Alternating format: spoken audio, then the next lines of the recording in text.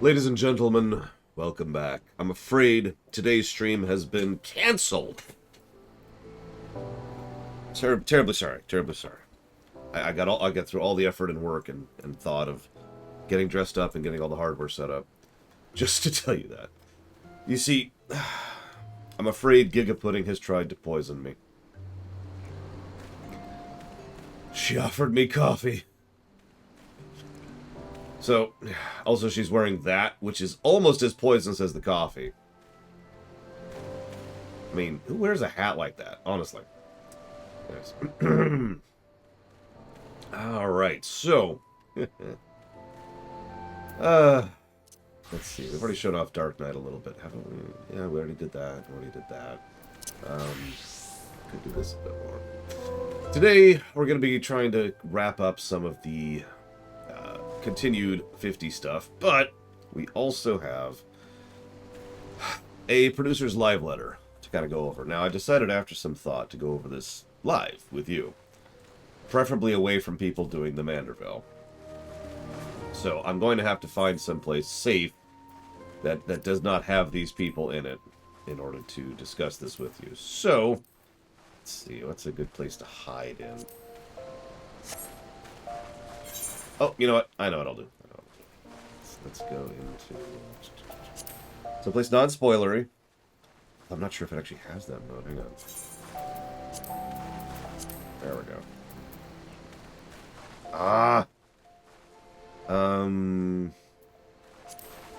Sure, that's relatively non-spoilery. There we go.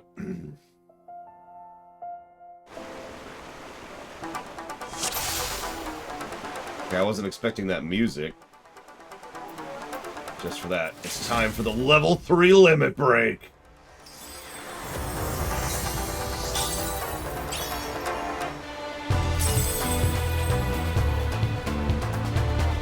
Okay, this isn't gonna work. That is way too upbeat of music. Hang on, I got a better idea, Let's reset. Oh, no, actually, I need, unrestricted there. I will hide where no one would ever dare think to find me.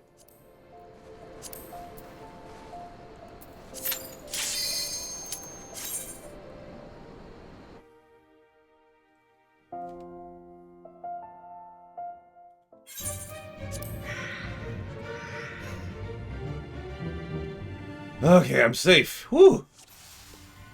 So let's have a look-see, shall we? What do we got? What do we have? Alright, so... I'm not going to read all this out loud because I don't want to sit here for an hour.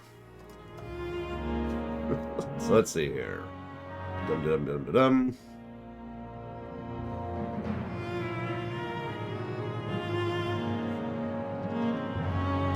Yoshida is addressing concerns about Square Enix's stance on the metaverse, aka the poison toxic mess that needs to die in a fire.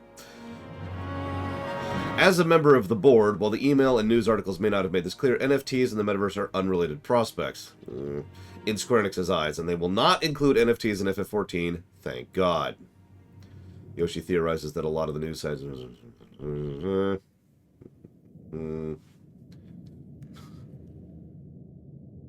The first priority is to make a game that is fun, not to monetize and new in potentially destructive ways. LOL. I'm sorry, that's amusing. I'm sorry, one moment. I actually don't have a window up. I don't need it right now, but I might as well have it ready to go in case I need it. Meanwhile, Ultimate Cloud is spoiling the live letter for me. Thanks for that, Ultimate Cloud. Apparently, this place is getting a rework. That's cool. I'll get there in a minute, apparently. If you give me just a second to get everything set up here in the background. Alright. So, not talking about 6.1 in particular. Saw comments about how players are predicting he will quit, but he loves 14 and considers it his life's work. I'm so sorry. Topics include Journey Thus Far, newfound features, patch 6.0, which I'm probably going to be skipping over. Oh, by the way, I do want to say shoutouts and thank you to Rax for sterilizing these notes for me so I can actually read them. End of an error, but most of this is stuff I already know as he's going through the era stuff there. I love this part, by the way. At August 27th, 2013, the game was only being programmed by 6 people. Yep. And you're probably thinking it's because they were all working on other projects, and you'd be wrong. It's because a lot of people were fired because they were in threat of actually going into bankruptcy. I've already talked about that. Anyways, Heaven's Word is announced. Legs were shaking. Heaven's Word was when people really started to clamor for difficult content, and they had such an issue with Alexander Gordius, so it was a lot of trial and error to find the right balance. It's hard to keep difficulty to the point where the upper end of player base would say, in a playful tone, yeah, it's pretty easy. Yeah, tell me about it. There's a reason why one of the biggest things I talk about in every game I've reviewed for the last 10 years is the difficulty, because getting good difficulty is much harder to design than it sounds. That's why I praise it so much. Around Stormblood, I wanted to focus on content that wasn't battle-oriented. Launch issues. Roban Savage. Is there no music playing at all? God, this dungeon really sucks. The release of Shadowbringers, they surpassed 18 million. They've never actually seen the dip in the player count. They will, someday. WoW had the same thing. WoW had a non-stop incline until they hit about mid-Cataclysm, and that's when it started to dip. So, here's hoping that FF14 doesn't hit that anytime soon.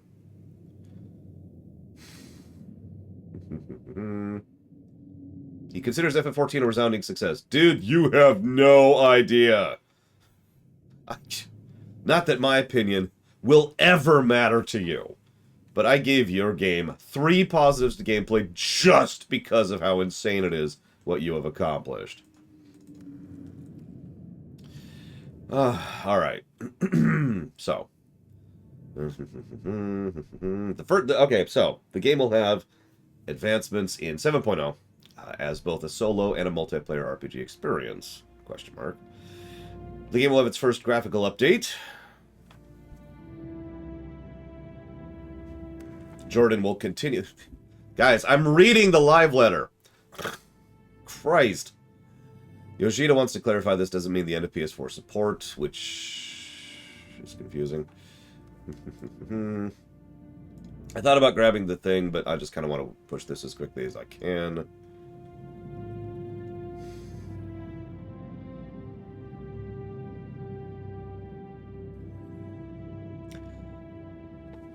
That's an interesting statement. So he says, there are plenty of players. No.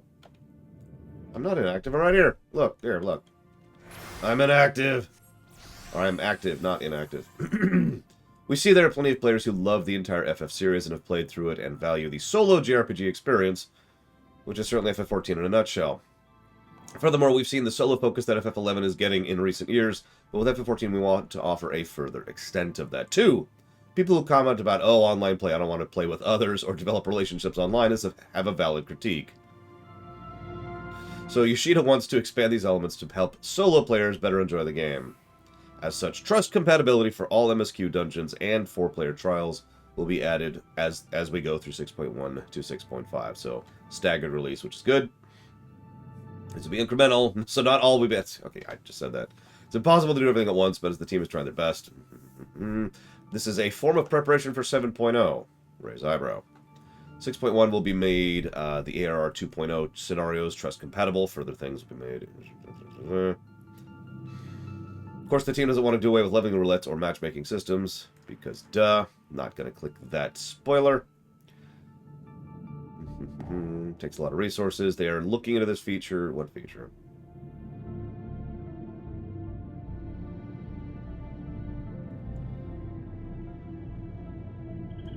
My review is perfectly up to date, Jordan. Thank you very much. Listen, reviewing any MMO, it means just kind of mentally acknowledging the fact that it's not gonna be up to date perfectly because it's an MMO. It's a snapshot review, if you will.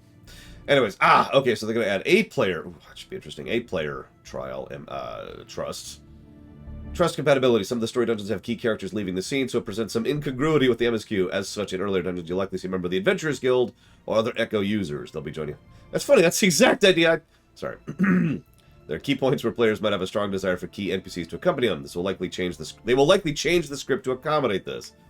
A specific example is the Airy, where Estinian will join you as a trust rather than a scripted character. Some mechanical changes being made. For example, they're getting rid of the poison floors in Todorek. I mean, they serve no purpose. Some aesthetical changes may also be made, particularly in areas. Lighting is a big area they want to revamp. Yeah, there's a lot of dungeons, including the dungeon I'm currently in, where the lighting is actually bad. Cape Westwind is being done away with. No! Poor dumbass! He's been ganged up on and off. Instead, as we were worked into a solo duty, Castrum Meridianum and Praetorium are being reworked into 4-player dungeons and being likely being trust compatible. Ultima Weapon will be made a 4-person trial, and the La Habrea battle will be reworked into a solo duty. 2.0 will be brought up with modern design decisions consistent with Heavenwards and beyond. They want to modernize 2.0, 3.0, or 3.x actually, and 4.x up to modern standards. Well, this is a graphical update. Sorry. Period. It's a graphical update. They don't want to necessarily make this the graphical update. 14 has a huge amount of assets to rework, so they can't tackle it all in one go. Yep. If you do that, you have warlords. They mentioned there was a Twitch comment about 4K grapes. Yoshida's very excited about that. Imagine spending 400,000 polygons to depict a piece of fruit. So that's Red Dead Redemption. So until 7.0, this is a testing period. The team is aiming for aesthetics. Hang on, I'm going to go through this at my pace for just a second. Higher CPU requirements, however, the hardware range should be roughly the same, which makes sense. And I was going to say they're probably doing what is the obvious thing. So, some of you may or may not know this, but when WoW did the big update to all the models to get them all up to date with the modern engine, they also left a toggle in the game so you could use the old models. Now, I'm not bringing that up to talk about WoW. I'm bringing it up because one of the, let's call it challenges that FF14 faces is it's stuck on the PS4. No offense to PS4 players, but that is a huge hurdle and hassle for any development perspective. Anything they design in this game has to keep in mind the PS4, right? So, it looks like they're doing exactly what WoW did. They're going to have a toggle to just have PS4 mode, right? For a lower graphics fidelity mode, and for PCs that aren't quite up to date. Then there's the most horrifying looking face I've ever seen in my life. I might actually show that one on camera. Oh my god. But yeah, here we go. So here's an actual shot of what it'll look like. Yeah, FF11 was also terrible. Yeah, sure. I'll show the cursed. This is terrible looking. Just a second. God, that's awful.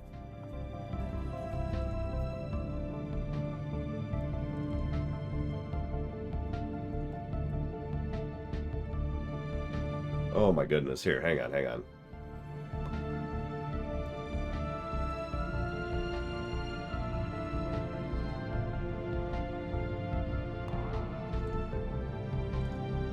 It's going to be a little bit too large, so I'm going to have to rescale this. Give me just a moment.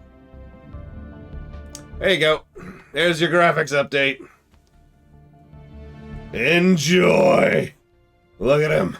Look at him. Behold his glory. Oh,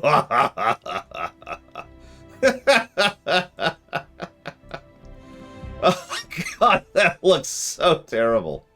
I'm sorry, that looks awful. I know it's just a throw together. What do you call that? Something someone threw together specifically in order to do as a test bed kind of a thing. But damn, that looks terrible. What's a term for that? I can't even think of it. Here, this is actually what it'll be more like. Let's go ahead and shrink this back down. Oh my goodness. There you go. So this is a little bit more like what it'll actually look like. And they show off a couple of other examples here. I'm not sure what I think of that. Looks like mostly shaders and lighting. But shaders and lighting are pretty important. See Breath of the Wild. For those of you not aware, Breath of the Wild looks actually bad with the shaders and lighting turned off.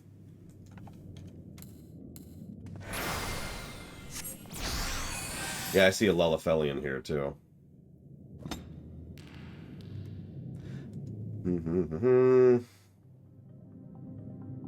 They're still debating, which makes sense. They're apparently still doing something with skin, which makes sense. Interesting. I have to admit, this is not something I was expecting. I wonder if this qualifies as engine update or tech debt.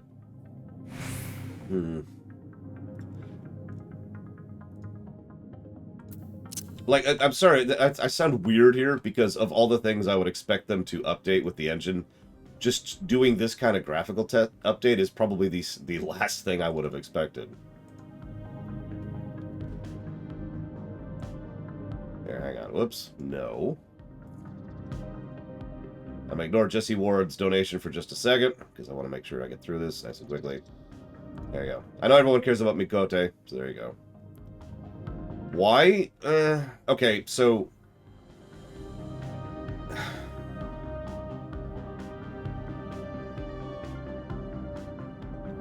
graphical updates aren't really fixing tech debt.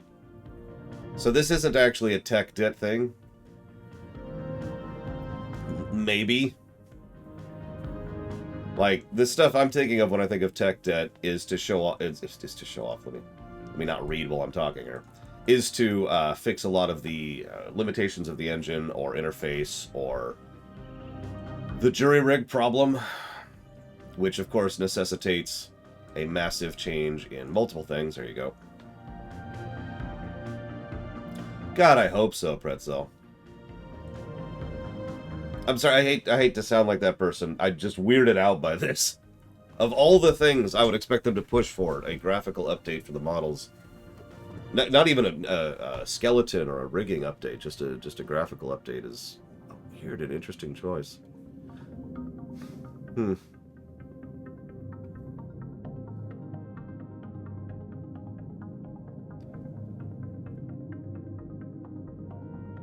So I'm reading the thing here. There's where they talk about the material types thing, showing off. Yeah, 1.0 actually did have shader fabric shaders, but of course that was problematic because everything with 1.0 is problematic.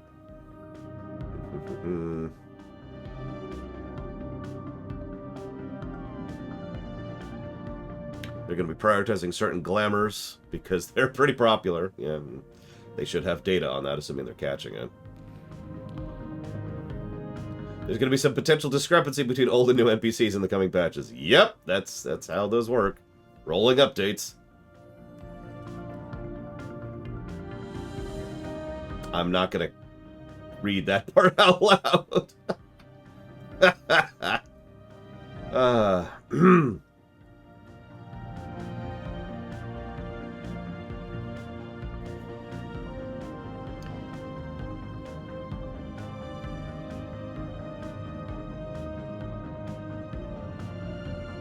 Yeah, sorry. Let me explain something for those of you not aware of it. Maybe I could find a picture here. Give me a second.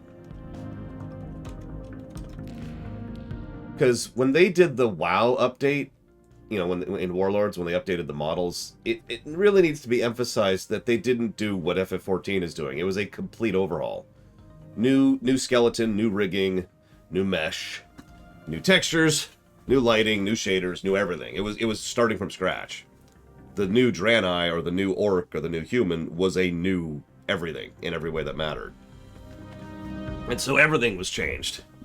It's one of the reasons why Warlords didn't have a new class, was because it effectively had every new race, excuse me. It was because it had all the new races, because they did a complete overhaul of everything. And it sounds like they're not doing that with 14, which is an interesting choice. It makes me wonder how possible such a thing would even be in 14.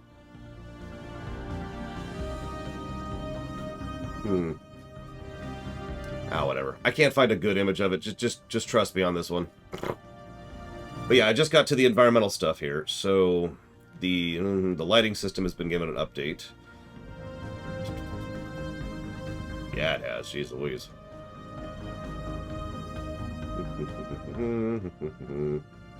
Yep, nope, I believe that.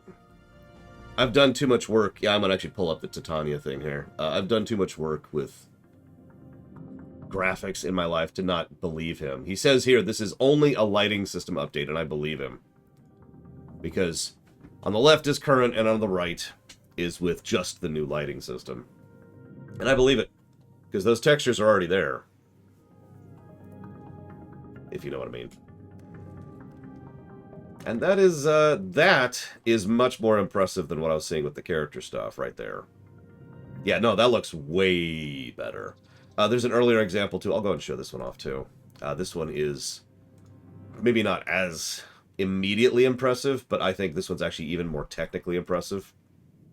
Especially if you really pay attention to some of the details. For example, if you look at the middle back wall-ish, you'll notice that on the left one, it's just kind of generically, you know, there's no real shading on it. But if you look on the right picture, you'll notice that there's actually a specific section of it towards the top, which is more lit from a different direction than the stuff on the bottom. And this is actually pretty impressive.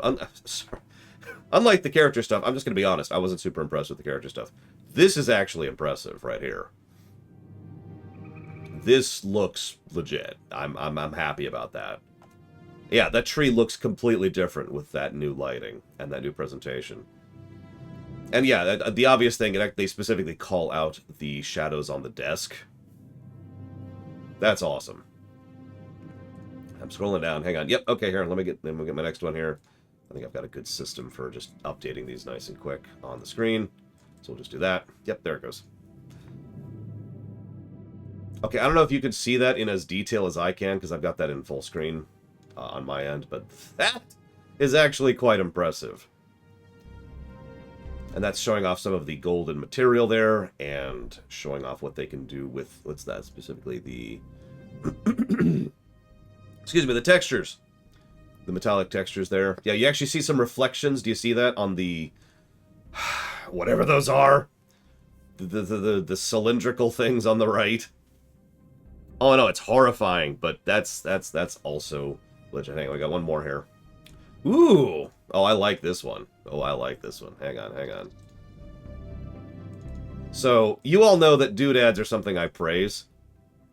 And this screen, I might save this somewhere as an example of the difference between doodad usage and what it makes for a scene. Look at that. Look at that. Look at how much of a difference that makes in having the additional textures on the rock face, on the ground, having the additional barrels there, having the variants on the planks for the thing. Oh yeah, that's legit. I like that a lot.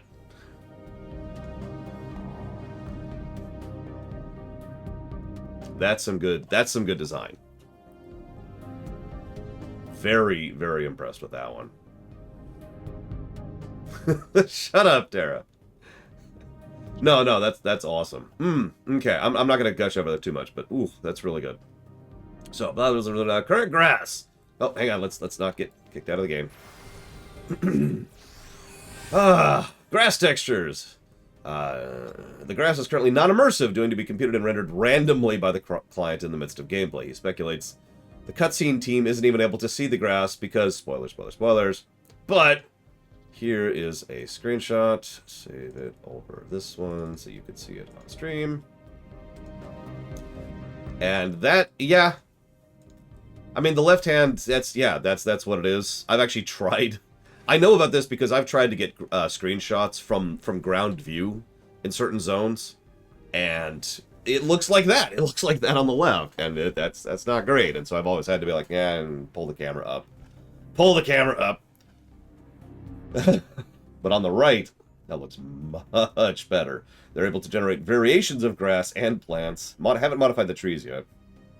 This update will apply universally simultaneously. Yep, no, that's legit.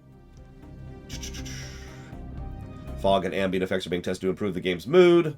But they're optimizing. Now, optimizing, that's tech debt right there. FF14, I love this game to death, is not very well optimized. Let's see here. They're sharing information about 6.1 to 6.5 for content. I'm going to trust Rax on this one here. MSQ is being updated. They're adding a further Hildebrand Adventures. Raise eyebrow. They're adding something called Tataru's Grand Endeavor. Already excited for it, since I unironically like Tataru. Not going to read that part out loud. That's technically a spoiler for where we're at. But, lol, I didn't notice that in Heroes Gauntlet. They're going to do something called Myths of the Realm, which will focus on the myths of the 12. That's actually terrifying. We're going to have to fight the 12, everyone. Oh, God. Oh, it's randomly. Maybe I literally didn't see it then. Because I would have figured I would have noticed him, you know. Crystalline Conflict is coming next, as are the something tribe. I don't know who those are. A new Ultimate Dragon Songs Reprise. Unreal is making a return with Error's Ultima Bane. Oh, God. People have raised their item level. Ultima Bane is... Looking at altering the Beast Tribe nomenclature to make it have more sense with more civilized races that are included. I mean, in universe, them calling them Beast Tribes makes sense. They're elitist dicks, but yeah, we should probably not call them Beast Tribes. Calling card is a new type of reward system and UI element they'll talk about later. Okay. New hairstyles. Ishgardian housing. Woo, we're never going to get one. Boo. A new custom delivery client. I'm not actually sure what that means. Unless it's the delivery system, the 3 per week system, which actually I kind of hate that, but we'll get there later. Island Sanctuary. That's something I'm really curious about. They want to roll it out as soon as possible. Yoshida's... It is very self-contained content. Yep, nope, that tracks. Trust system will be implemented at 2.0.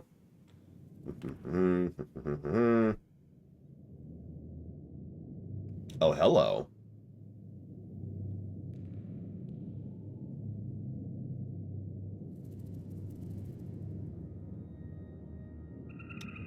Okay. So, I'm going to read this word for word. They're going to add a dungeon with variable difficulty, a new experimental type of content. You can play with anywhere from 1 to 4 people, and the difficulty will automatically scale, depending on the number of players involved. This is intended to be a piece of content where players can challenge themselves. Now, let me go ahead and jump in there really quick. On the one hand, just in the vacuum, yay. I've been in favor of that kind of thing since frickety forever. But I do have to point out that they actually already have something like that in-game right now. It's the Dalibray, whatever the hell. What's the name of this stupid braid? Delibrum Reginae. That's the one. And that isn't scaled well. At all. So, I'm going to be a little hesitant on my woo there. But, hypothetical woo. Hypothetical woo. Yeah, that's what I'm hoping, Rex. Like, scaling a, what is it, a 24-man down to 2 people that's a thing. It's doable. I know it's doable, but it's a thing. Let's see, 6.3. Dum-dum-dum-dum-dum. A new deep dungeon will be added. No! Ultimate will be added. Okay. Old Island Sanctuary will receive an update. No! There's the Trusted Criterion dungeons. I don't even know what those are. A new area for Island Sanctuary. Jeez Louise, they're really pushing the Island Sanctuary, even though it's not even out yet. Further updates to Blue. No! They'll leave it for patch-specific streams. Next Tribal Series quest beyond will be a mystery, but the team encourages speculation. Gold Saucer updates are also planned. Oh, Criterion's the scaled thing. I must have missed that earlier. Gold Saucer updates are planned, but they're not sure when that's going to be. They also don't know what it is, apparently. Patch cycle is being extended by 2 weeks. Good, take more time. This is to accommodate distal testing and implementation, as well as not crunching! Actually, okay, what the actual thing they said is, as well as a week for the team to spend with their families during the holidays. That's actually awesome. How am I skimming too fast? I just triple read for the 3rd time. There's no Criterion up here. I see no Criterion. You're lying to me.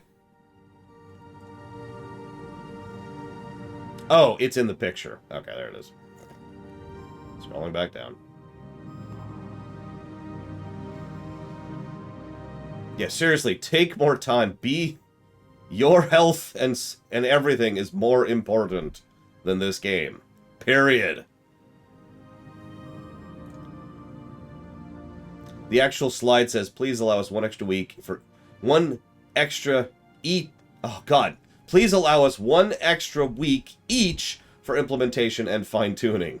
One extra week will also be added to the summer and New Year's holidays. Good. Really? No, really? Good. That is awesome. Forgive me for sounding angry, but this should not be as rare as it is, you know? Okay.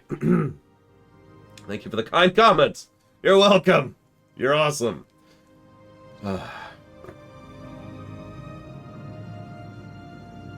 Comparing the amount of work in 3.3 versus 5.3. What do we got here? 60 quests versus 80 quests, 9 types of content versus 10, 11 jobs versus 18 jobs, 17 bosses versus 23 bosses, 2 hours and 25 minutes of cutscenes versus 4 hours and 30 minutes of cutscenes, 253,000 plus words versus 397,000 plus words. Oh my god. Tasks for the UI team, 169 versus 219. Voiced word count, 8,000 versus 21,000.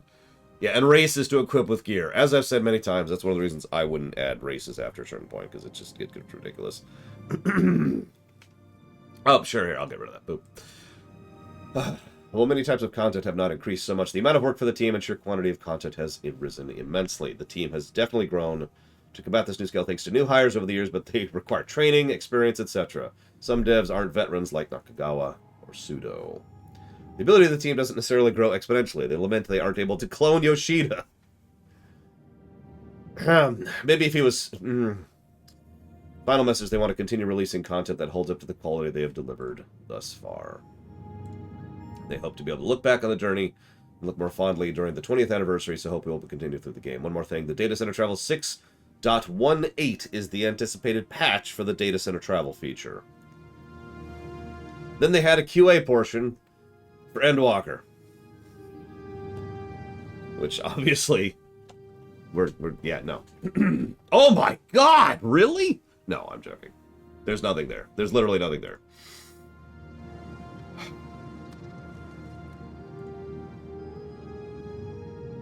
Interesting.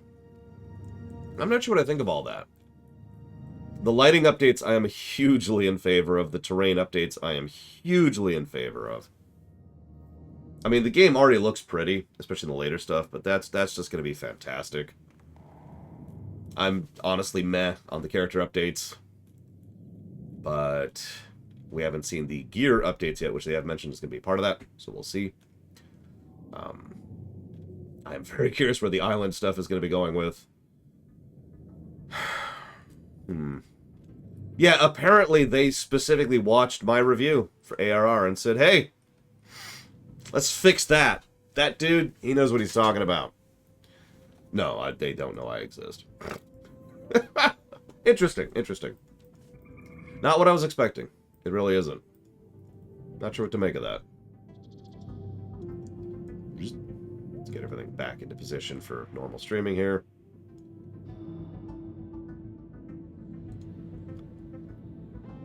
I mean, at this point in time, I've spent so much time studying and analyzing MMOs in particular. JRPGs, games, and MMOs.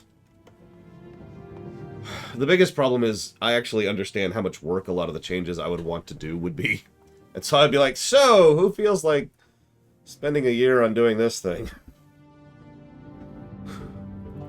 Let's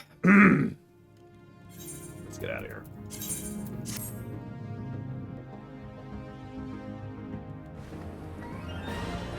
God damn it. Back into Totorak. Totorak is better than this.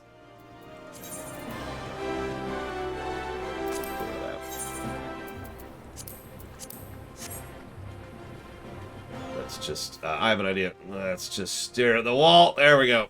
Alright, so. No, they're not, Jordan. Nobody gives a damn about me. Except you all. I don't know why you care about me. Okay. Okay. Why do you watch my show? God. Alright, let's see here. So, I was looking over some of the content I wanted to cover for today.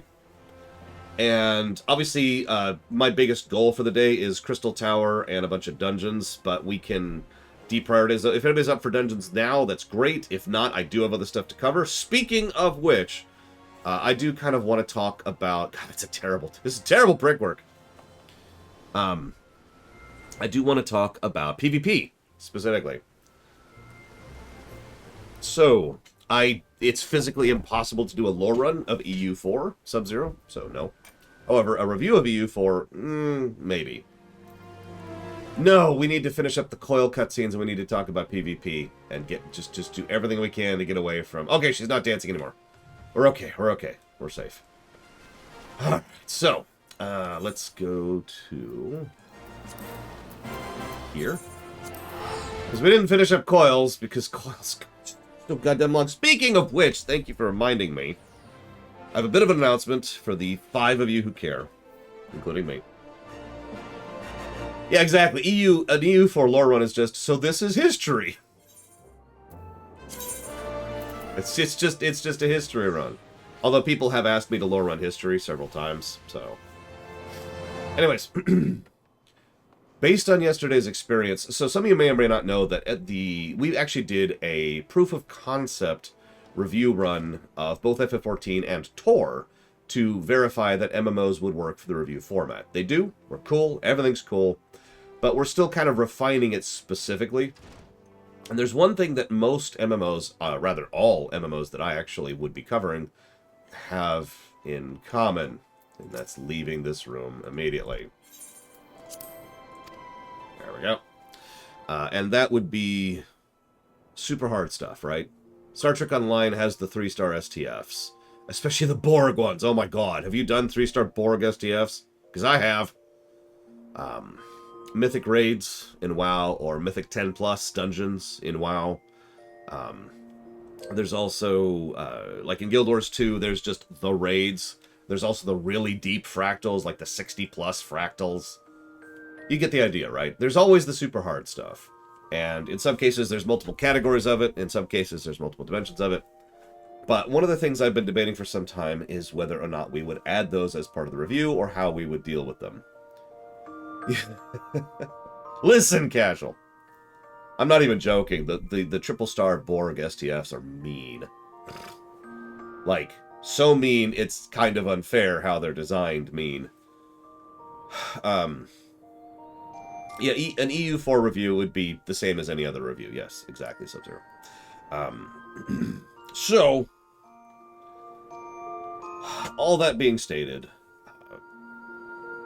we're going to skip those going forwards. One of the things I had in mind, one of the things I was specifically wanting to do with the Coils, with regard to the Coils of Bahamut, is Coils is basically Savage. So, we tried it.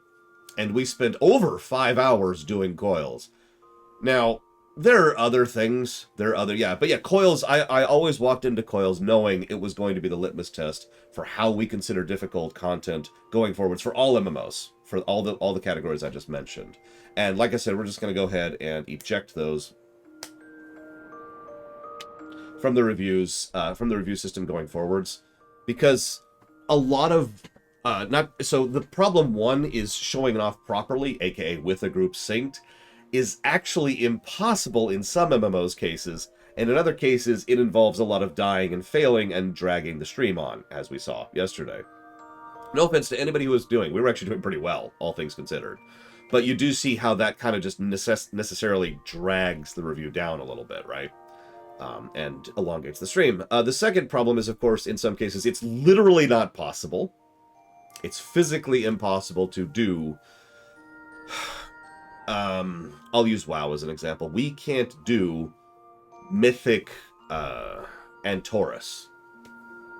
Like, that's not happening. Because even if we were able to sync our levels to the level, which actually you can do in WoW, nothing tells you can do this, but you can actually stop gaining experience at a certain point. But even if we were to do that, then we'd have to get a bunch of gear, and then we'd have to go through an insanely complex and difficult raid, and this is assuming I somehow magically have, 19 other people to go do it with me, right? Which I sincerely doubt I'm going to have that many players for the WoW run and so forth and so on. Now, I could tell you about certain raids, and this is the other thing, too. If you were paying attention, the other problem was I was able to review the Coils of Bahamut because I've done it before. When we got to the Phoenix fight, I was able to tell you about that fight. I've done that fight legit. When we got to the final fight, I was able to tell you about that fight because I've done that fight legit. I was reviewing based off of experience and a little bit of a refresher from the modern time of trying it out in live. But I don't have that for everything, you know? I've done a decent amount of content in several of the MMOs I tend to review at the hardest thing, like Star Trek Online and like World of Warcraft. But I've never done a 60-plus fractal. And I've never gone all the way down into the fullest, the frickin' Genie raid in Guild Wars 2, right? I haven't done, like, any of the Savages in this game, for example. So all this is a long, roundabout way of saying that all of that super optional difficulty stuff is just going to be straight up removed from review perspective in all MMOs going forwards. So we will just be reviewing the normal raid experience, and we'll be basing everything else off of that. Okay. So, let me find Coils again here. It's over here, I think. Coils. No, it would be this one. Coils is Savage. Coils is the sort of thing we would skip.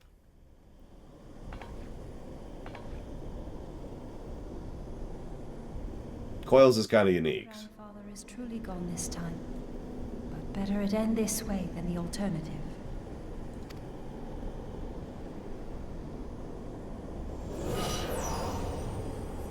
I am yet here, Alice, my dear, sweet granddaughter. Grandfather?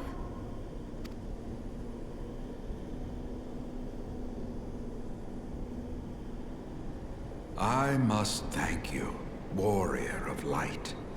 Without your valor, I might never have broken free of Bahamut's control. These last few moments are mine, to live as the man I once was. This is all that I wanted. Yet, now that it is happening, I find myself struggling to believe it. Is it really you?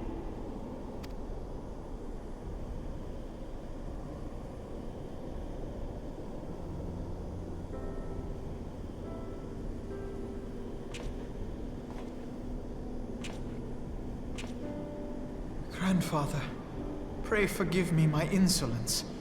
It was not my intent to demean you. Forgive you? I am proud of you, child.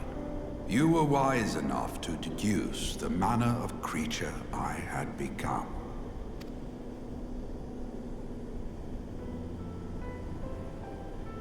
Alfino, Alize, if any here should beg forgiveness, it is I.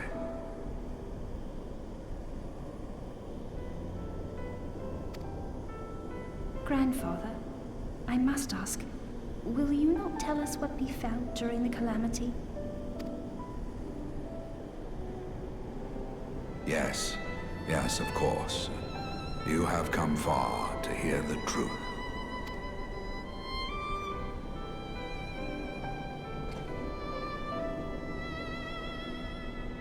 Let us then begin the tale at the Battle of Cartano, where clashed the forces of the Garlean Empire and the Eorzean Alliance.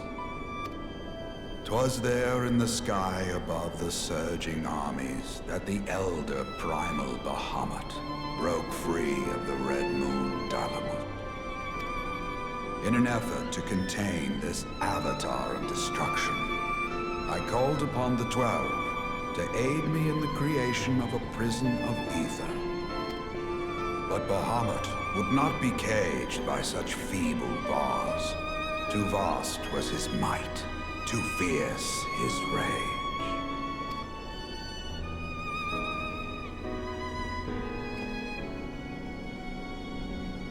Little choice remained to me. I used the last of my strength to entrust our hope unto the future, and prepared to meet my end.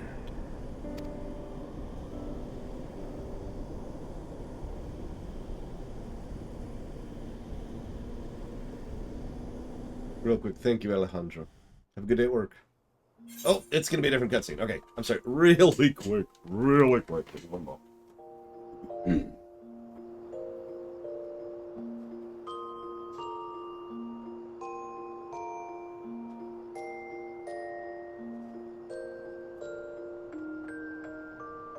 I forgot my phone. Morning has been hectic. Okay, so now we get to see the most terrifying cutscene ever made.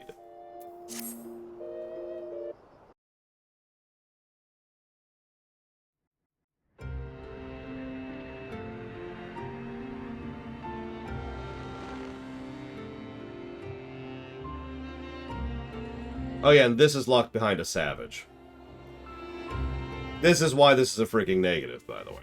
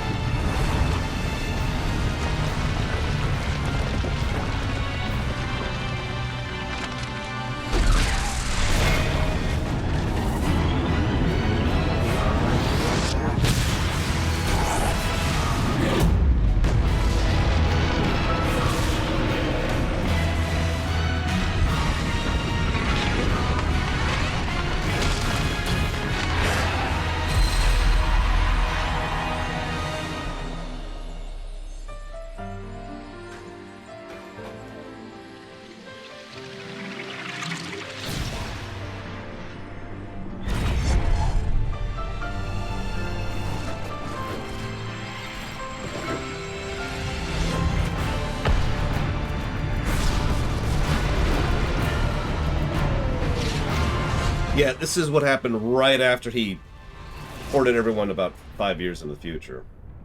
And everyone else got the hell out.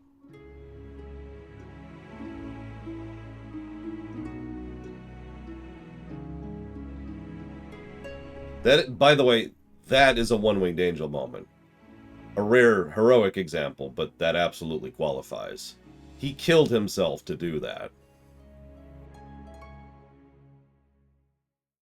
Arguably empowered by 12 separate primals simultaneously to accomplish it. But he did it. God dang.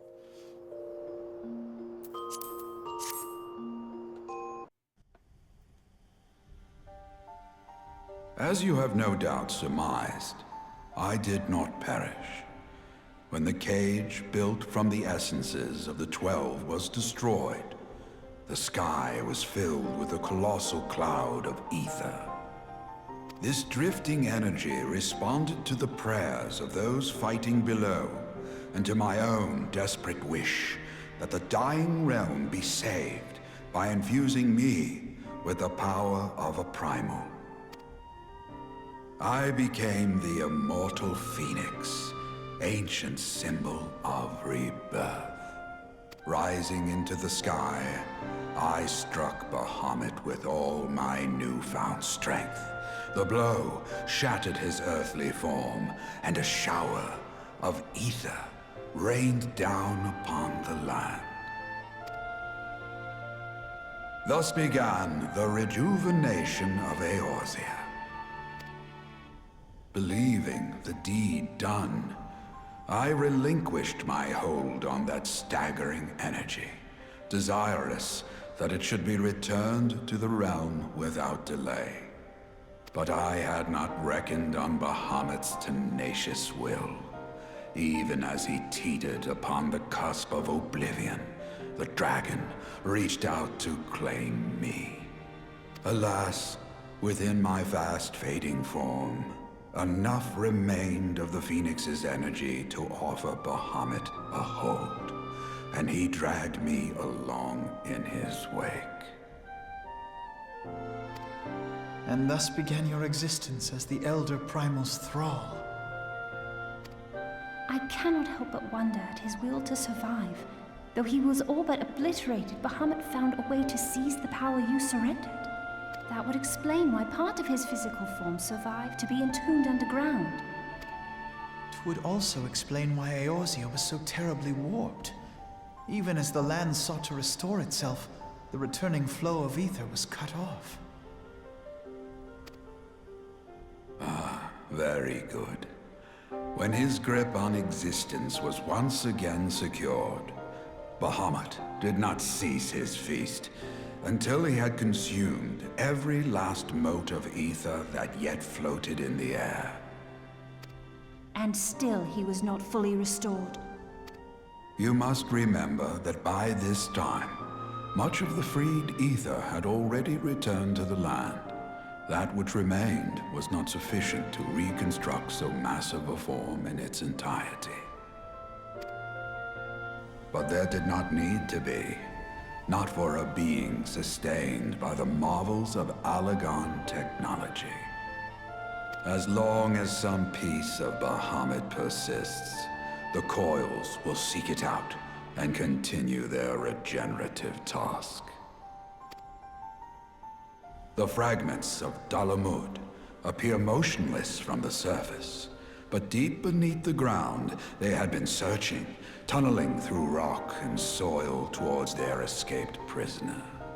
And, as you have observed for yourselves, they found his heart. Warrior of Light, heed me. You must put a stop to Bahamut's regeneration.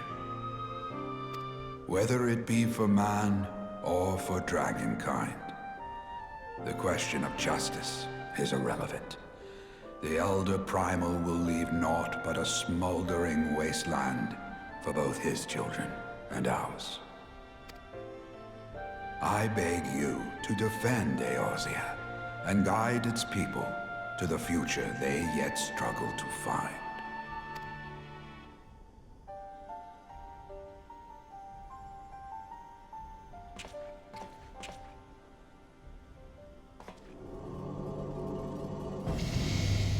So, yeah, plus for that cutscene, I don't feel the need to explain myself, really.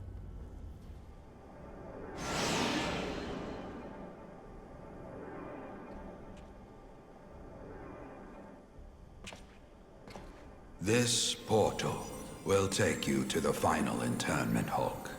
'Tis time for the tale of Bahamut and his part in the Calamity to come to an end.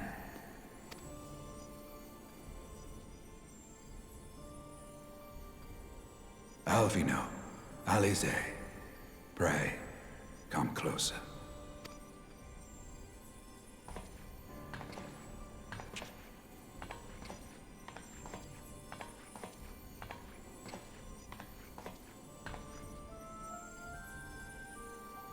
Your hopes and dreams must no longer be an extension of mine. You must needs find your own reason to fight for this realm, your own meaning in this sea of chaos. Will you do that for me? Of course, Grandfather. I have already made it my mission to see this newborn Eorzea survive and flourish.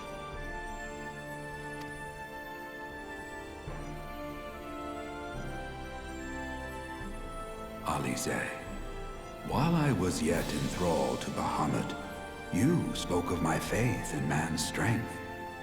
Know that your words reached me, imprisoned though my soul still was. So forceful was your conviction, I wonder if that belief has not become your own. Perhaps, after all your anger and sorrow was spent, you found something greater within you.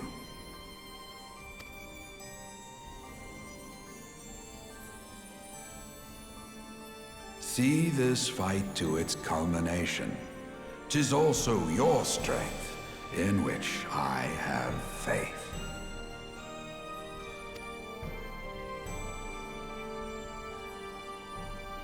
Thank you for everything.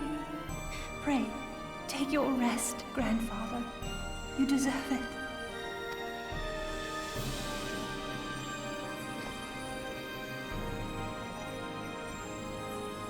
There are records of an art that allowed one to summon the power of a primal from the essence of its demise.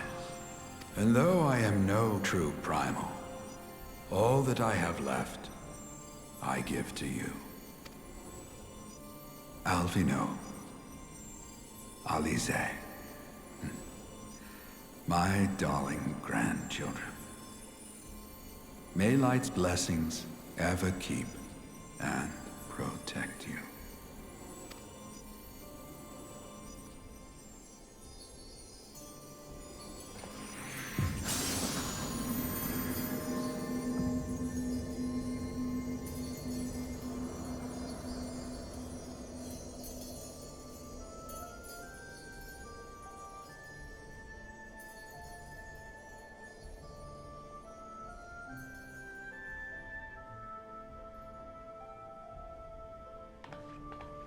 Come, Warrior of Light.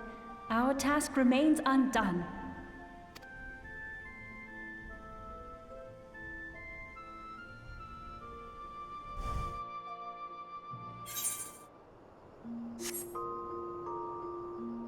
Okay. Excuse me.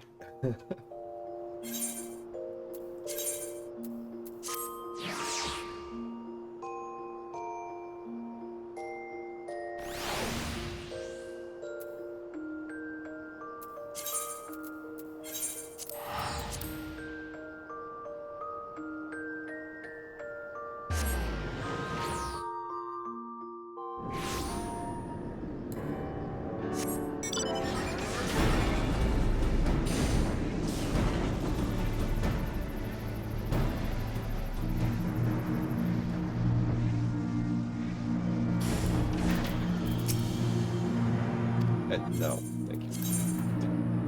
I hope you haven't been spoiled by all that voice acting, because that's the last voice acting we're going to hear for a few days of real life time.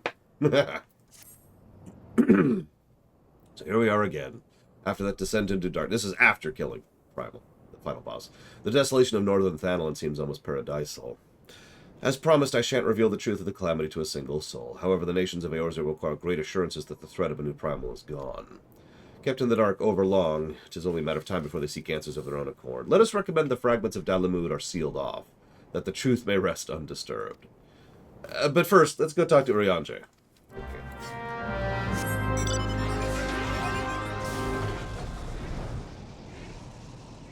Yeah, I'm not a fan of inconsistent voice acting. Even when I understand it, I'm still not a fan of it.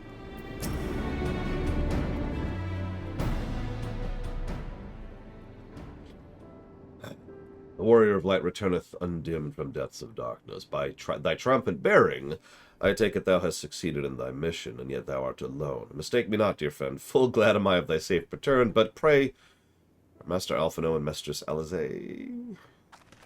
Oh, there they are. Get back here! We don't have flying mechs like you do! Oh, sorry. By the heavens, look at you! Yeah, they're a little... Well, they're a little scuffed, but... What horrors your young eyes must have seen. What suffering your young bodies must have borne. Pray tell me, are you hurt? Your wounds need be cleansed and dressed. I shall make you a poultice. And be at ease. We are hale and whole. You're welcome. We took a few tumbles, but the worst of our hurts are healed. I believe we have Grandfather to thank for that. I should do his swath, and you met with him once more, but... Wherefore should Bahamut's thrall seek to ease your suffering? Explain. Yes, we need to lock off Dalamud. Or ever. Or just destroy it. I mean, Elegant Tech kind of needs to be wiped out. Meanwhile, Alphina is like, you should go rest, Alizé. And Alizé's like, oh, I get it. You want to play your game of diplomacy and see me out of the way. No. Although, by memory, she is not a part of the MSQ, so yes.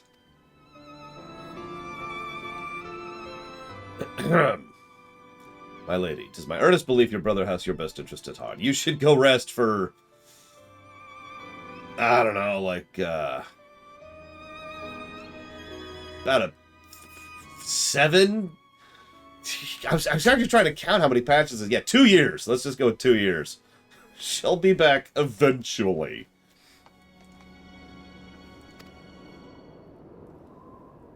Alagon Tech is...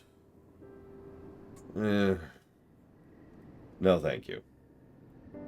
That's all I'm going to say about that.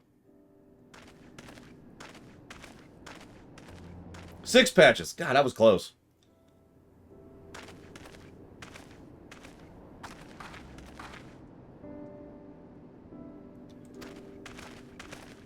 Alphina, don't forget me. For 2 years. Though our paths are different, we share the same goal, do we not? But of course, the fact that we just achieved together stands as a testament to that fact. Whatever path we choose, our hearts shall lead us to the same end. Of that I am certain.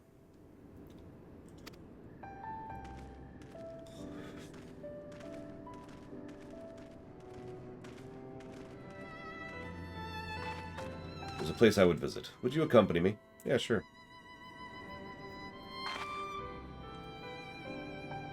It's Bookland! First, I do believe a change of garment is in order.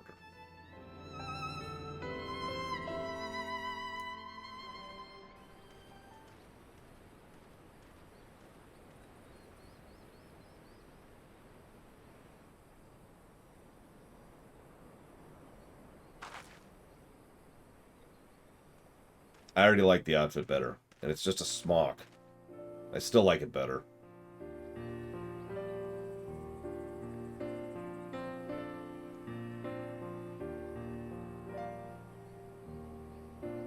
The landscape is the same. Of course, there's no reason it would be otherwise.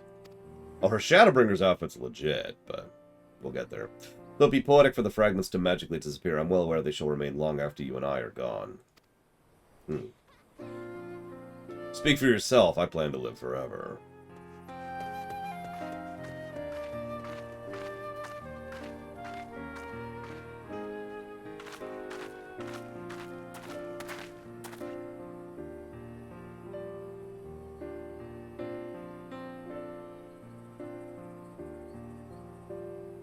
The world may change irrevocably, but life shall ever go on.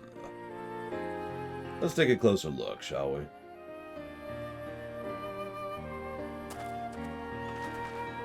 Do you want me to just fly us down there? I have a flying... Okay. I have no doubt Alphina will do an admirable job concealing the truth of the calamity, and such truth as were revealed in those dark depths will never again see the light of day. I myself agreed that it must be so. Yeah, look, grass!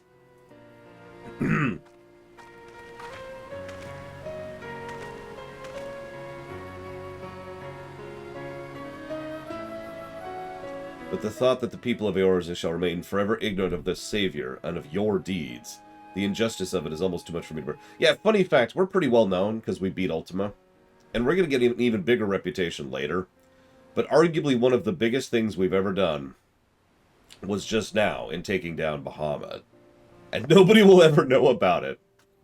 Something about that amuses me, really.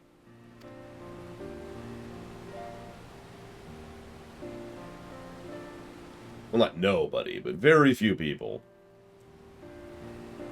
How typical of you, Lore. Ever the hero. Even so, I cannot deny I feel better for your reassurance.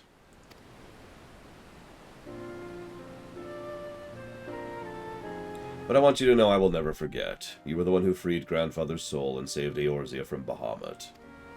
Though these great deeds will be remembered, never be remembered in song, their consequences will be felt forevermore by every soul who calls this realm home. I actually think there's two things we do that are more impressive than this later. One of them is an optional raid, one of them is not, and that's actually all I'm going to say about that right now. Ironically, in both cases, few people will ever know what we did too. Funny how that works out. Yes, this spot will do.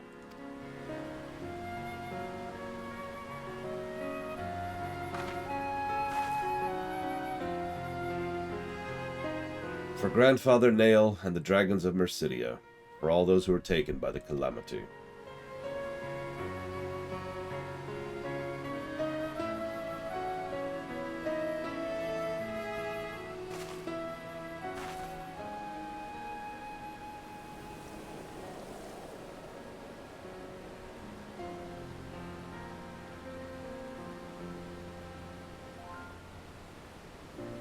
At long last, our struggle with Bahamut is over.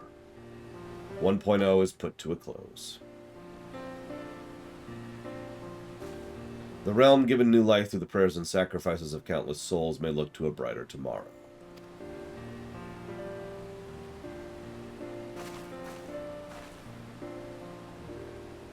When the dust of our adventure has settled, I shall embark on a new journey. A journey to show up in 3.4. Sorry.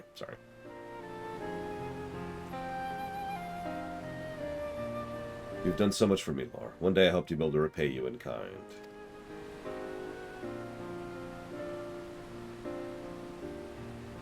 I have no doubt you will continue to help those in need and grow ever stronger in so doing.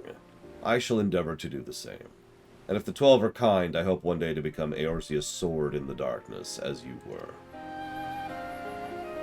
Come what may, you may rest assured I will not be outdone by Alphino.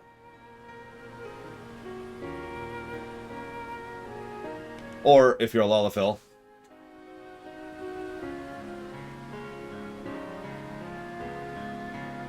when next we meet, I promise I shall not disappoint you.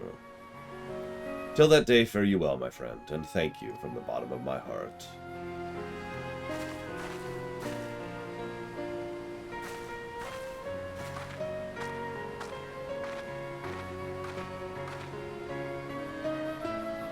So,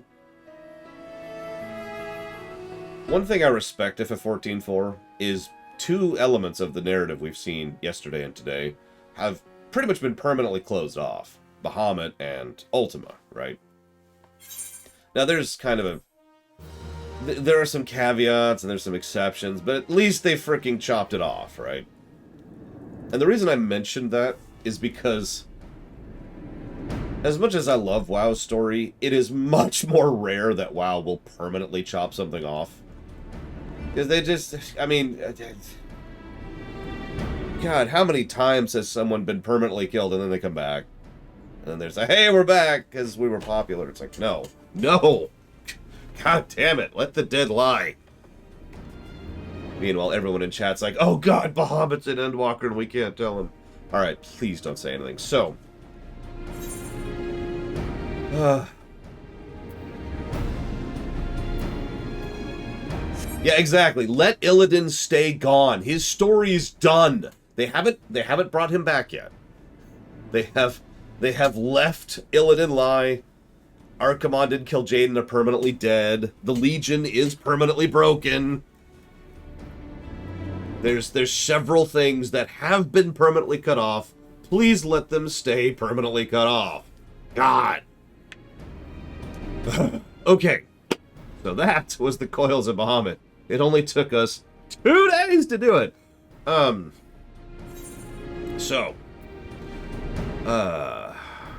Words. Right. Do we have a group to smash some dungeons? If we don't, that's fine. I have other things to hit. I was going to talk about PvP. I can be whatever. I'm ambivalent today. Who's this weird person? I shall destroy you. Which, actually, I can't destroy you. I can't destroy you! Ah! There are many people who wish to join. Okay, hang on. what do we got first? First, I'm not even going to tell you what's first. I'm just going to start inviting people, and you're just going to do it, and you're going to like it. Let's see, who was first? Who said that? That was Kata. Hope I'm pronouncing that correctly this time. Kata, there we go. Someone be a tank or a healer. I don't care which. I'm not even telling you the dungeon we're doing first. I'm going to keep it super secret while I pull it up on screen here. Okay, minimum eye level. Silence echo. Confirm. That's right, dungeons.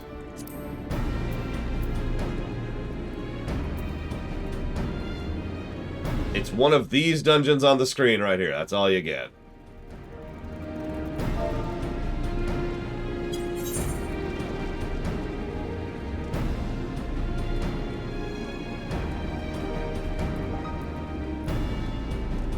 Definitely not. Hawkmanner! Bwong!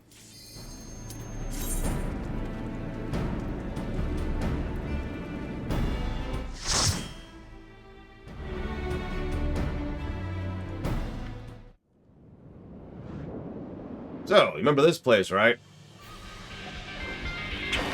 It's fallen on hard times after we got rid of, you know, the demons. Which is funny. Usually things get better, not worse. Yeah, I was gonna say, there's actually a decent chance we'll wipe in here, no joke. So what are we doing here? Scarred by the calamity, warped by the vanity, that lady of the house of Danticoris has made a bargain with Void Scent and lost her souls. And as is so often the case with such sketchy arrangements, we need to summon our pet.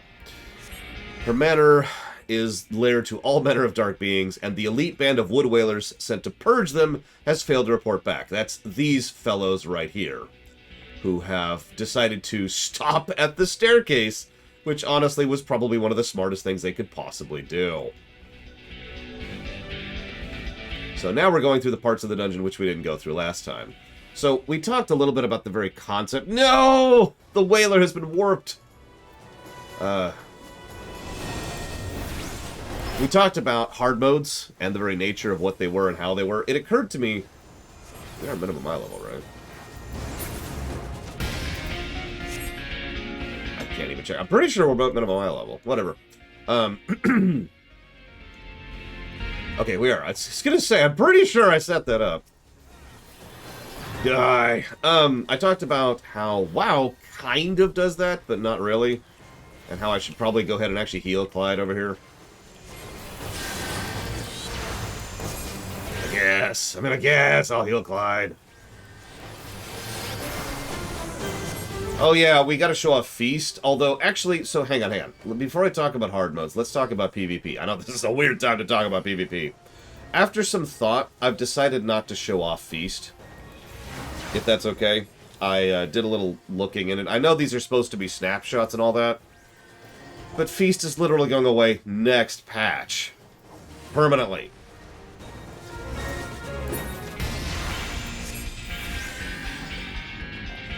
So, you know, I do want to talk about PvP in general. There is still PvP. I especially want to show off front lines, which are actually kind of fun. But I think I'm okay with skipping Feast. Now, Wings of whatever...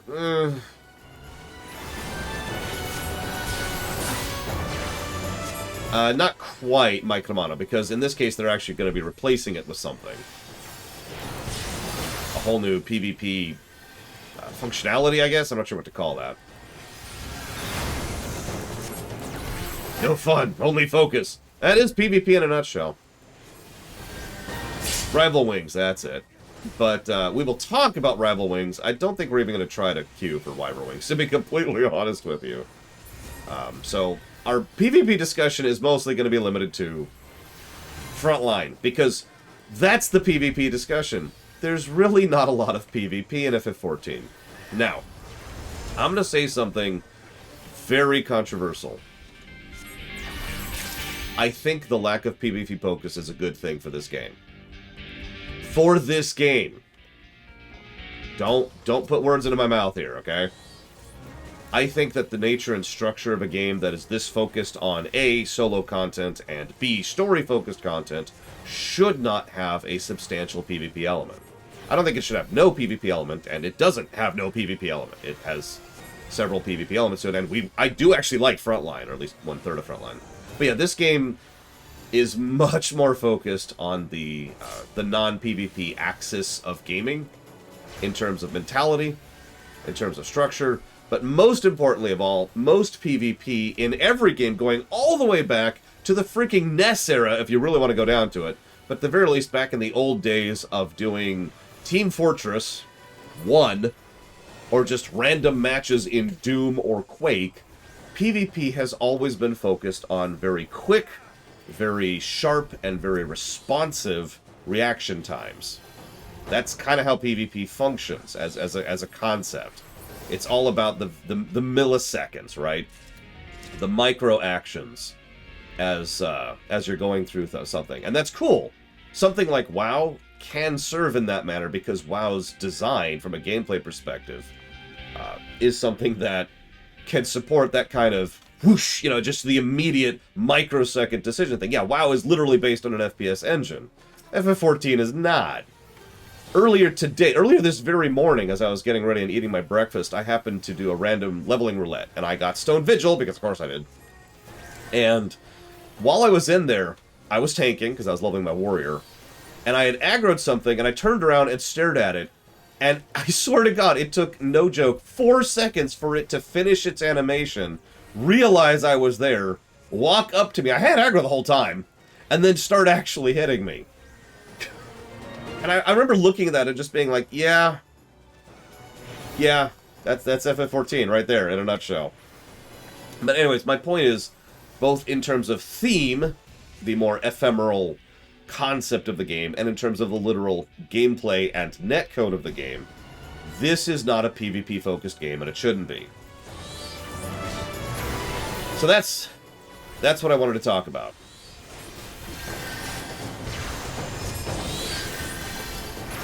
I mean, there are several FF games which are a little bit on the slow side, but I don't know.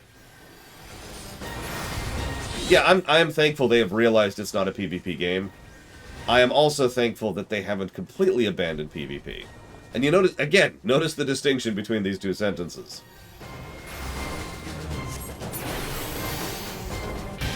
Okay, boss number 1. The best dungeon bosses in the universe. Do I even have? I do. I should probably do that. Wong. Immediately take aggro.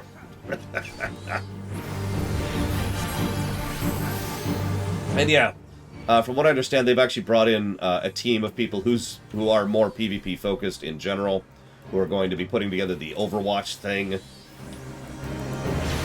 We'll see what they do with it. We'll see what they do with it. But for the purposes of the review, we're skipping the Feast because it's going away. We're skipping Rival Rings because it's infeasible. So all we're really going to be showing off PvP-wise is Frontline. And even Frontline has its own issues, as we will showcase when we get there.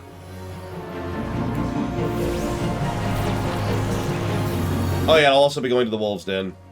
For probably about 2 minutes total, I'm thinking. Something like that. Like, it's going to be a super quick trip. It's going to be like, here's the Wolves' Den. Alright, so anyways.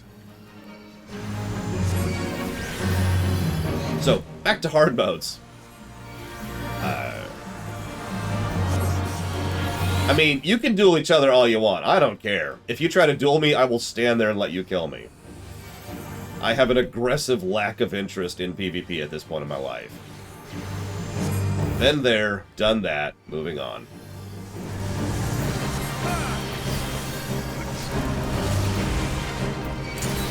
Oops, I completely misaimed that. Whatever. Do I even have that ability at this level? I do. Oh, yeah. Yep. I'll pop that.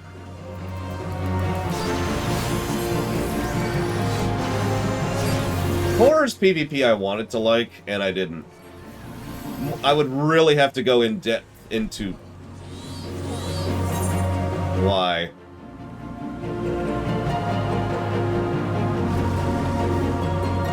Like, it would take some time and effort to really explain why.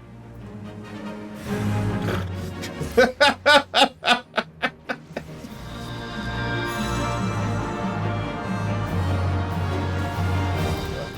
the pet back. So anyways.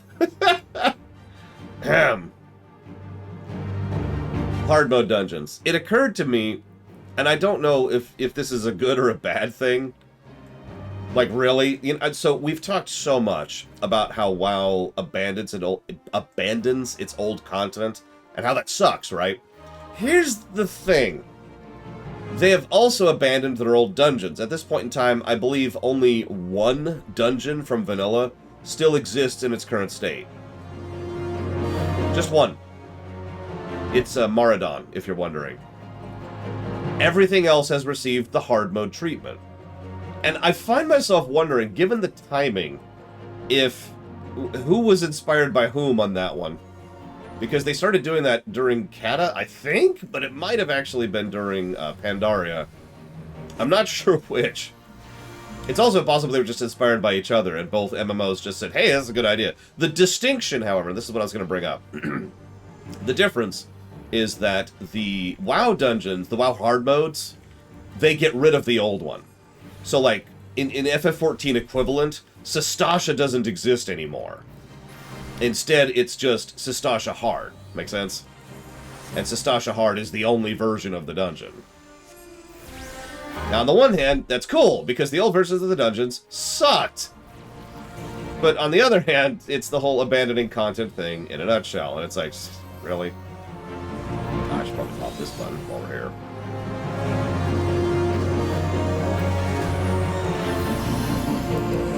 Actually, Lobris has been overhauled, and Ubris has very much been overhauled.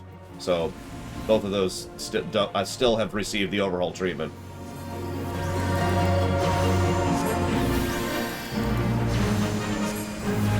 Yeah, old Black Fathom was awful. New Black Fathom is actually pretty cool, to use a direct example. Shadowfang Keep is actually my personal favorite example, because old Shadowfang Keep was just dull as dishwater. And new Shadowfang Keep is actually pretty awesome. One of the better hard modes, actually. Or heroic modes, sorry, heroic modes. Oh, I'm actually having to pay attention. What the hell is going on here? This is my fault for playing the worst healer in the game. I apologize, everyone. I'm sorry. Oh yeah, new Dead Mines. That's another example where the dungeon was just made so much better in, like, every way. Oh my god. It's night and day, the difference between the two. However, here's the catch. So obviously, I prefer the new dungeons 100% of the time. They're just so much better, right? It's the same thing with the hard modes in this game. That's why I'm paralleling the two. Here's the catch. Here's the problem. The old dungeons are gone. That also means the story of the old dungeons are gone. So, the original Dead Mines, Van Cleef? Nope. Erased. Is that on a timer, or...? Now I'm hesitant. The original Shadowfang Keep? Gone!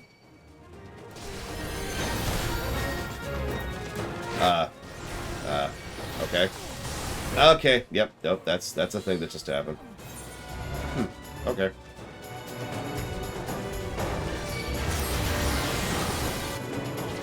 So you see the problem. From a gameplay... This just feels like the same thing it always is. From a gameplay perspective, it is a net positive, a huge boost.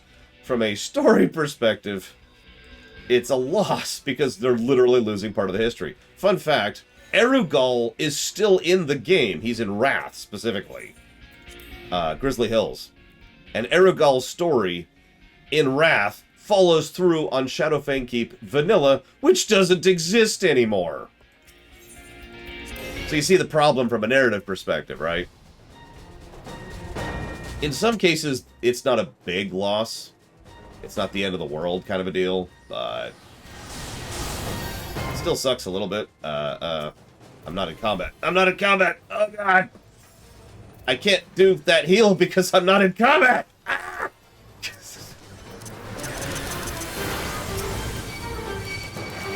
Nope, too late. God damn it! I can't generate ether out of combat. And my instant cast heal requires ether. So I couldn't heal because I couldn't get in combat with the mobs to generate ether to heal the tank.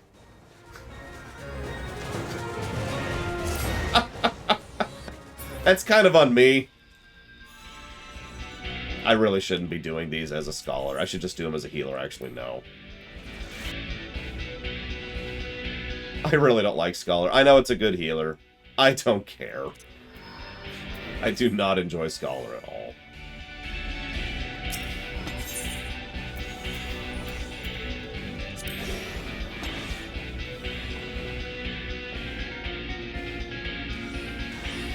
Okay.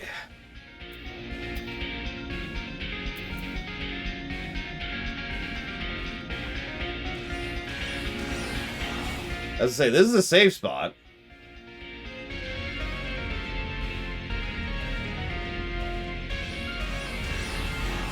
Alright, I'm gonna go ahead and express ignorance. What's meta-slaving, Vinny Hori? Oh, dude, Astrologian's lots of fun. It's just, it has so many weapons. It's so many buttons. And I hate when people tell me to DPS as an Astrologian. I actively hate.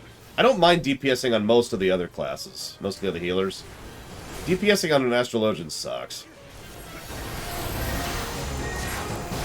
But Lord, you should... That's nice.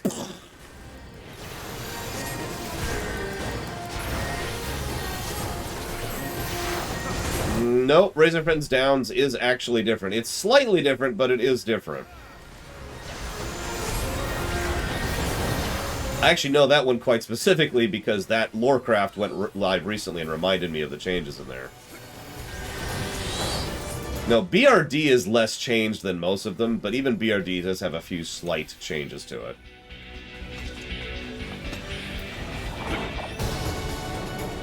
Okay, so get in combat. Come on. There we go.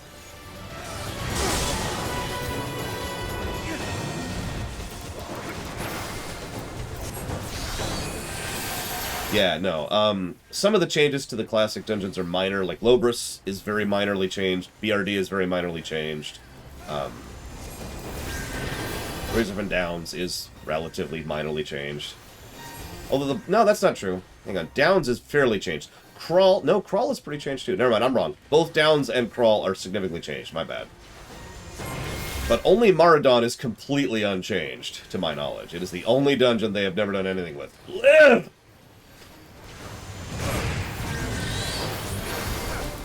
Nope, that's... okay. Wow, that... alright.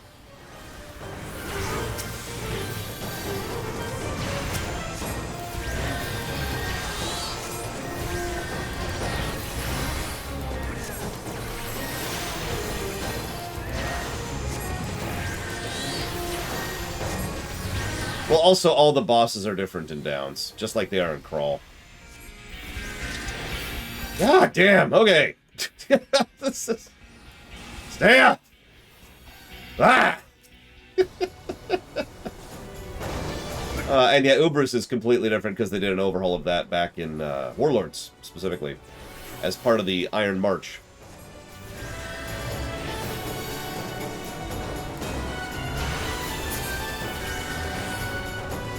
I mean, Maradon kinda sucks, but much of why it sucks is because it's an old dungeon that hasn't had an update.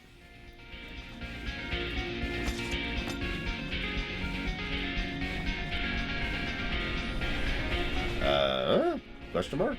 Oh, right. Now go get the key that's in the middle of the corridors of hell. Ah.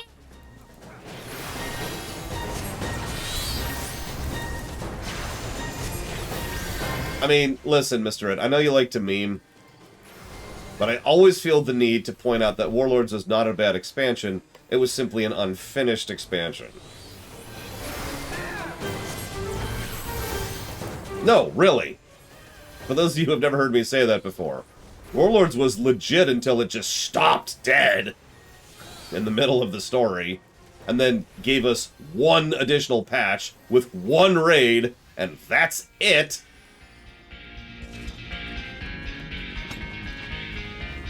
God.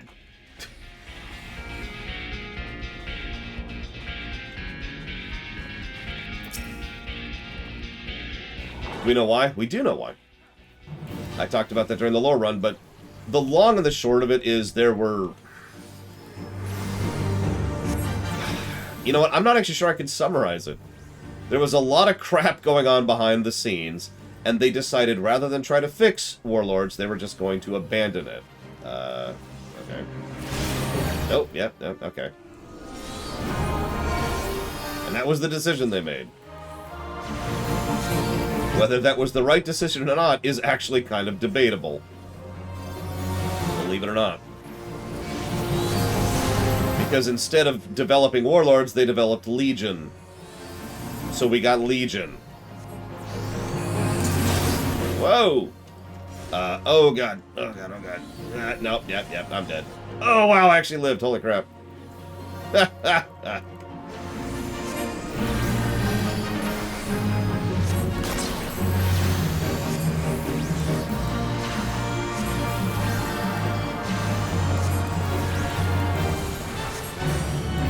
That lasts a long time.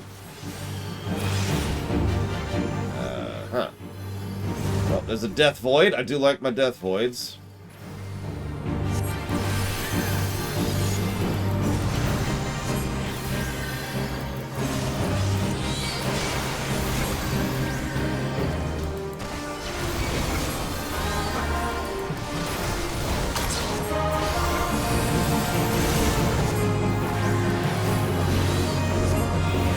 What, you mean how they brought in one of the main big bads of the entire Warcraft setting? For a patch? God. Yeah, BFA is all about the Horde versus Alliance. ... Oh, hey, it's actually all about N'Zoth. And he's dead. Huh. Well, then.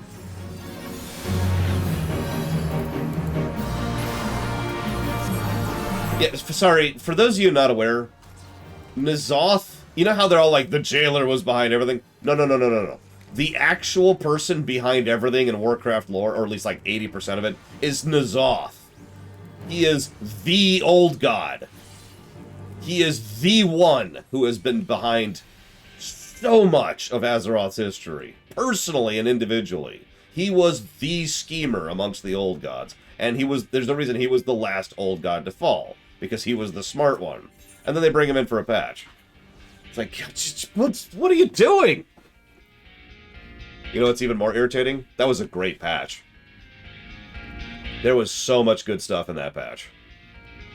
That's the patch where Anduin slugged Raytheon in the face.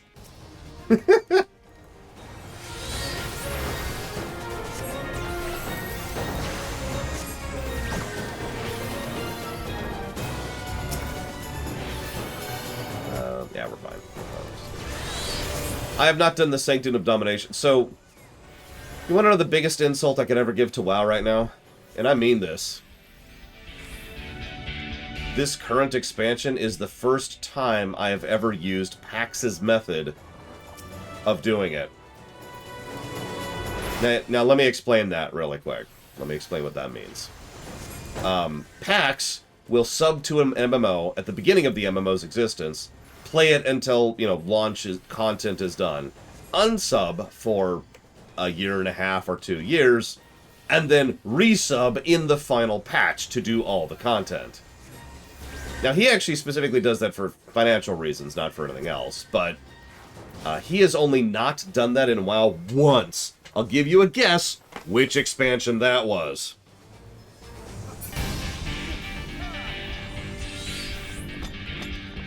Second, my monitor's doing the weird thing. There we go. Oh, it's a smart way to do it, yeah. But yeah, no, Legion. Legion. This is obvious. The only expansion he stayed sub the whole expansion for was Legion. Because it was Legion! Because there was so much to do, and so much good, and so much enjoyment. It was just so damn good, right? Anyway, sorry, getting back to the point. That's what I have done with Shadowlands. Axe and I stayed subbed through the vanilla content, and then we unsubbed. And when the final patch goes live, it's not actually live yet. It's going live pretty soon. We're going back. I guess I did that with BFA kind of, but not really.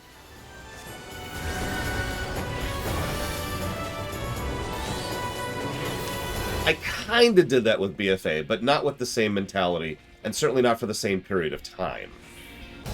Like, for not counting the Lorecraft, which I don't count, because that really is just for the show, I haven't been subbed to Shadowlands since it came out. By contrast, BFA I stuck with for a bit, and not just for the show. Mostly because there was actually some really cool stuff in there, and they had some decent quest stuff, and I wanted to play around with the new allied races, and blah blah blah blah blah blah blah. And by the time I gave up on BFA, they were almost at the point where the final patch went in, which is the N'Zoth patch, which is one of the best patches WoW has ever had. That's the patch I've talked up so many times with the Visions of Madness and the corruption gear I've talked about a few times. It was that patch. So, despite everything, I actually stayed in BFA more than I have stayed in Shadowlands. Go figure.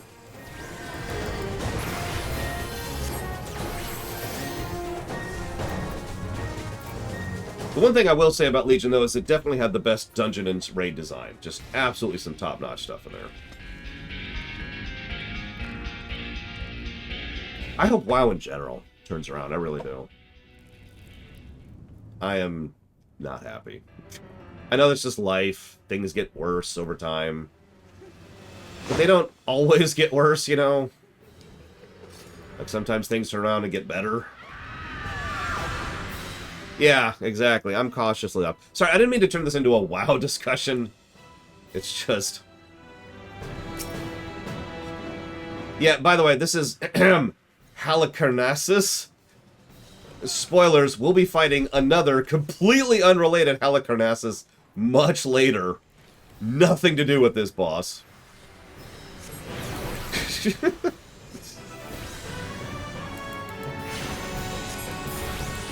Yeah, time to ban WoW questions forever. WoW questions are now verboten. Perish.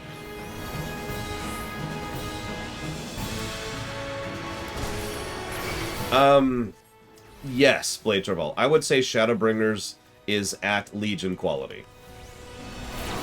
Well, okay, actually, let me walk that back a second. Hypothetically, Shadowbringers is at Legion quality. Now, I'm not 100% sure of that, because I actually haven't finished Shadowbringers. There is still content I haven't done yet. But the boss design, and the dungeon design, array design, and the story of Shadowbringers were awesome. Just no hyperbole, no overemphasizing. It was some damn good stuff.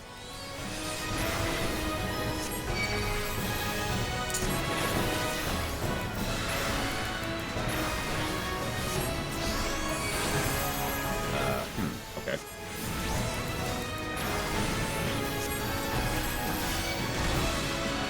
I'm well aware, Megaskull, Spockmon, etc., etc., Mon. I have got to come up with a shortened version of your name. And by I mean you, because it's your name, and you deserve to have that, you know. So help me out here. Give me a shortened version of your name I could use henceforth. Because I keep stuttering over it. Megaskull! You know what? I can do that. Megaskull. So, I am aware of that. Obviously, I do still keep my ear to the ground when it comes to news. Gaming news in general, but especially Warcraft news. I have already given out my personal theory on the matter. This is still an unsubstantiated theory. But for those of you not aware, let's just pop this down so I can catch up a little bit here. For those of you not aware, Shadowlands is having what we call a short patch cycle. What I mean by a short patch cycle is they're having less content than a normal expansion would. Kinda like Warlords. they're also very much aware of the fact that WoW has been having issues lately on multiple levels, and they're trying to repair that. So what I'm trying to say here is that there is a better than even chance that they're trying to recreate the Legion trick. You remember how, you know, they had so much time and effort for Legion because of Warlords? Well, I think they're trying to do that again on purpose. Let's just pop this. Just get up. Just get up. No! Okay. I can't keep Rax up while dodging that crap. Oh, they will assuredly fail to recreate Legion. The question is, will they recreate... Nope, that's... Whatever. Do or die. The question is whether or not they will recreate the Legion trick, which is a little bit different. Nope, I'm dead. So what's doing Blood Rain? Because that's just murdering us here. Good morning, Navarius. I'm going to admit I don't actually know these dungeons all that well. I almost never get these. Well, some of these. Ah, right. Add DPS needs to be higher. Got it. Cool. Nope, yep, that tracks. Focus ads. Where am I? Wait, is this... Right. So let me go ahead and answer some questions while we run back a little bit here. Let's see. Tara asks, do you think the Demon Hunter as a class... Wait, is Tara... Are you there, Tara? I was going to answer your question while you were there. I saved this one. I thought I saw you earlier, but I might be wrong. While we move... well, get an answer to that. Let's see here.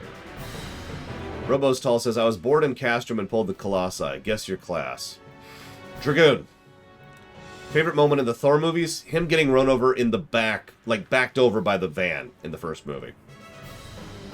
Would I give Wesker a super soldier for him to use? Why would I give Wesker anything? I wouldn't give Wesker the time. Like, I mean, he's a villain. No.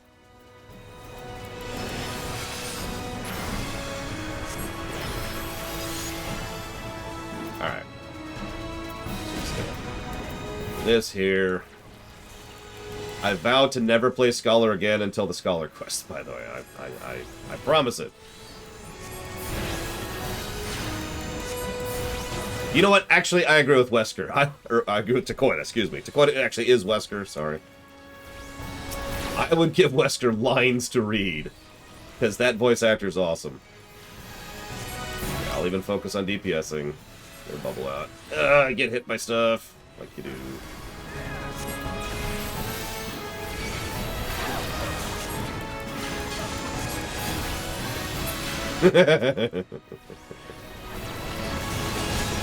Oof! Okay. What? Oh god, why does that stop me? That's an instant cast. Why did that force me to stop moving?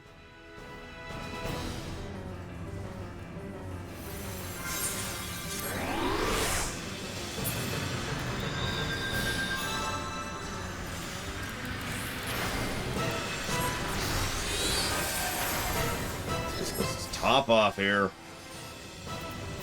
Gotta catch up a little bit here. Mana's a little low. So we're going to pop this, then we're going to pop this. Everyone's just going to not take as much damage for a minute. Hopefully. Ugh. Nope, nope, that's... Oh, Jesus Christ. Oh god, my pet's dead. No wonder. Get up. God, I hate Scholars so much. You saw that, right? Like, here, I'll demonstrate. Oh, now it did... What the crap? You saw it! It actually... Oh, I know what happened. I know what happened. I know what happened. Oh, that's bullcrap. Okay, whatever. That is technically my fault that I died. It's actually a glitch, which I can't fix, so I'm just gonna have to be aware of that going forwards.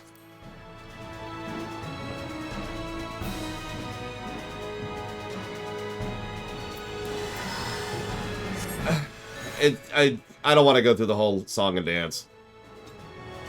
One of the macros on my mouse, if I do it while hitting certain other buttons on my keyboard at the same time, will cause me to stall. That's the summary. And that's on me, because I didn't know that was a thing. I don't think I've ever run into that before. I just have to be aware of that.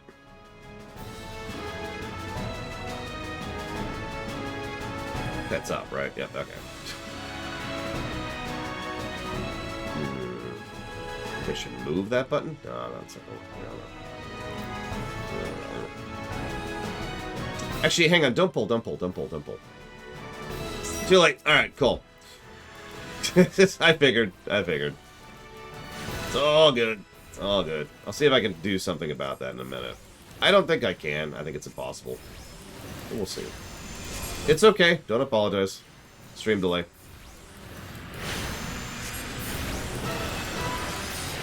I don't think it's possible anyways. I was just gonna check.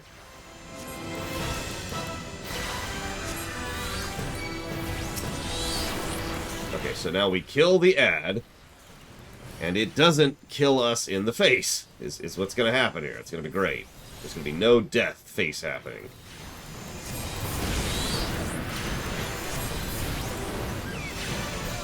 It's at 0.1% health. Surely that's gonna reduce the amount of damage we're about to take with Blood Rain. Surely. Okay, it did! Holy crap. Why didn't it last time? Did we just not kill it last time? Alright, whatever. Why am I doing 0? Okay. Oh, we actually didn't get it last time. Wow. I'm surprised by that. I remember the good old days of Scholar, when you could just not heal at all the entire dungeon run, and let your pet heal everything for you by themselves. Those were the good old days.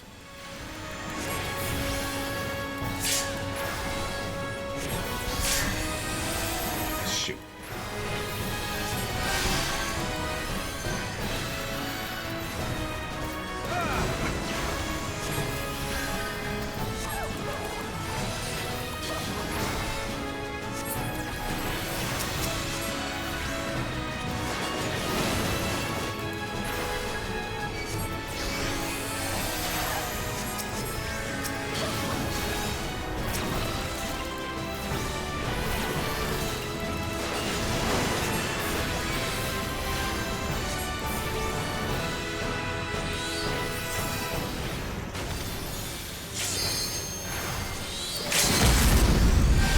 To say, might as well.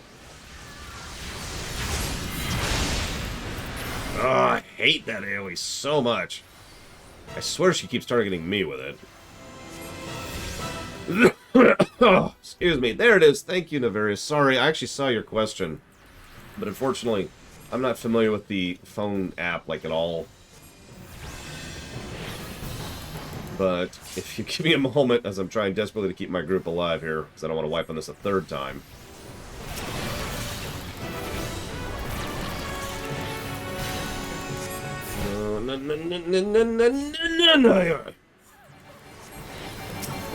What?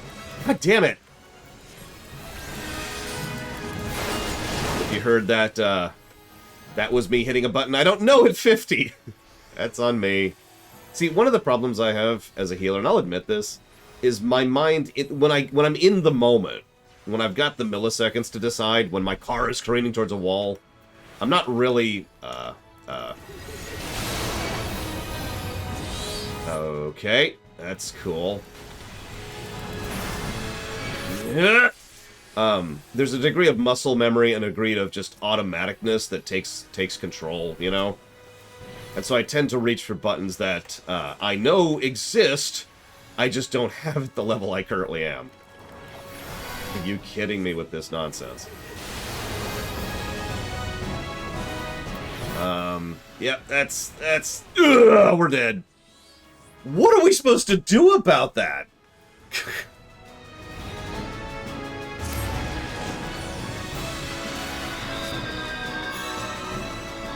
So yeah, in the moment, I'm like, oh, and nothing happens. I guess, yeah, no, I guess that's fair. Just get as far away as we can. I think that's actually a softened rage, is what that is. Because you notice we can live through it. We can actually live through that if we're topped off. Yes, consequently, one more attempt. Because we're running into the attempts counter, so to speak. And I've got other things to do. So, thank you, Navarius, very much for the sub. Now that I can finally acknowledge it. Much appreciate, much obliged. Thank you. I'm glad you're self-employed. I do hope that is going well for you. I, more importantly, hope that continues to go well for you. If you know which game you'd like to put that towards, please do let me know.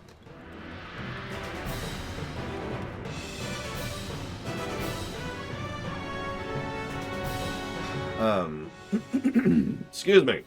And yeah, actually, I was just about to suggest what Takanuva just said there. Go ahead and hold on to the limit break. I know it's going to technically waste it, but that way we can push through that last phase without having to deal with that nonsense.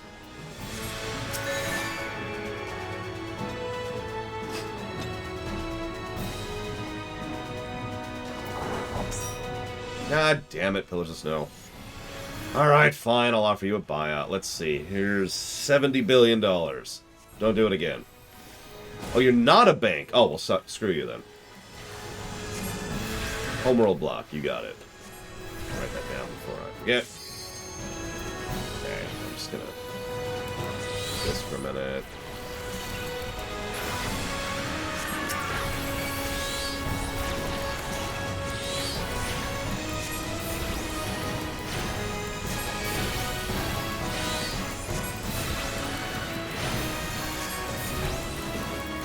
What's interesting is the party size in 14.1.0 used to be much bigger. 15 characters, I want to say, something like that. I wrote it down. I talked about it during the thing a week... God, that was a week ago now. It used to be a lot larger. That was admittedly problematic, although that was more for engine issues at the time than anything else.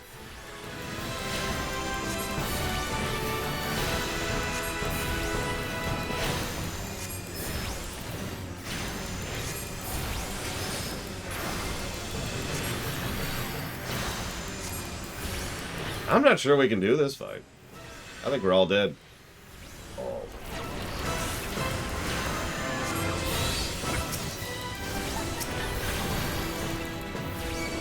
What's funny is the actual Helicarnassus fight is not only more difficult than this, but much more awesome, in my opinion. I know that sounds weird considering we've been wiping so much, but I stand by it.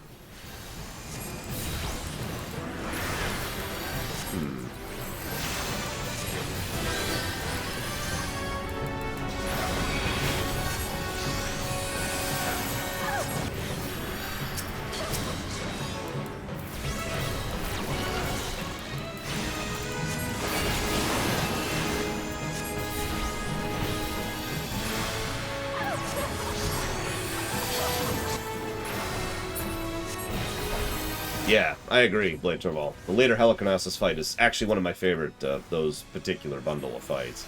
Not the favorite, but it's like top 10-ish, or top 5-ish, or top half-ish. I don't know, you get the point. It be cool, yo.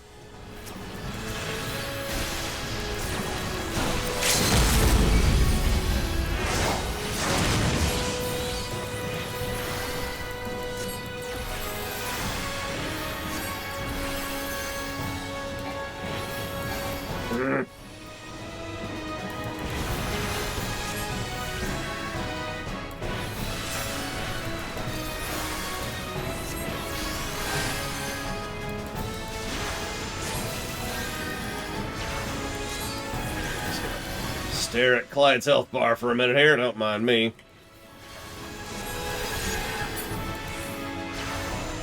There we go.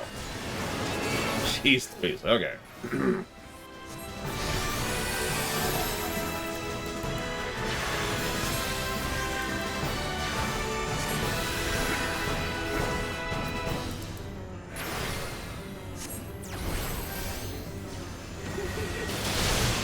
Yep, nope, that just hits the room. Oh, you twat! Well, at least she only targeted the healer with her big hit. So that's something. You unkind, you loose-legged woman. Oh, Jesus. Well, I got the bubble down, but looks like... Oh, damn it. I get you back up. I get you back up. Get up, yeah, get up. I like the tank buster she uses right after that, too. That's just great. Ugh.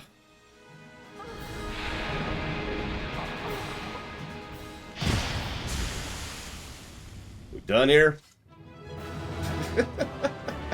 Jesus.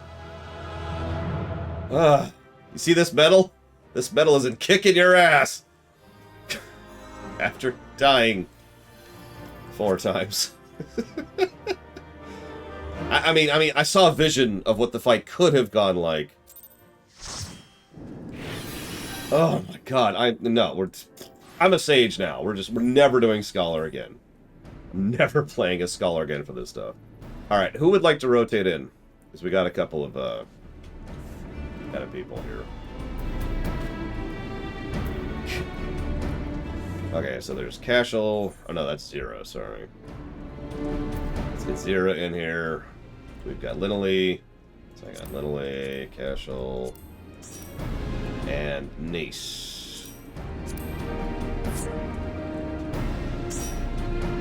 And then we'll rotate some more people in. I don't have to be a healer, but y'all have to figure out what y'all are going to be.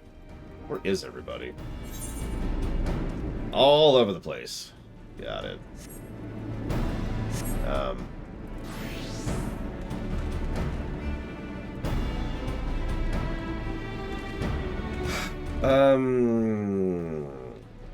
Let's do Thanalin. Thanalin is a nice, easy place everyone can reconvene at so we can figure out what we are.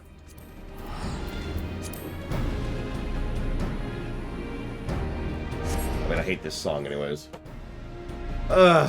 Meanwhile, let's see, what else we got here? I got some questions. Questions. Evil Clone. Are you there, Evil Clone? I saw this question, and I actually answered it in my head.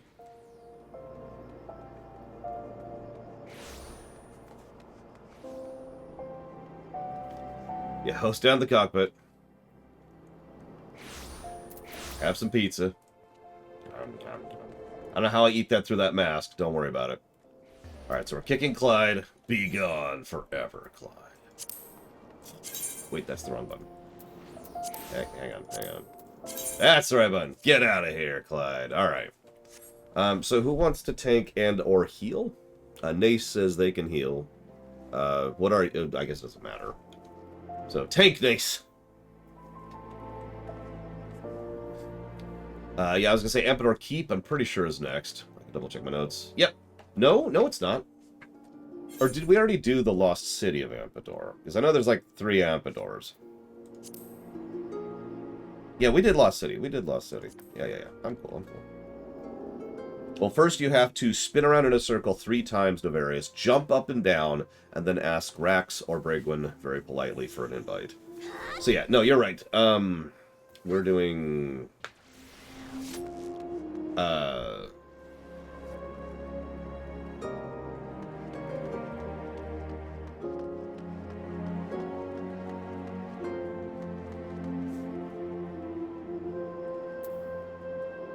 There's Ampedor Keep. God. We'll be doing Ampedor Keep. I suppose I should rate the dungeon I just went through. Honestly, I'm just not super impressed with it, but I'm not sure it's negative worthy. That last fight kind of sucked, but it mostly kind of sucked because of just the usual issue. So I think I'm going to jot that down under an aggregate negative. I think that's what I'm going to do. I'm going to be consistent. I'm not going to be too nice or too unkind. I'm just going to say aggregate.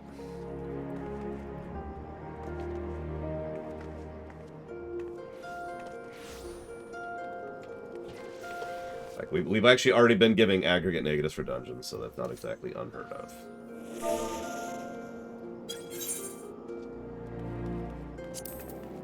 Or keep boom. Wait. Hold up.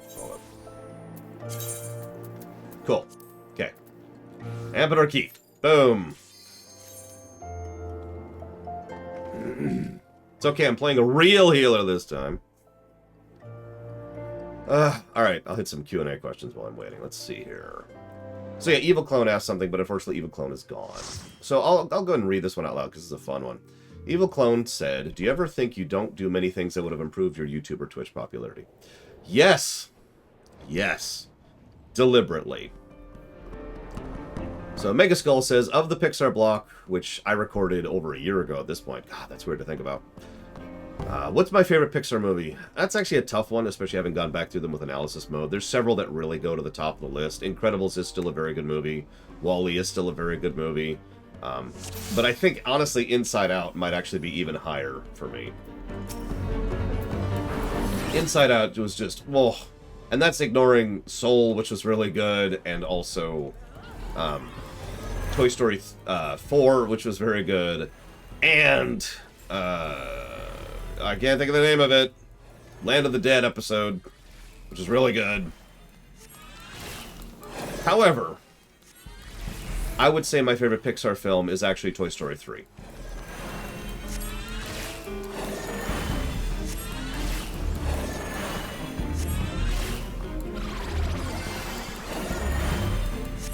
Toy Story 3 hits all the notes. It is funny, it is clever, it is extraordinarily well constructed and crafted from a cinematographer perspective. It's emotional. It has probably my favorite single individual scene in, Pixar history. It is a damn good run. Gum Gum said, what would be your advice on opening scenes in stories? So it depends on what you want to do.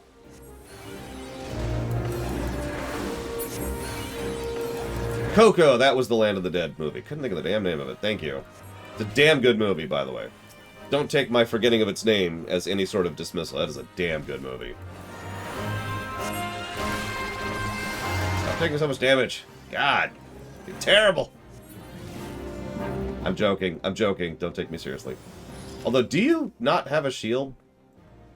Because I don't see a shield up there.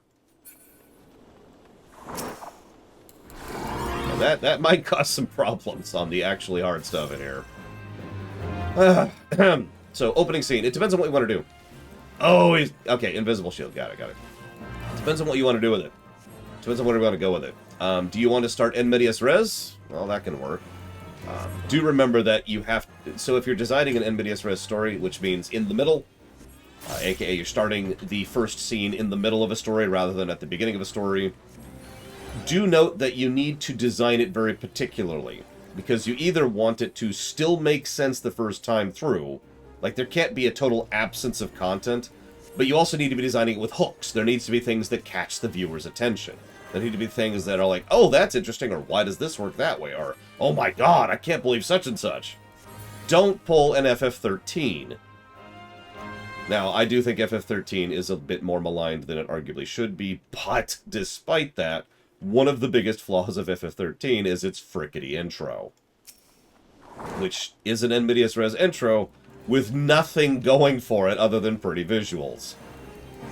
And it takes a really long time to fill in the backstory leading up to that intro, too. I mean, like half the game long time. Like, it takes a freaking long-ass time. So, don't do that. Let's see here. Megaskull says, wouldn't it be funny if all of Shadowlands it was N'Zoth's problem?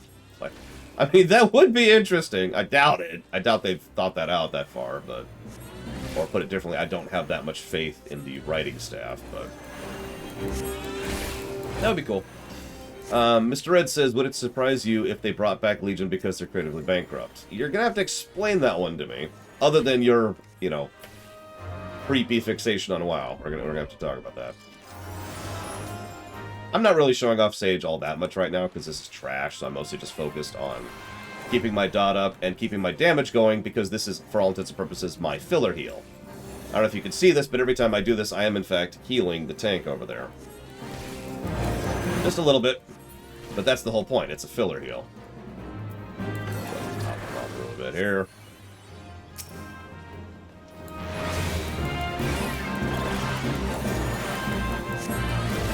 I'm going to defer that question to Rax, if that's okay. Because the problem is, most of my answers are jobs you can't play at level 1. Also, I'm a really bad person to ask that question.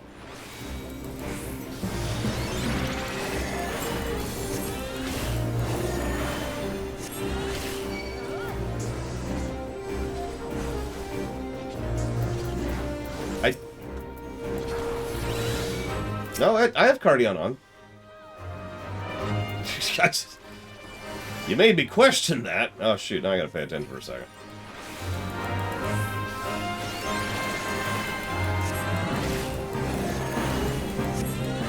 The question is, what would be the best job for a noob of the game? You just started FF14, what do you play? I mean, honestly, I would probably say Gladiator isn't a terrible start. But the point of Gladiator is you want to stop playing Gladiator as soon as you get access to a better job. So...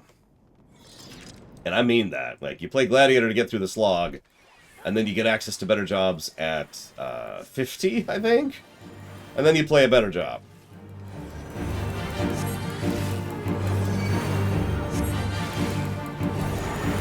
I suppose I should talk about this fight. So this is actually a DPS fight. This is a DPS race fight. So we've got this dude, and he's like, I'm an evil person, boy. I will summon forth from the depthless void a Mind Flayer, because I have absolutely no brain. Naturally, this is why the Mind Flayer doesn't even bother trying to eat his brain. Instead, the Mind Flayer, who is also a summoner, summons his own ad, because of course he frickin' does.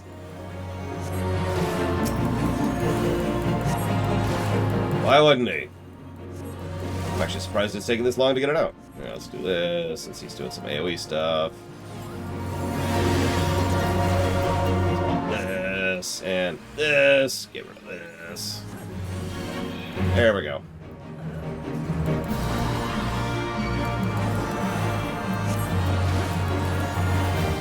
So, there's the summoned summoner's summon.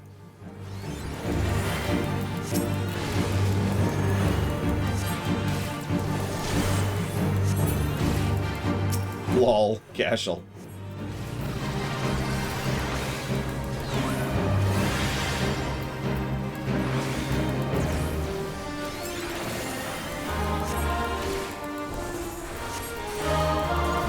There's the big one. So this is now a DPS race. Which is... I need to be doing a little bit more DPS. There we go.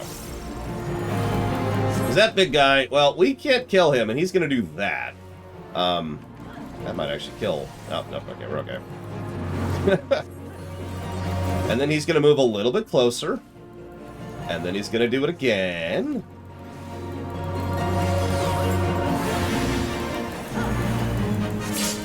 And,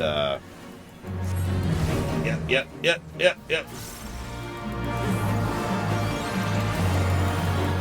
And the next time, he's going to hit the whole arena. So we really need to kill this guy.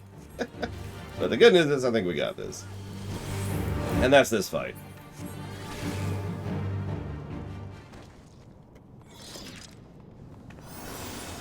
The summoner summons the summoner.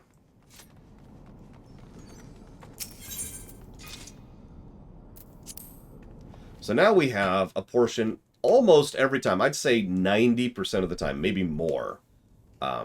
There's going to be a wipe at the upcoming section here of trash.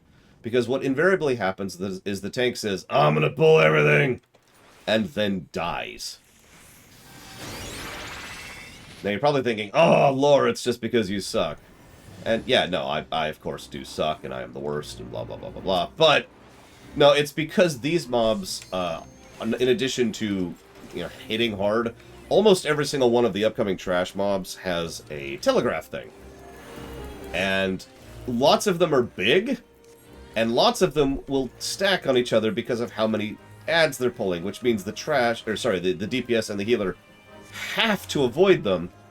And this adds one little wrinkle, because if the tank is going to do a wall-to-wall, they need to be aware of the fact that the rest of their party needs to be able to keep up with them or they are dead. And it's hard to keep up with the tank when you're trying to dodge 50 hyper-billion things on the ground. Also, as Rax points out, this section is rather... No, don't demonstrate. This section is rather trash-heavy. It's actually one of the bigger trash-dense sections of most of these dungeons.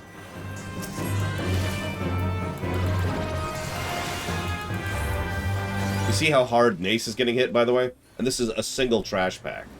Imagine, like, 7.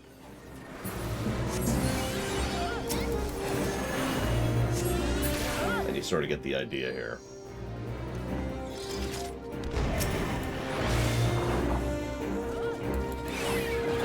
This may suck a little.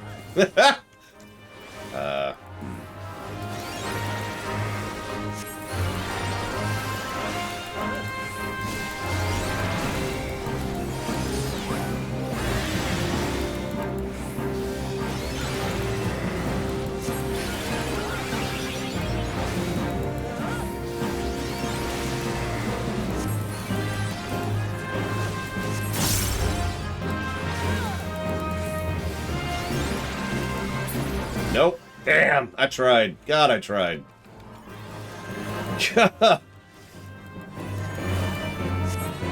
I even stopped talking on that one. God damn.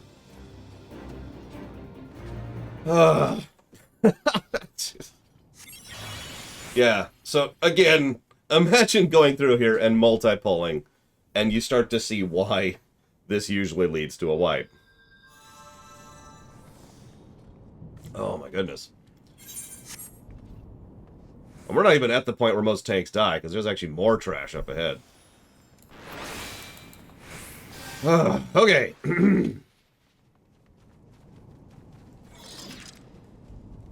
Oh, I get you, Mr. Red. I mean, that is honestly my answer there.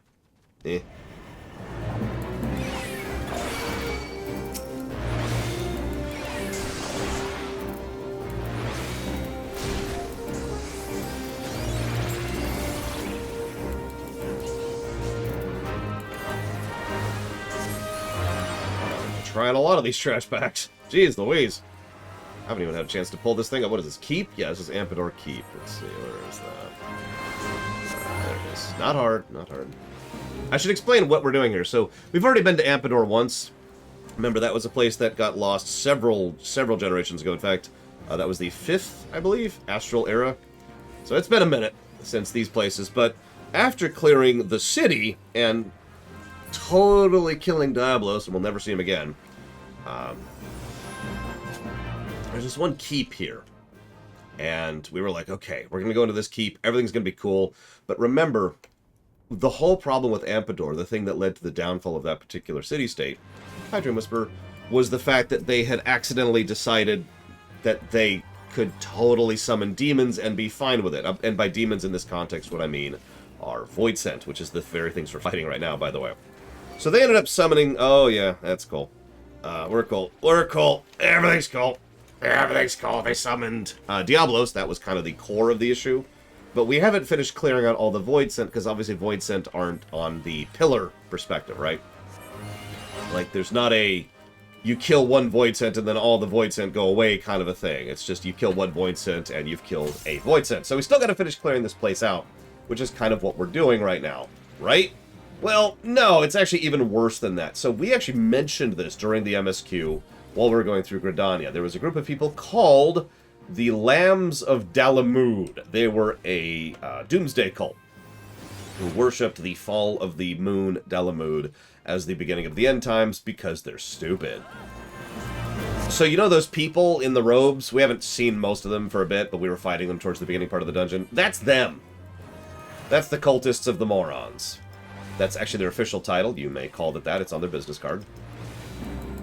Yeah, they were also in Tamterra Normal. We kind of pointed that out briefly there because Nace is doing everything in their power to try and make sure that I freak out as much as possible, trying to keep them alive. Oh my god. I'm going to go ahead and call for a change in DPS mentality here. So, this is something I haven't had to do since, well, since I used to do hard mode raids. Don't AoE on trash anymore. The tank is taking so much damage, I need you to single target on trash. I need you to be pulling down that damage going forward, please. So stop AoEing. Just when we get to our next trash pack, just focus fire stuff down as fast as you can, please. Because it's so much damage that is pouring into the tank, and I'm actually struggling to keep up with it on a Sage, and I'm actually good at healing on a Sage. So, Demon Wall, you remember him? He started out in FF4, he was in FF7, he's in FF12. He's a fun one. He's going to be doing some fun things. There's going to be some stuff on the ground. It's mostly the obvious stuff. This is one of the easier Demon Walls. There's several of these that we're going to be seeing. But this is probably the easiest of the 3 Demon Wall fights in this game. The main thing is just to avoid stuff. And it's a DPS timer. Go! Demon Wall in FF7 is the last boss of the City of the Ancients, Temple of the Ancients.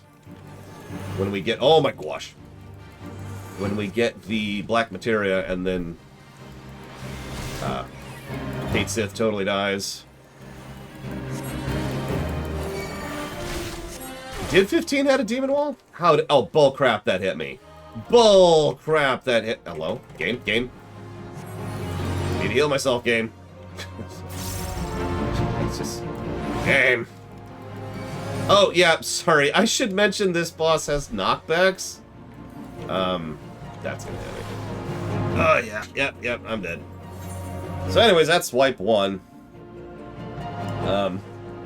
Now, as with several of the earlier knockoff bosses, there's this wonderful mechanic, which I don't think is good, where if you get knocked off, you're out of the fight. You can't be rezzed.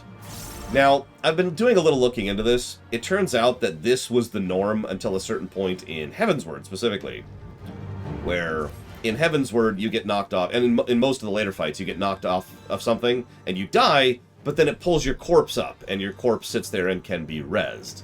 I'm pretty sure there was some kind of tech issue that was preventing them from doing that. And then either that or they just decided that was it. Yeah, I was saying it's still a thing in Bismarck, I know. I know several Stormblood fights off the top of my head where you'll be warped back up. I know several Shadowbringers fights where you'll be warped back up. So, I don't know if it was a tech issue exactly, but it feels like it was a limitation of either tech or design. And when they finally fixed it, they never did it again because it was awful.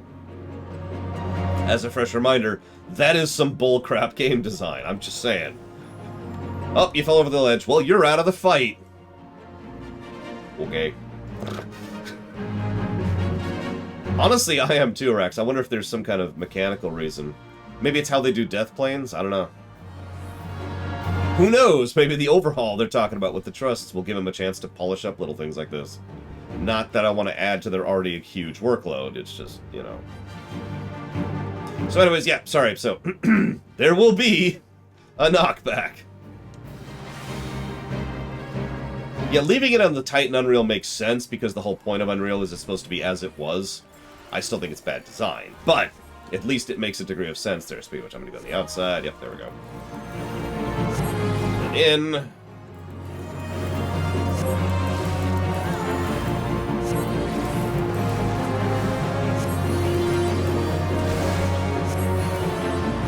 And out. And in.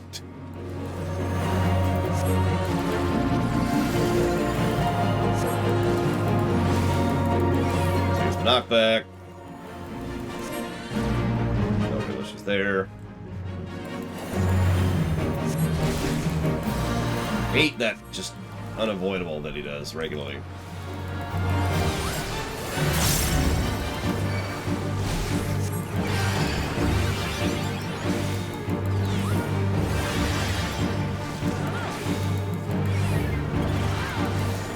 This is kind of the whole fight. But as you can see, it's got a... It's pretty strict with regards to penalty for failure here.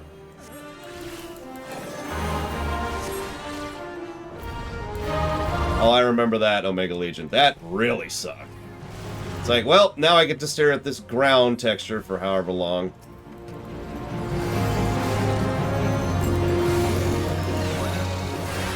Good job. Alright. So that's Doom Wall 1 down. We won't be seeing him for an expansion, at least.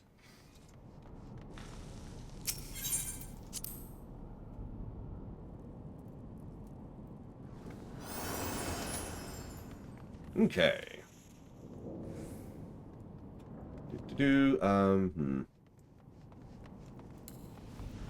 So, you remember how I mentioned how there was a pull section earlier where the tank likes to wall and then dies?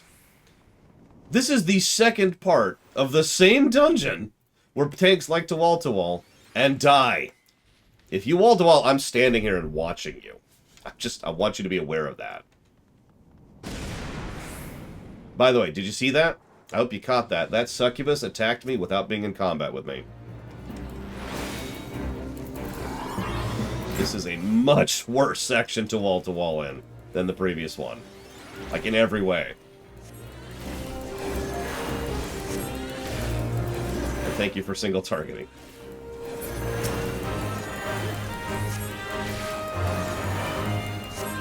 Oh god, I know, Mega Legion.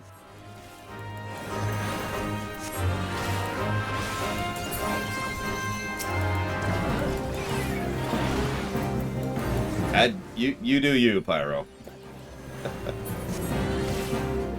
When I'm doing this in a roulette, I can usually keep up on wall-to-wallers. But doing this like this, minimum eye level and synced, no. No, that's just going to lead to death.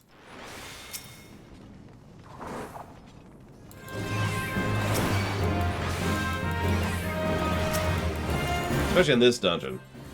This dungeon's a little heavy on the trash. We should answer some questions here. If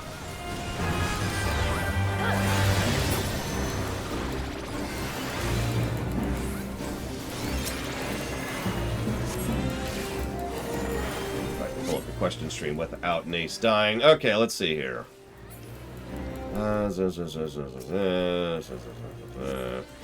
What do I think of the Dragon Isles being potential 10.0?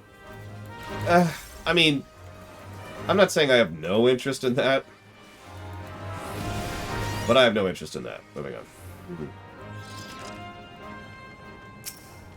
Well, yeah, but that's actually a good dungeon, Pyro. We're still back in ARR here. You gotta give us a break, man. We can only do so much. Okay, so you... Let's see here. What is my opinion of only bosses giving experience in FF14? Well, my first opinion on that is I should heal the tank rather than reading questions, apparently. Jesus Christ.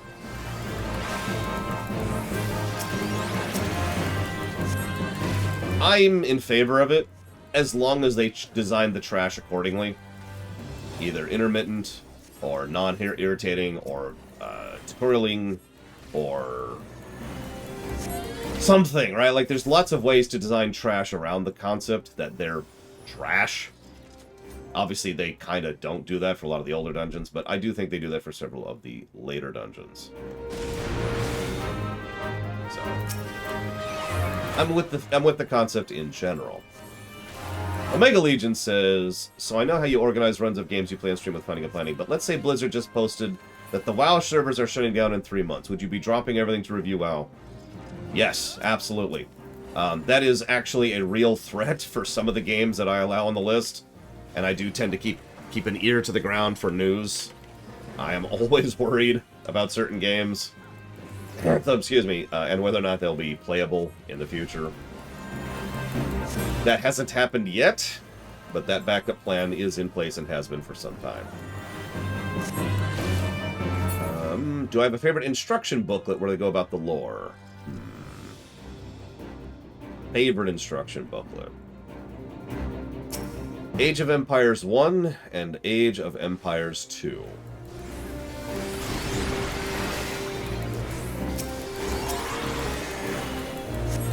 I know that's actually real life lore, but I stand by my sentence.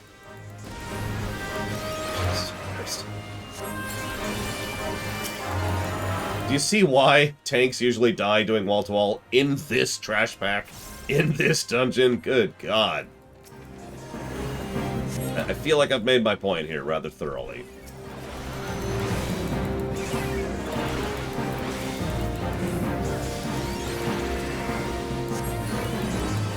This is also why we switched to single targeting. Just because, good God. I haven't had to pull that kind of a trick since actually doing heroic modes back in WoW.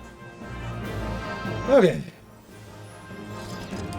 It's okay, we only have 700 more trash packs before the end. Which? What, Maverick? Sorry. How do I distinguish heavy armor from power armor? Heavy armor is lots of armor. Power armor, by its very design, is something that involves it being powered. So you are not really moving the armor, you are using a control mechanism, which may or may not be responding to your muscles, and that is what's actually moving the armor. In heavy armor, you can stomp around. In power armor, if the power supply runs dry, you're stuck in a metal tomb. Would you like me to stop with the silly outfit, says Giga Pudding? Never! But don't do the mandolin dance. God, I hate that dance so much. That was actually what I was trying to flee from earlier, was the frickin' dance. So anyways, here's the big demon thing that we managed to summon, and by we, I mean they. Thanks. Okay, so there's going to be some line of sight stuff, there's going to be some ads, there's going to be some debuffs. The big thing to watch for is imminent catastrophe. That's going to be the line of sight attack. So, you know, like, line of sight, there you go. And that's all that is. Pretty simple. We will probably wipe 30 times on this boss. Let's do it. By 30, I of course mean 4, which is our cap for doing these legit.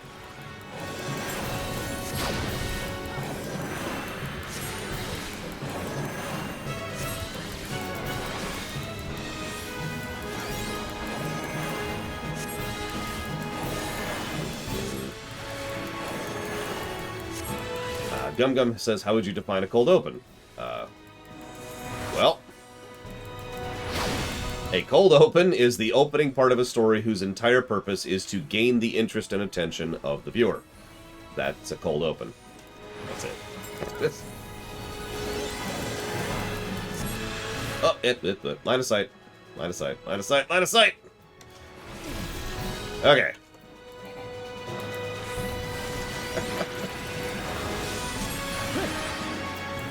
Cold open is me this morning. When I opened the fridge, God, I don't know. I can't do puns or jokes or humor. There is no laughter, no joy. There's only the eternal death and darkness. Oh wait, I'm not playing a Death Knight, sorry. I mean a Dark Knight. I keep doing that. I am not doing that. Oh my God, I didn't realize he was facing that way. Oh, that's on me. I didn't realize he was moved. I'm gonna move over here.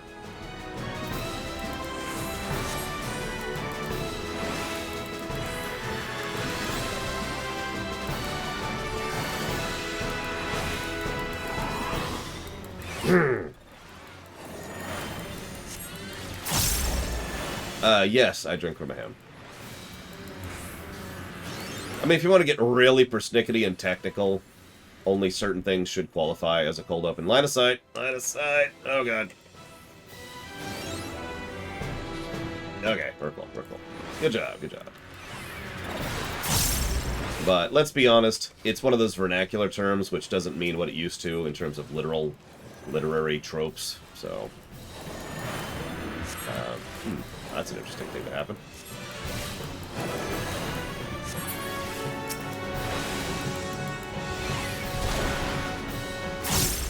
That's... okay.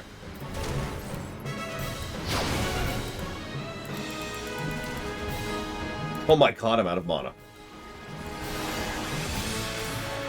Ha!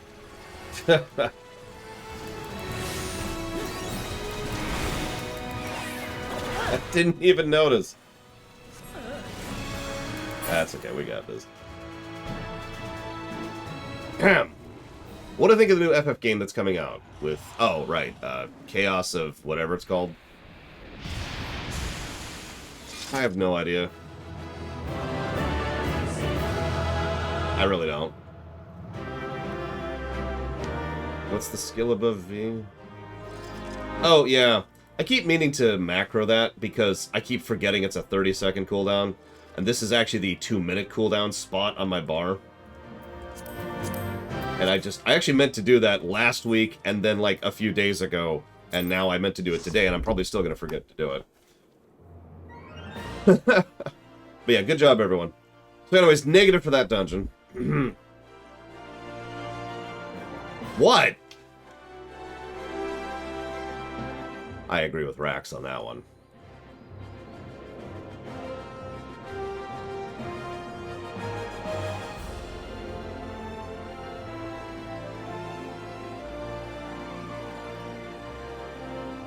Yeah, my biggest complaint about that dungeon by far is the trash. Way too much trash.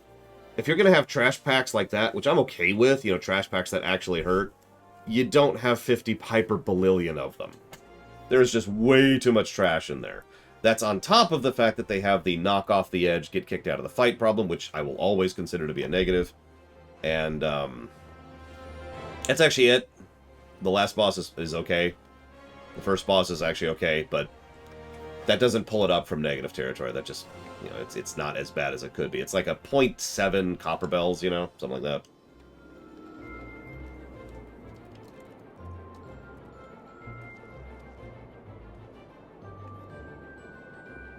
Wait, who's saying this? Zero. Where's Zero? I don't see. Oh, there's Zero. There's Zero right in front of me.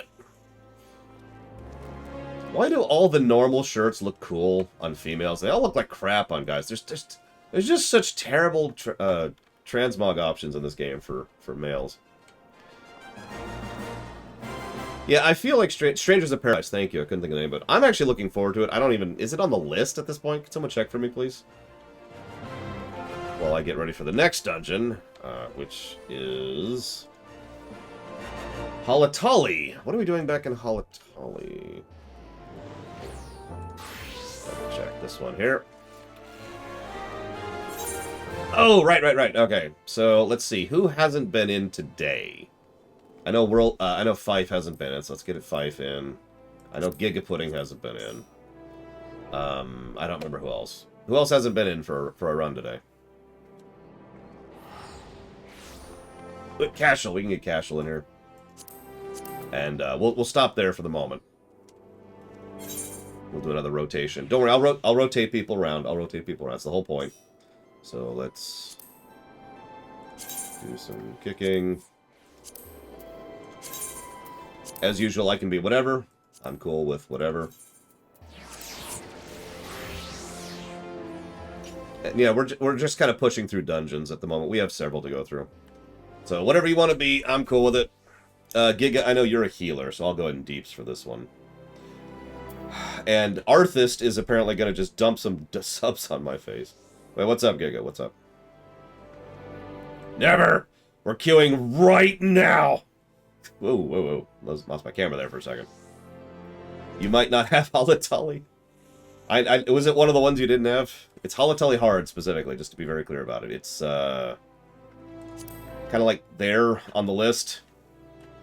I know that's very informative. Yeah, the reason my skin looks so young, the reason I don't look like I'm 40, is because I get exfoliation of subs on my face daily. Alright, so we'll go ahead and swap you. Giga, do you have... Do me a favor and check. Do you have Brayflox's long stop hard?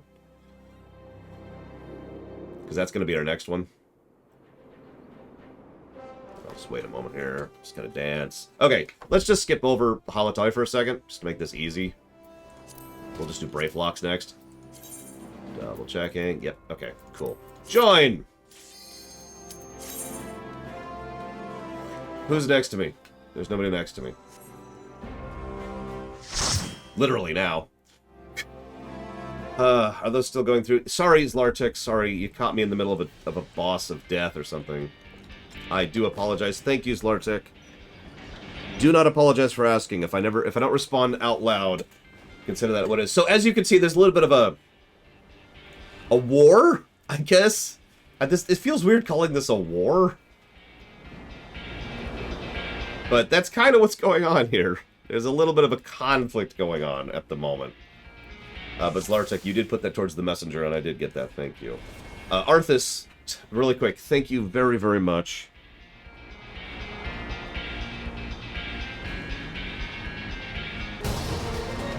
I'm still bowing, so I hope that tank is not going to die in a second. Thank you very, very much for those subs. Always appreciate. If you know where you want to put those, do please let me know. Let's get some stuff out here. But yeah, I'm not actually joking. This is a goblin conflict. So if you remember, the long stop here was where Brayflox used to live. Brayflox was kicked out of this place by the poison dragon from earlier, right? You remember that? So Brayflox managed to get back into this area. That's cool. Everything's cool. But unfortunately, Brayflox is having some issues here. Because there are furious goblin scholars, that's their definition, not mine, who have been trying to discover the secret recipe of Brayflox's cheese. I'm not actually making that up.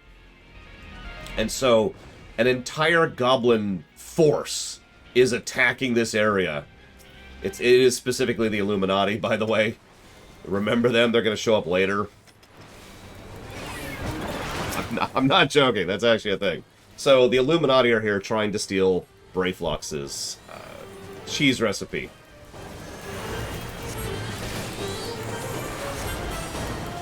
Yeah, so I hate to emphasize this because this is obviously a little bit of a spoiler thing, but for the sake of the lore run, I want you to remember this because the Illuminati here are Team Rocket, right?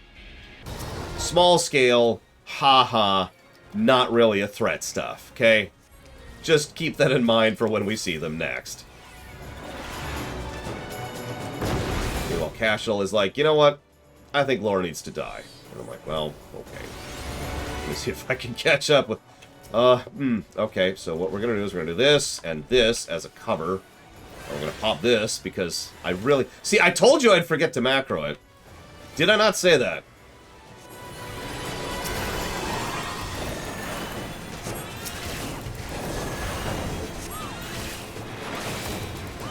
I don't think I have enough time to assume if I'm going to try to.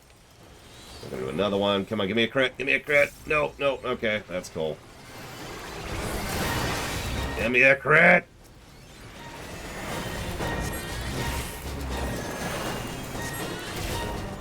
Nah, it's fine. I don't need 6. I need 6. Oh, God. Okay, fine. Get another bubble out. Nope, it's gone. It's gone. We're dead. We're dead. Everyone's dead. I do need to macro that. Let's just commit to it.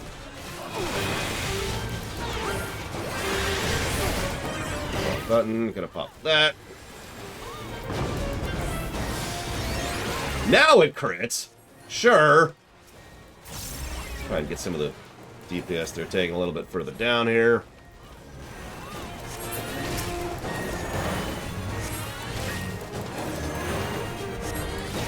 I'll heal myself now that I have a moment to do so. Okay. I'm gonna macro this friggin' ability. I even know where I'm gonna put it. Yep, let's put it right there.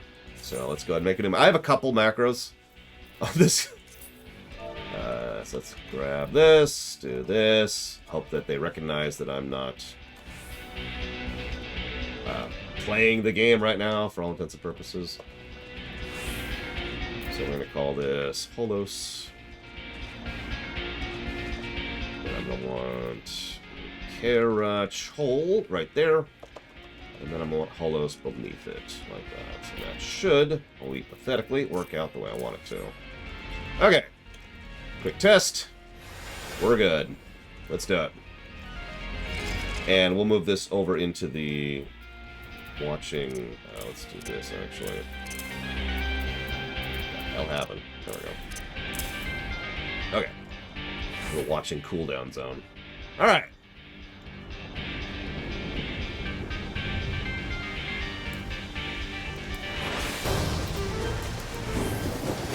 Okay. So. Where the hell was I? Alright, I was answering questions. Gum Gum says, how does artificial gravity work within the extant? Well, the way I'm generally leaning towards is gravity generating plates. It's exactly what it sounds like. It's just a plate that's built into the floors that just pulls gravity in a specific direction, and that's actually it. If you're paying attention, this is the exact same method that Star Trek uses for its artificial gravity generation. It's a nice way to avoid, you know, this problem, which is part of the goal there. But yeah, it's straight out of Star Trek. Now, gravity works a little bit differently in my setting, so they don't have to be quite as stringent as they are in Star Trek. But that doesn't change anything about their function, it just makes them easier to make, technically. Giga Pudding is the... Listen, I don't know who you bribed and how much coffee you gave them in order to make that happen. Oh no, help, help, there's a sniper, no, oh god.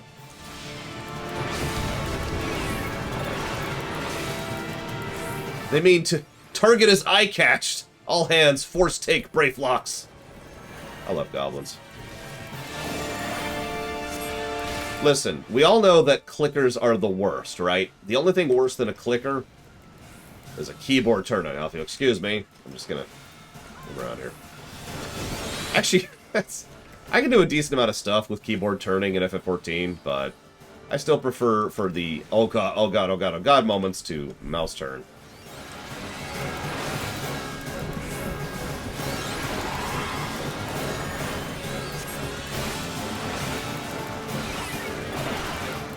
Okay, so the Illuminati commander is no more in a few seconds. This is taking too long. Why is it taking so long? Where's my deeps? God. I would never strafe. I love the timing on that, Rax. I'm surprised you don't strafe. Milliseconds later, Lore strafes out of the thing.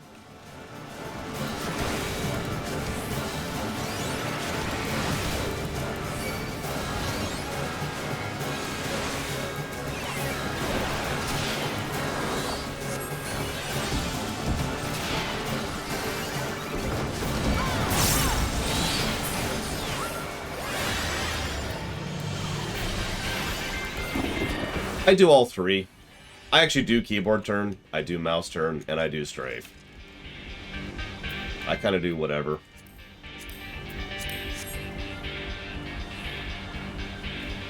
Meanwhile, Brayflox is like, Illuminati strike from upground. We must defeat the Illuminati. It is the only way. We must keep the cheese. Listen, we've actually tasted this cheese in lore at this point in time. So you can see why we're so vested in making sure it stays, you know, the secret stays safe. I mean, that Illuminati right there, they think they're a Dragoon.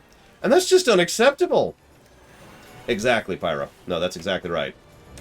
Like, you'll see me keyboard turn more as a healer than any other class, because usually I am trying to also cast while turning. And so being able to keep my mouse up here, because I mouse over heal, is important to me when I'm doing it. So like if I'm doing this and I want to get out an instacast, I will probably mouse turn, or keyboard turn, excuse me. But if I'm in the middle of a thing where the boss is doing a super doom, or it's like, you know, you have to dodge this right now, that's usually when I focus a little bit more on mouse moving or strafing. Because they're just going to be faster. They're just going to be faster. And every now and again, the microseconds count, you know? Yeah, don't look up real-life wars over cheese. Those are a real thing. History is weird, yo. Speaking of which, I need to be using this more often. Now that I got that on that button, I just need to remember it's there.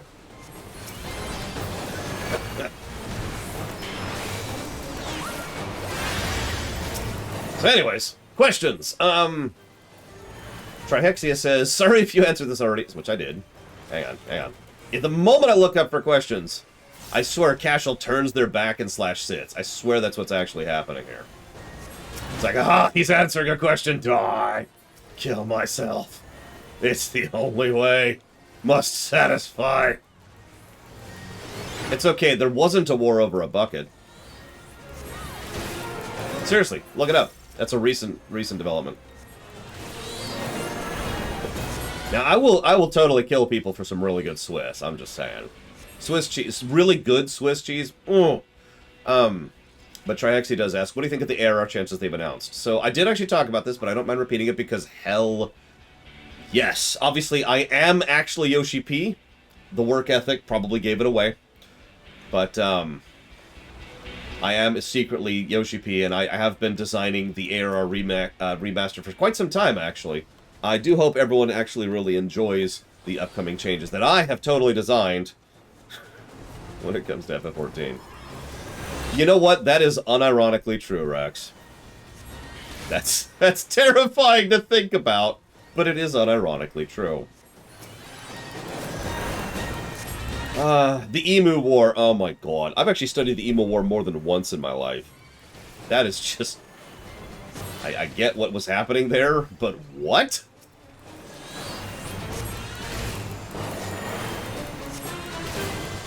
Yes, that is also true, FM Aylward.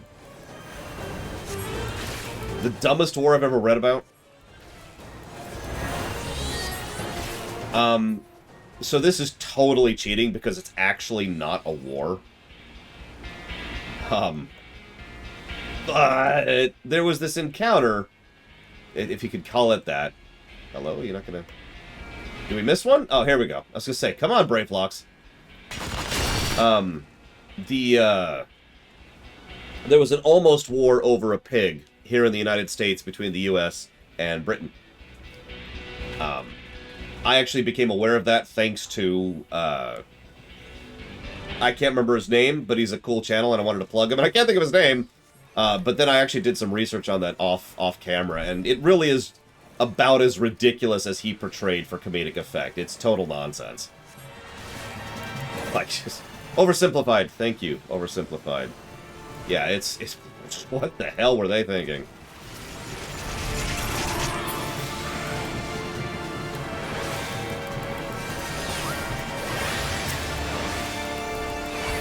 Pyro says, hey, Lore, I'm going to ask a question so you get hit by the boss.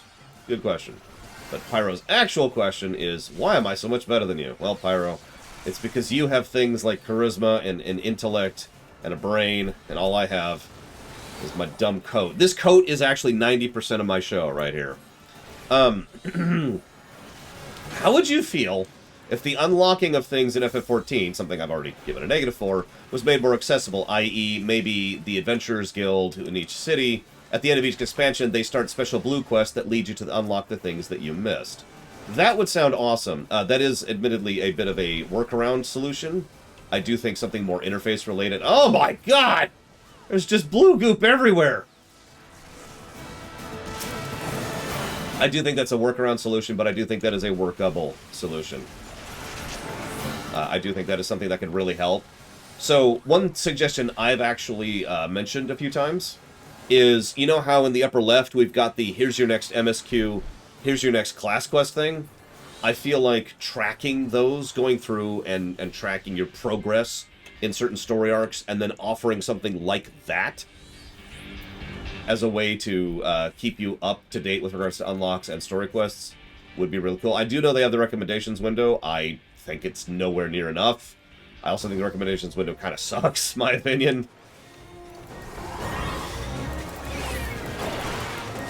Especially because the recommendations window doesn't do its proper job of keeping track of lines, which is my overall point. This is why I say my ideal solution would actually be an interface solution.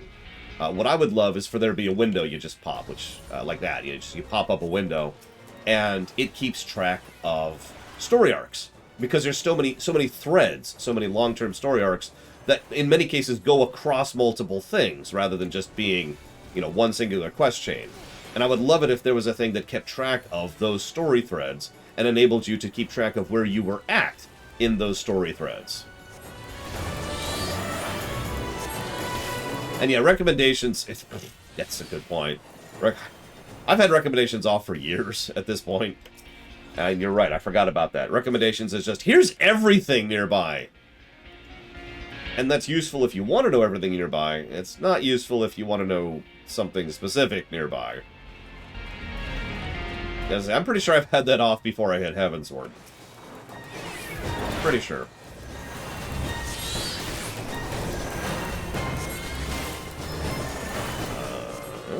I think I'm actually up to date on questions. Holy crap.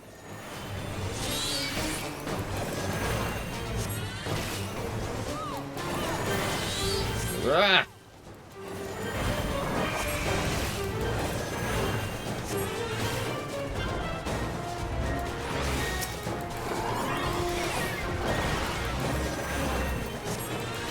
I can kind of see that. I do think there is a difference between being given a quest and saying, here's where to go, and being given a guideline of where to go. I do think being given a quest... So, I'm just going to go ahead and pull up the discussion we've had so many times. I think Skyrim is wrong, and I think Morrowind is wrong with regards to its quest direction. Because Morrowind is too little direction, and Skyrim is too much. I did actually answer you, Megaskull. But I will repeat myself. So, Strangers of Paradise, which is the game you were asking about, is a game that I am actually kind of looking forward to on the gameplay axis. I feel like it's going to be a little bit of an experiment in what they could really do with a different format. It's still kind of ARPG, but it's a different structure of ARPG. I've seen a decent amount of the actual gameplay. And I think the story is going to be either ridiculous, so good, or ridiculous and therefore terrible. But I'm not sure which it'll be.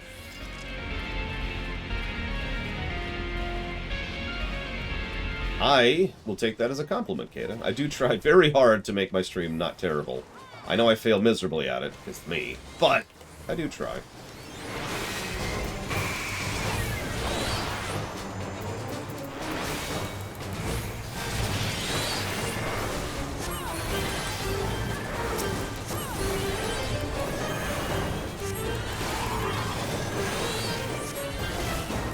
Of course! So, what I'm planning to do... wait. Yes, no. I don't know if I've really kind of shown this off, personally, but I've been trying to rotate classes a little bit with regards to the expansion we're in. So, in my blunt opinion, most of the initial classes, you know, White Mage and Dragoon and Warrior and all that, they don't really get good until post-50. So I've been trying to rotate specifically classes that I know are good at 50, which is why I've been sticking with Sage, for example. Especially since we're doing things synced, and I kind of want to be, you know, not terrible. So, yeah, that's the goal. That's the goal. You already see where I'm going with that. Hey, Valerian. How's your stomach settling? Alright, there's Brave Locks, and there's Stop Clocks. The ultimate battle is about to begin. Illuminati will not have cheese! You thought I was joking.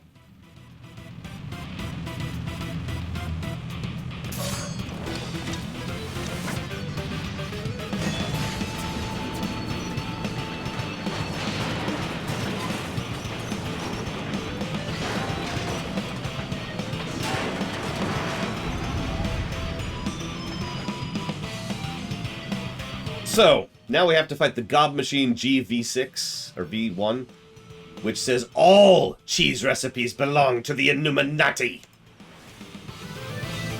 No busy deals for the wicked. I love the goblins. Alright, ready? This is going to be an interesting fight. It's going to try to run us over and kind of run on the outside of the area, which we obviously want to not do. There's going to be some fun running. We're going to be running around a lot. But yes, the goblins are very orcs. Emphasis on the way I'm pronouncing that, but in case it's not obvious, they are very Warhammer 40k orcs. Very, very that. Now, some people just got run over. That's why they just got a bunch of hits. I just got run over. Or maybe I just got shot. One of the two. Either way. Get out of the way. Up and then back in. Oh, yeah, this step. Okay, so we need to hit these. I'm actually terrible at doing this. So I'm just going to stand in the middle and trust my party members to do this for me. But they're getting... Yeah, you notice how they're hitting the bombs away? This is actually a mechanic that's going to come up later in the Keeper of the Lake. Boom, boom, boom, boom, boom, boom, boom. Good job, everyone. Yes, by the way, one of this thing's attacks is it spawns tons and tons of bombs and then just drives in a circle. Tell me that's not an orky vehicle. Come on. Tell me. And you're lying, because it is. Yep, so I get that up. God, I lost 15 seconds. Listen, we all know that I'm the worst healer in the known history of the universe, Pyro. It's part of my shtick, actually, is being terrible.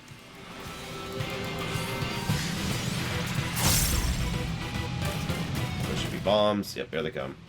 I don't know what this does, though. Yep, no, okay.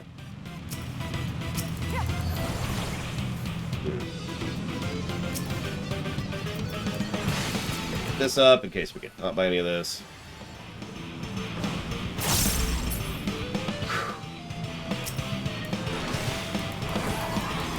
I will admit, I think I've said this before, I don't like this AoE. I really don't. It's the same problem I have with the Scholar AoE. It's PB AoE on a healer. You know? Like, I get it, but really? Hey, guess what's back? I'm getting better about remembering that that button exists.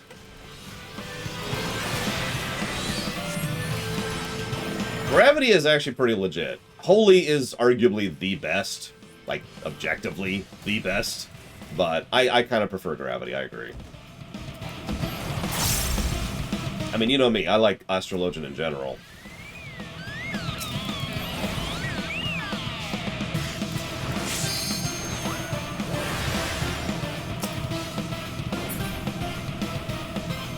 I mean, I did how much of the Shadowbringers content at level with Astrologian? Oh god, it's the giant Baum! Baum? I don't know why I said that so weird. It's okay, it's okay. Everything's okay. Everything's okay. All okay here. Oh, bull crap.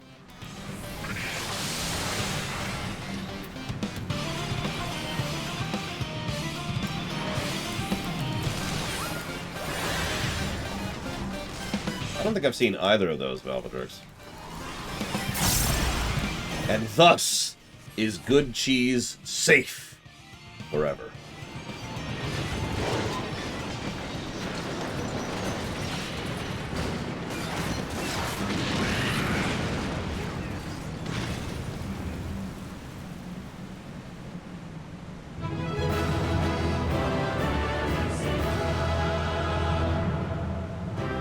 Don't mind me, I'm just here. I'm just a lich. The world is unready. Secret ingredient must not be unclosed. Is secret Oh my god! Yes, that's right. The secret ingredient for the goblin cheese is goblins! I don't actually know what it is. Wait, what just dropped? I wasn't even looking at it. Evil Lord. Oh god! Which is funny because I'm the one in the lich outfit here. What's the button? There we go. Behold, my dark oppressor. Or am I the evil? God, I don't even know at this point. One of us is the evil one. Okay, let's do another rotation. And let's go actually do Halatali. So last time we were clearing out Halatali. Remember, Halatali is actually below Ul'dan here. It used to be kind of a gladiatorial place. And nowadays, it's a little bit more horrific. Hang on, so we haven't gotten Mr. Red in, I don't think. Maverick, are you good? I know we need to get Serona in. And Primarch, I think we haven't gotten in.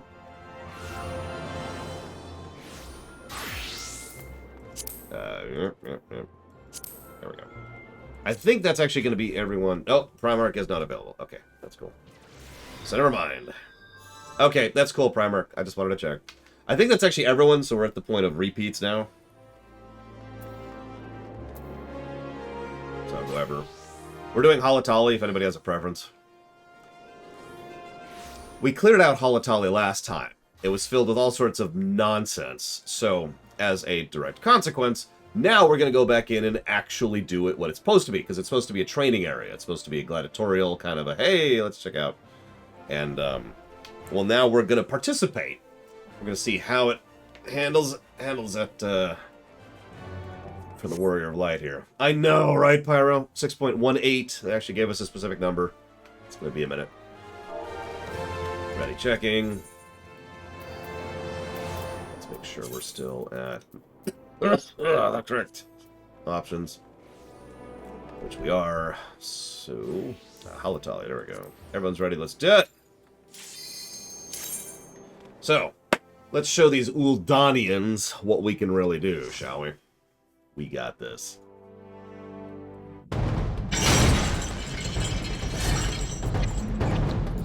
Ignore that. And that.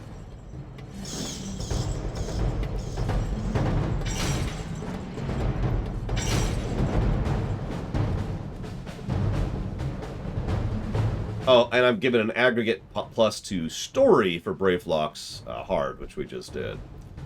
The dungeon itself, gameplay-wise, I honestly think is kind of a wash. It's not bad, but it's not particularly memorable either. It's more memorable because of how silly it is, and that's entirely on the narrative axis.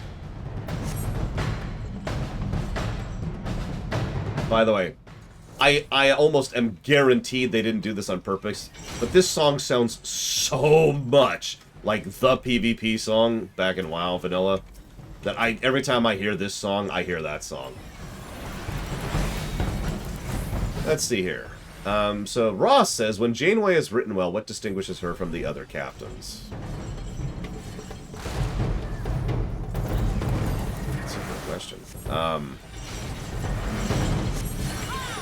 Look, it's completely normal, Valvatrix. I see... Don't you see evil twins every day? I actually honestly thought it was you. And my reasoning, my logic for deducing this is probably going to amuse you. It's because I know you have my character data. Because you made the Mikote version of me, and you made the Lalafelian version of me, as well as the female version of me. Some of you may remember I actually shared those pictures in Discord a while ago, back when we were starting off. She's the one who made those pictures.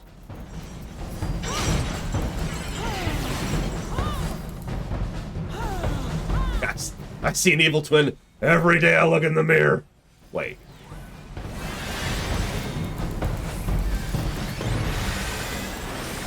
I love playing Sage. Make fun of me all you want, because I'm terrible and awful, but God, I love playing Sage. I'm never bored as Sage. Even White Mage, which is the perfect healer as far as I'm concerned, I still have downtime every now and again if things are going well. White Mage is great if things go to hell. If things start going badly, if people start getting hit, I will absolutely... White Mage is perfect for that. White Mage is the healer, right? But Sage is much better for just, you know, the everyday kind of a thing. Trash fights, or relatively easy fights, or things we've got on farm status or whatever. Look, all I'm saying is that the newer jobs are better in every way than the old jobs. Sometimes. I do firmly and formally think that jobs which have had more recent overhauls tend to be better than older jobs, because the dev team continues to get better, and they tend to do a better job as they get better. That's just how that is. Oh my god! Live! Live! I'm out of things. Holy crap. Just whoosh. Let's get another one out here. But I mean, it's true in most MMOs, right? Like, it's true in general. What's the best class in WoW? Demon Hunter. The most recent one.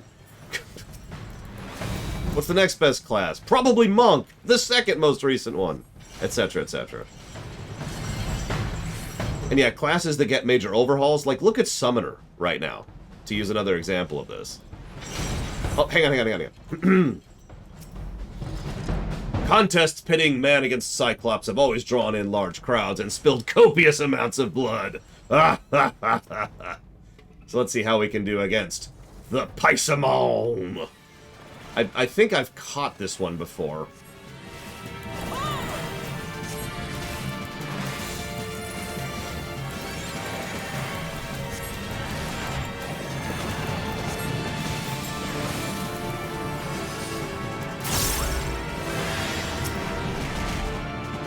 This. I should probably not be distracted by that. Okay. I can accept that.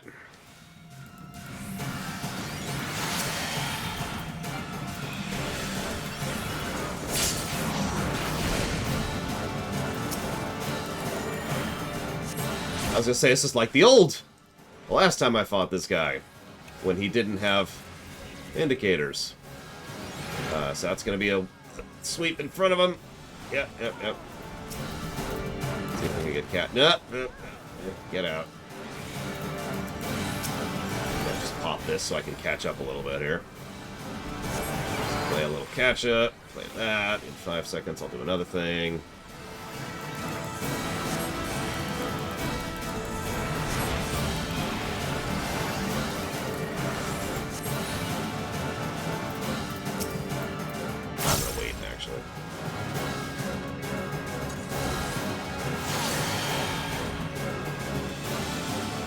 Squadron recruit enlistment chances increased? What? Whatever. Let's get Cashel back now. Get up, Cashel.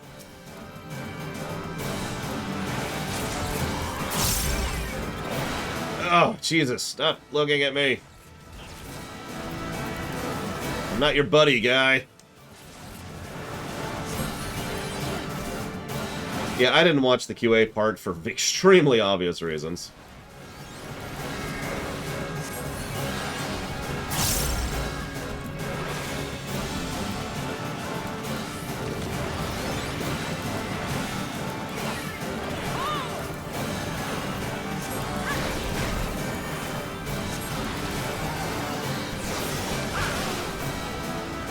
Okay.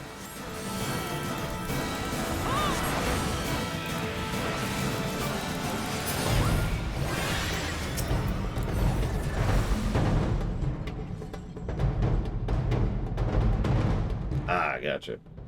Well, I do need to show off squadrons extremely briefly. I'm probably not even going to do a full squadron dungeon. I'm probably just going to be like, here's what squadrons are. Spit, spit, spit, and then move on. Doesn't it, Giga? Doesn't it? We're in Warsong Gulch here. Alright, so, having done that, your skills are beyond doubt. Keep your wits about you and may go for. On to the next stage.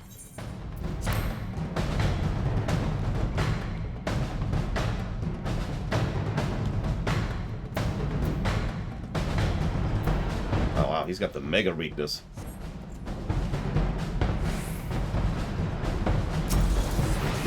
Which makes sense.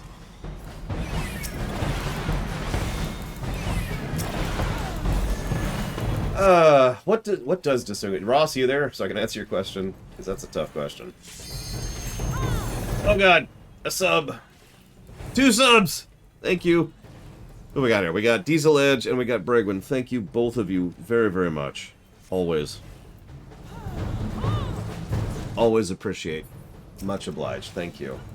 I will put that towards, let's see, what do we got here? So we got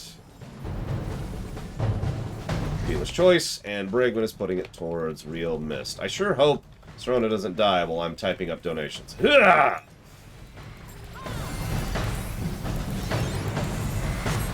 What does distinguish Janeway from the others? That's actually a good question. She's not as motherly, or fatherly, if you want. She's not as in the trenches. She's not as high level. That's a good question. What makes her different?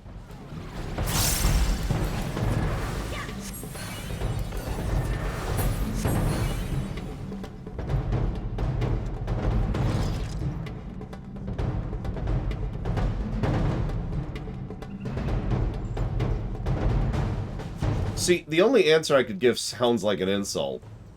And honestly, it's kind of Archer's thing. She's cut off?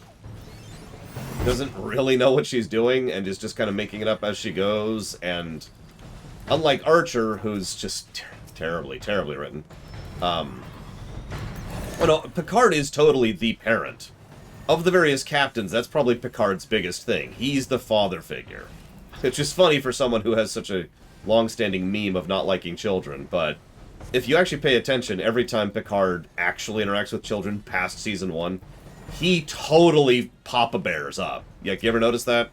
My favorite example of that's during Disaster, where he has to take care of the 3 kids, and he's just like, alright, let's do this. And he's really cool there. And yeah, the way he treats his crew, the way he takes care of his people, that's a father figure right there. But yeah, no, adaptive, that's a good word. I like that. Because she's not as incompetent as Archer is. It's more like she's just, making it up as she goes kind of a thing. Which makes sense, given the circumstances. Given where she is. So that's going to be my answer to that one. And thank you, I Drink from Ham, very much for the sub. If you know where you'd like that one to go, do please let me know. Who's the captain who got walked on the most? Picard. Because Picard had the great virtue of being the captain during Season 1 of TNG.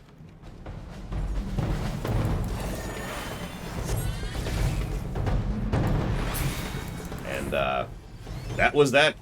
That was that season. Mark of the Ninja, you got it. I drink from a ham too. Mark of the Ninja. Please don't die, Serona. Thank you. Cool. Thanks for the fun, says, thanks to you, Laura. I want to give DS9 a try. However, I want to skip over the filler and watch more of the events of the Dominion War. What would you recommend starting from? So, if you want to just kind of get into it, I would recommend starting pretty much at the end of Season 2. I don't actually remember the exact episode name. I'd have to look it up. But it's when they start actually making forays into the area. And there's, like, the Jem'Hadar show up. I know the final episode is named The Jem'Hadar.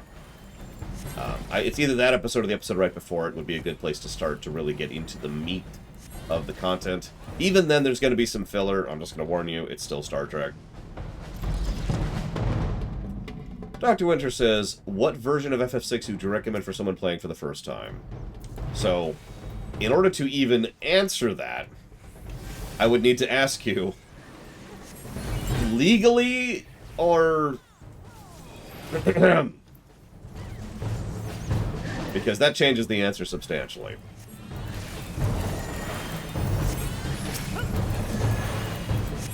Yeah, no, he's not, Ross. It's funny. Like, don't mistake me. Cisco has a great relationship with Jake, and that's awesome. But Cisco is not the father figure type. Yeah, there's also a Pixel remaster coming out next Wednesday. Yeah, that's your question, Dr. Winter. But okay. Right now, there's not a lot of ways to play FF6 legally. That's kind of a problem.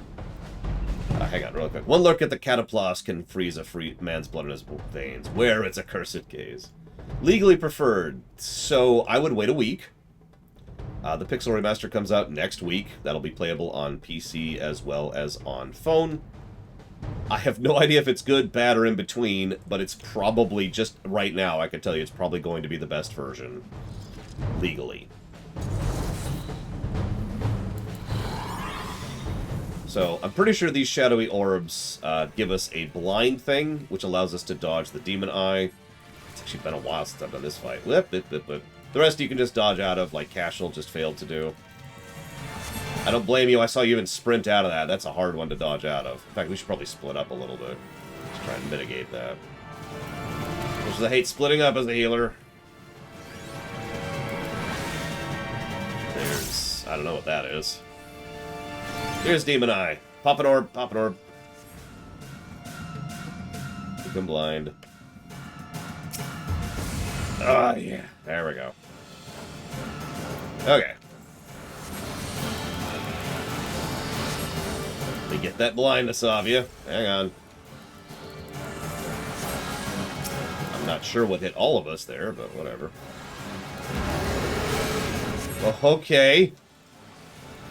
Why is that giving us a debuff? Why is that giving us a debuff?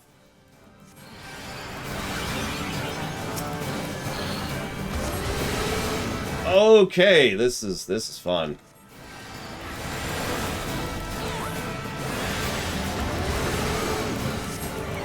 Is this just a soft enrage? Because I think this is just a soft enrage. Just go! Just go!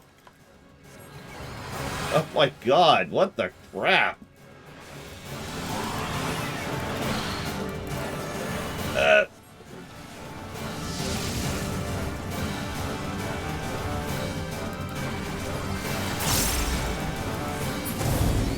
Okay.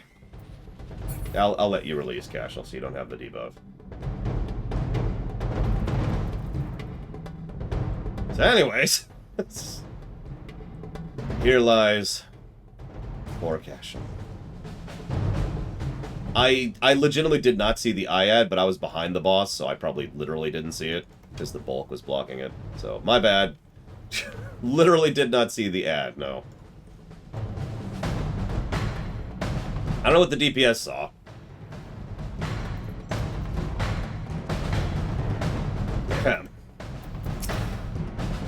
That was a most impressive showing. The third and final stage awaits you. Omega Legion says, in regards to them adding the trusts to old dungeons, Do you think it might be better to do Stormblood and go backward? Mostly due to the odd inconsistencies we're going to have for a while. Like having trust in ARR and none in HW and etc. So, no, I get what you're saying, but as a developer myself, well, not that I am a developer, but from a developer perspective, I would absolutely do it the same way they're doing it. Mostly because the way I like to do this kind of works is working from the hardest stuff first, and then kind of working your way up from there, get the hard stuff out of the way. And let's be honest, ARR dungeons are going to be harder to make this whole trust system work than the Stormblood dungeons or the Heavensward dungeons, right? And so for that perspective alone, I would agree with this general approach. It's also worth noting that, to be as blunt as I can, the ARR dungeons need them more. And there's one final reason. It's more new player friendly, and I know this is something that's primarily a financial concern. However, at this point in history, they really need to be thinking about lowering their barrier to entry a bit. I've already talked about this. FF14 does have a bit of a barrier to entry. The game starts in a bad place. It's also... It doesn't put its best foot forwards. And there's also the Square store shop garbage, which I've already talked about. And so making it a little bit more reasonable to get into for new players is something that is absolutely a top priority for them right now, while they can still capitalize on WoW's massive issues over the last year. Well, more like 3 years. So, yeah, no, what they're doing is, in my opinion, both as the businessman, as the developer, and as the player, is absolutely the right call. I get your complaint, I get your concern, but I think that it's worth losing that in exchange for getting the early stuff touched up. Now, I just got a donation from To Sale, which I'm probably pronouncing incredibly wrong. I do apologize. Thank you very, very much for the donation. I'll probably spend that on food today, because I'm officially at the point where I'm running out of food and can't go grocery shopping anymore. So, thank you very much. If you do want to put that towards a specific goal, like a upcoming run that you'd like to put that towards, please let me know, and I will jot it down right here. Speaking of which, I need to adjust this, because Diesel Edge put that towards dealer's choice, and the tank is still pulling, so I'm going to have to do that, and then that. And honestly, I'm just going to do this, and then this, and then I'm just going to write down some donation stuff. Here we go. I'd say AFK, but it's not literally true, is it? AFG, maybe? Away from game? It's easier than saying alt-tabbed, I guess. I love it when I crit on that. AFW, yeah. That just sounds weird to say. The AF window would actually be easier to say than AFW. Because the letter W is weird. NPA, yeah, not paying attention. Something like that, I don't know. Honestly, this dungeon is a pretty boring dungeon.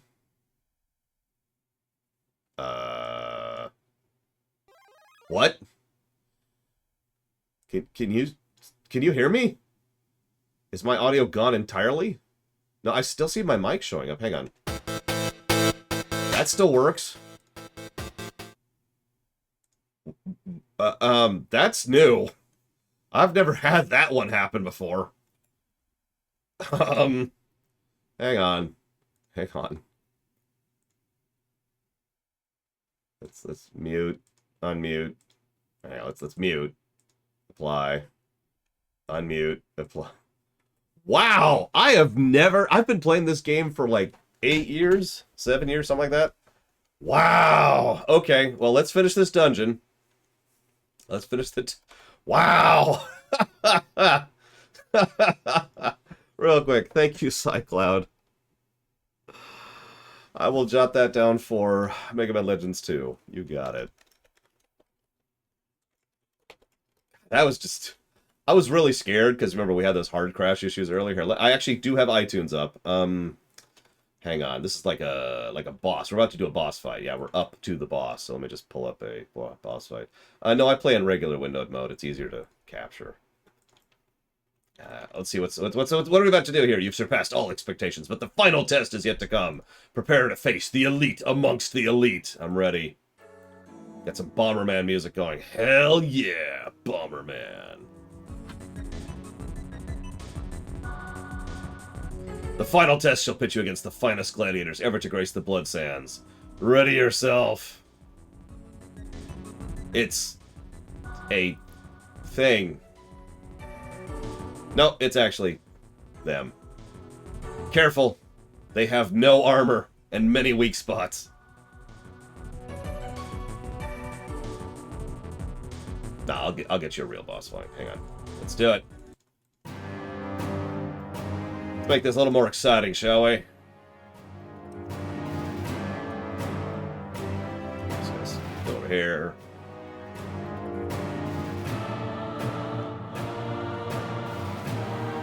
I mean, we're fighting gladiators. So, yeah, logic.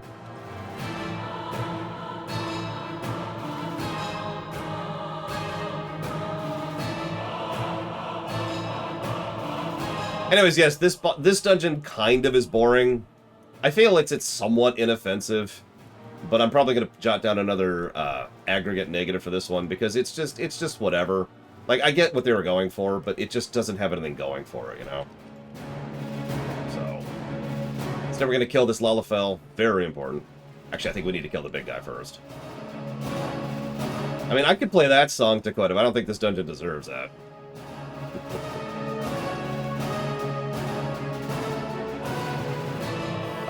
Okay. It's just... Okay, that was a long cast. We had tons of time for that one.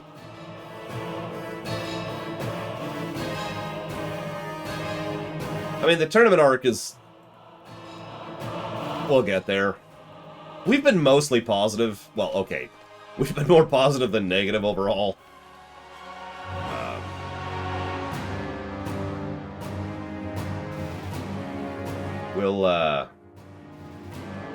We'll see where that goes.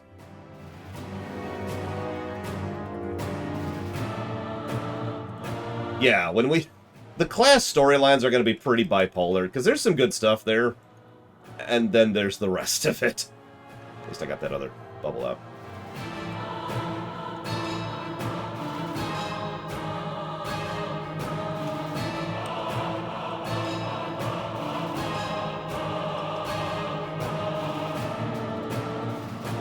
Okay, yep, just gonna eat that one.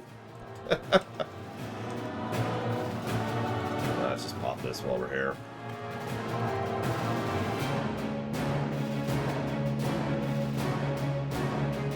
What do I think of the live-action Cowboy Bebop? I'm gonna answer that one right now. I don't like anime. I don't like Cowboy Bebop, so I didn't actually watch the live-action Cowboy Bebop. Because... why would I? We did it. Glorious contest. It was hard-pressed to restrain myself from joining the fray. We did it. Come on.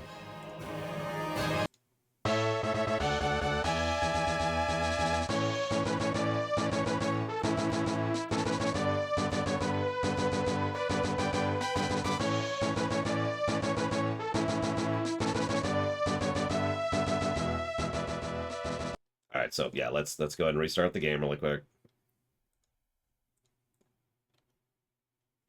Just kind of bow out here. That was Breath of Fire 2, specifically. Here's 1.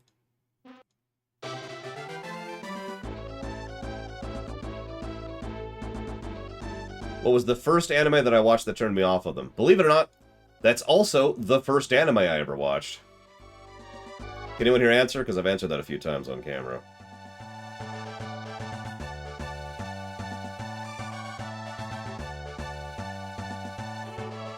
I mean, I don't blame you, because it's not super distinct. You're right, the sound font is distinct, but the songs aren't.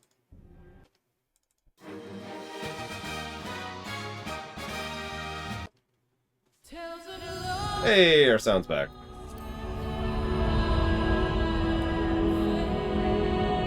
Apparently nobody's heard me tell this story before. No, the first anime I ever saw, was Vampire Hunter D. This would have been back in the mid-90s. And, that put me off to anime forever. I've never not been a fan of anime. I have not watched Arcane yet. It is next when it comes to our Streaminations queue. So after we finish MLP and Justified, we'll be watching Arcane then. Have I ever seen Legend of Galactic Heroes? Yes. God, can we not do this? Can we not do the anime discussion that we do every time anime comes up? Let's just go back to the queue. What do we got in the questions here? Rax says, Lore, why are you so bad at this game? So I actually have a very simple answer for this. It's because I am so crap at everything that everything I touch just turns to garbage. That's what it is. Well, no, like, okay, so for those of you who don't know, every time the anime thing comes up, what happens is people say, oh my god, Laura, you don't like anime? And this turns into a 30-minute discussion of people, have you tried this one? And every time it happens.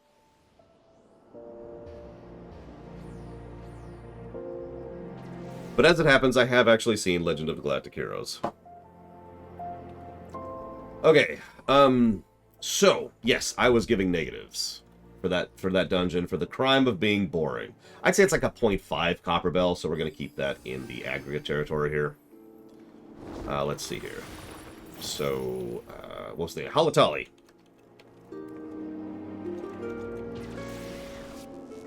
I've liked a couple of animes. Like, literally 2. I liked Azumanga Daioh, and I liked Magica Magica. And I think that is actually the totality of the list as of this point in history. Copper Bell is a full negative. Actually, no, Copper Bell was 2 negatives, my bad. So I guess technically a half a Copper Bell would be 1 negative, but I'm still going to go ahead and put that down there. If there is any other anime you're going to mention, I'm not a fan of it. Let's just get that out there. I've either not seen it, which is getting more likely over time, or I have seen it and I didn't like it. That's just blanket statement that. I have many, many friends who are fans of anime. I have been exposed to an enormous amount of anime in my life. And manga. Okay. So, right. Next, we just did Halatali. Hullbreaker. Hullbreaker? Hang on. Hullbreaker's a Heavensward dungeon, isn't it? Oh, no, that's Hellbreaker Hard. Okay, yeah, right. Okay, my bad. Yeah, that's the second time I've made that mistake. Who wants to go for Hullbreaker? Any volunteers? We're getting into some stuff. Sestasha Hard's coming up, but we still have to do Sown Villagel Hard, Karn Hard, Wanderer's Hard, that's okay, I think, and Keep Hard. Maverick is going to join us for this, apparently. If I could find your character name. It starts with an M, right? Am I that blind? Where's Maverick? There's Maverick. In the offline section. What? Let's just refresh that. Whoop, that's to come. Apparently, I'm not party lead. Casual, you're party lead. You know, here, let's make this easy. Yeah, you can see my confusion here, Maverick. There's a lot of things that go into dungeon design, especially in an MMO disco. Trash design and placement and composition and quantity and density and visuals, and audio design, and music design, and boss layout, and boss presentation, and boss design. There's a lot that goes into dungeon design. You'll really start to see some more well-constructed dungeons later. So I got Maverick. Let's see, who else? Who else is ready? Let's do it. Serona says they hate... Yeah, how intuitive it is to progress. That's another good thing. Yeah, there's actually a fairly large amount that goes into dungeon design. It's one of the reasons I'm kind of so harsh on it.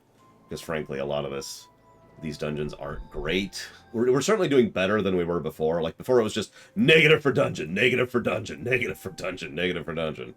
Just back to back. Where the hell is Cashel? There.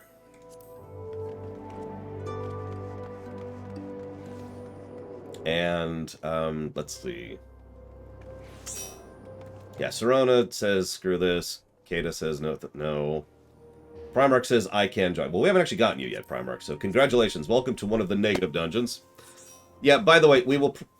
so, Sestasha Hard is pretty good. I have a feeling we're going to have some competition for that one. So, Rax, could you do me a huge favor and, like, get a list of how many people want to do Sestasha Hard? And then we'll kind of parse it down from there. No, Cashel can tank. Cashel's got that. Thank you, Rax. Okay, so, Hullbreaker Heil. So, in the Ratano Sea, which is actually... I can show you where that is. That's over here. You can actually literally see it on the map. It's south of Lanoskea there. That's the Ratano Sea. There's an island chain known as Cialidalis, which I'm probably pronouncing wrong, and therein stretches an expanse of water perpetually covered in heavy mist. Hidden within this impenetrable shroud, is Hullbreaker Isle. So named because of how many ships tend to go there and go... It's also known to be the place where dungeon finder groups go to cry. After the Calamity, it came to be that the mist would lift under certain conditions. One such day, a merchantman sailed to the area beyond not only the isle itself, but to the wreck of the Har, the flagship of the dread pirate Mistbeard. The discovery has rekindled interest in Mistbeard's legendary hoard, and treasure hunters the realm over are now scrambling to find passage to this former pirate capital. Yes, this is the Gorilla Dungeon. For those of you who remember that one.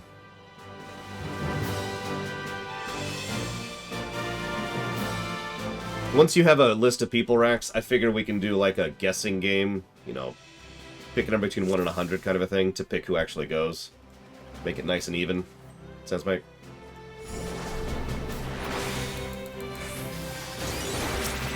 Get that out. I figured, I kind of thought about that yesterday. It's just we haven't really gotten to some of the actually popular dungeons yet. I imagine when we get to Heavensward and Stormblood, we're going to have to start doing, like, a guessing game for who gets to participate, because there's going to be a lot of popular dungeons in that. And I'm kind of mandatory, so it's only 3 slots, which goes back to what Takoida was talking about earlier. I've debated that before. WoW uses the 5-man concept. FF14 uses the 4-man concept. But both have the same general problem in that your party makeup is kind of limited. Oh yeah, by the way, this is the Trap Dungeon. Remember these. Thank you, Maverick, for demonstrating. Here, I'm going to actually demonstrate something that's kind of funny. Watch this. So I'm just going to run through here. Oh, wow! That might be the fastest that has ever happened. Oh, I need help. I need help. I need help. I need help. I need help. So usually, there's a lot of server lag with that. Where, like, you get hit, and then you get rubber banded back, like, 10 feet. And you're like, what the hell? Oh, right, the trap.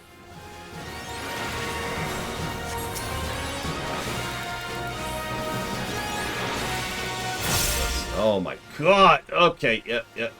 This is interesting. Nope, too late. Oh, okay. Let's see if we can kill that thing. Okay, we killed one thing. Good job. Progress made. We can't really kite in this game, but by God, we're gonna try. I'm not a hunter, but we're gonna make it happen. We're gonna make it happen. I will agree, however, that the 4 group works reasonably well. Sorry, Maverick. It's just, you know, shrug. I mean, Lord knows the 24-man works pretty well in this very game. That wasn't a wipe. I never died, Omega Legion. That was also like a 3-pull we just did. So. Hey, look, more traps.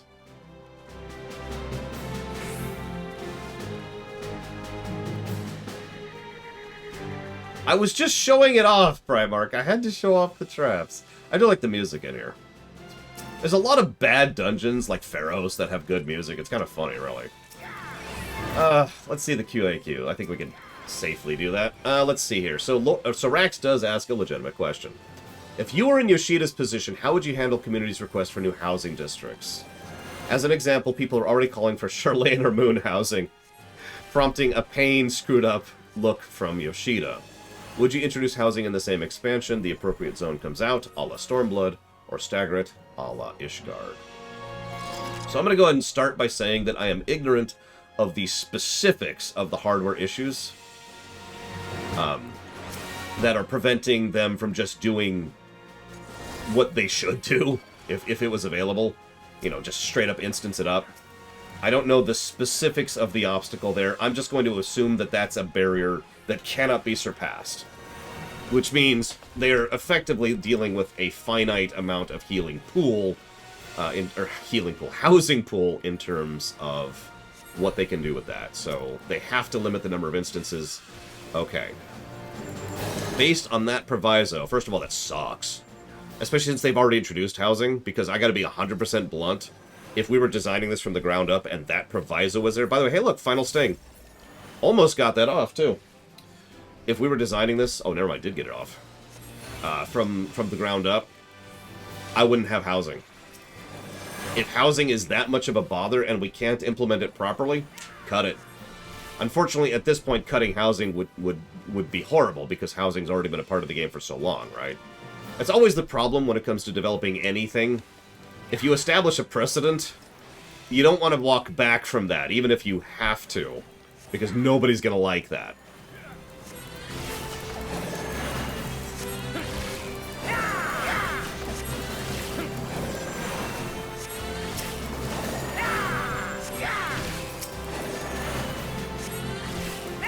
I'm debating, sorry, because that is a very good question, and that's definitely a no-good answer kind of a question.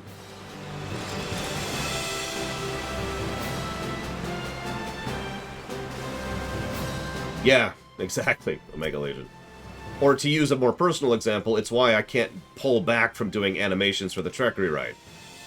I've already established the animations for the Trek Rewrite. I can't pull down from that, right? People are expecting that at this point.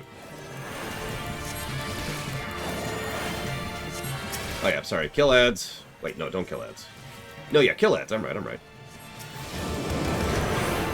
Gorillas suck. Fresh reminder.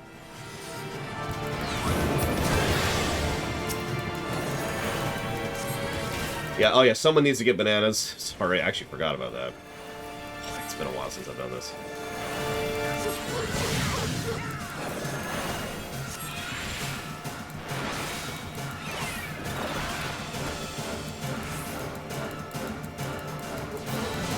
Save some of the bananas. We need them for when he starts to enrage again. Well, maybe not at the rate we're going DPS-wise.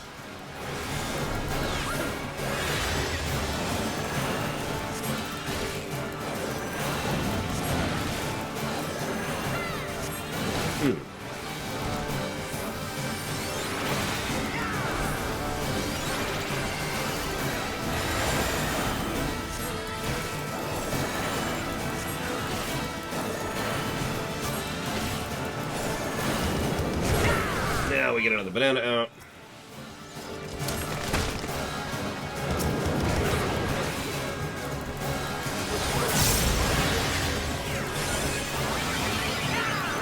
I love that in the middle of combat, the gorilla's like, ooh, banana, and just abandons us to go eat. Can I just say hashtag mood on that one?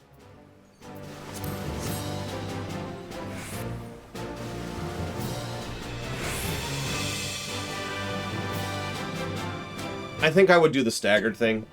If it's one of those, if you put the gun to my head, if you said this is your limitations and this is how it is,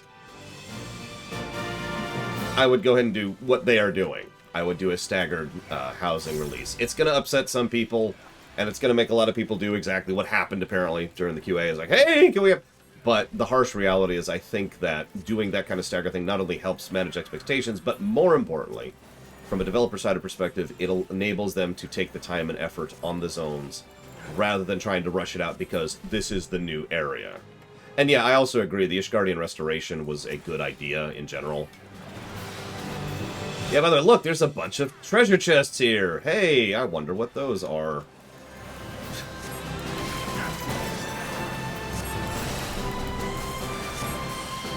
Yeah, exactly, Rack. So, that one took me a minute. I had to put on my manager and my accountant hat for that one. So Gum Gum says, any advice on making a fallen civilization?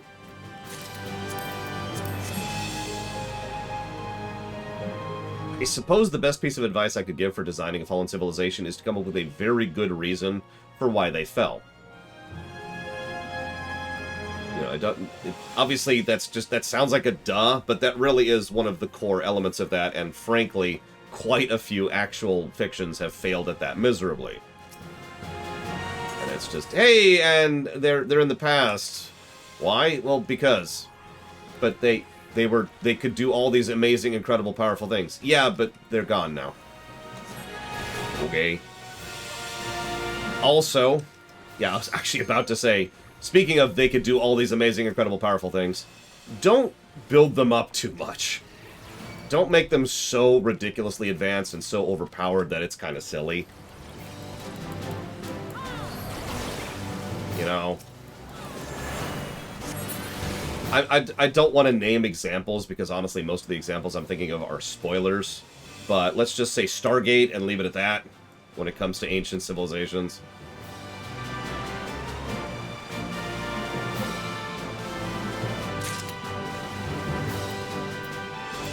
Who is loading this? Get off my screen. God! Yeah, as Mr. Red says, you gotta keep it believable, and you gotta keep it reasonable. Yeah. I know, Uison Corp. I just, loot! I hate it! Patooey! As written, which of the five... So this is Ross's question, who is not here, of course. Which of the 5 captains are most respected by the crews at the end of their shows? Now, we all know the answer to that. That's frickin' Picard.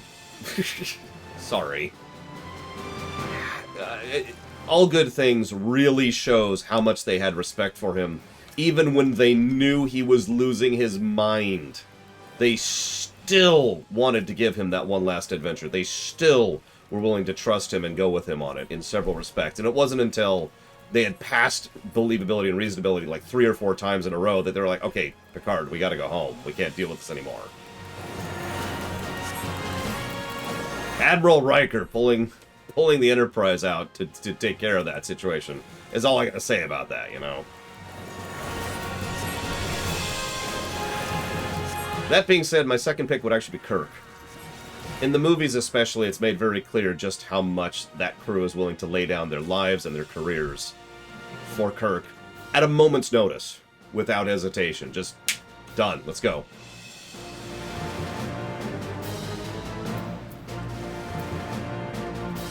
Let's see here.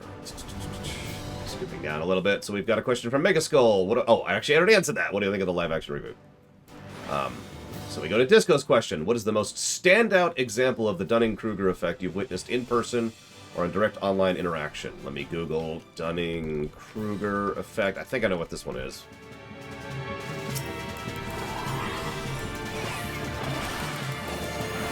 A cognitive bias whereby people with limited knowledge or competence in a given intellectual, social, or social domain greatly overestimate their own knowledge or competence.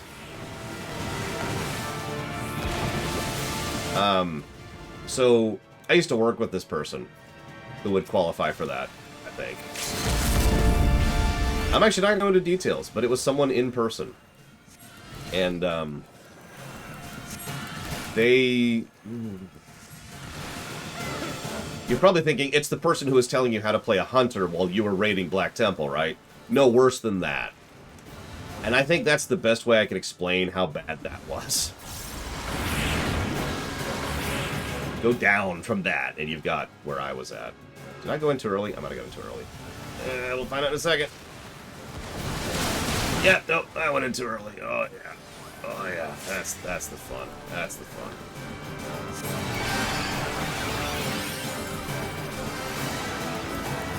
No, he was a moron, but in a different way. He didn't think he was smart. He was actively just... He was bullet point syndroming to a very deleterious effect.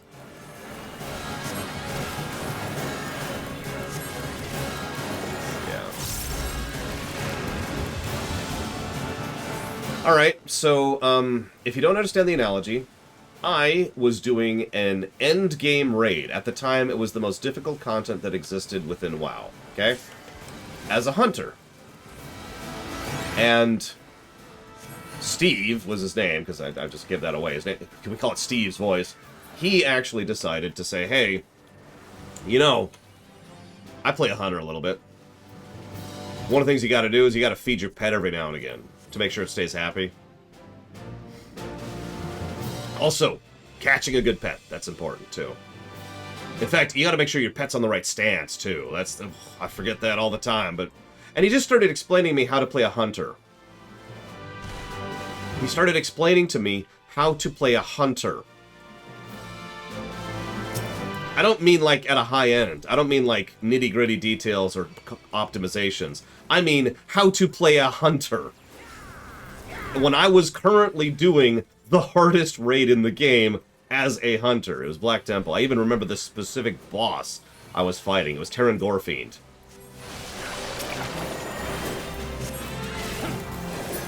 Yes, he was tutorializing while I was fighting Terran Gorefiend. And for those of you who know Black Temple, you understand how even more ridiculous that is than normal, because as a hunter, I had a job on that fight. It's just... I agree, Dakota. The outside here is... I've mentioned this, I've complained about this before. A lot of the indoor dungeons have some very serious lighting issues in ARR. It just looks dark and bad and not good. Outdoor areas look much better. Yeah, apparently, it's just... Rax is so upset. It's seeping into his typing. I hate caster trash. So yeah, that's probably my answer to you, Disco. Is the person who was worse than that.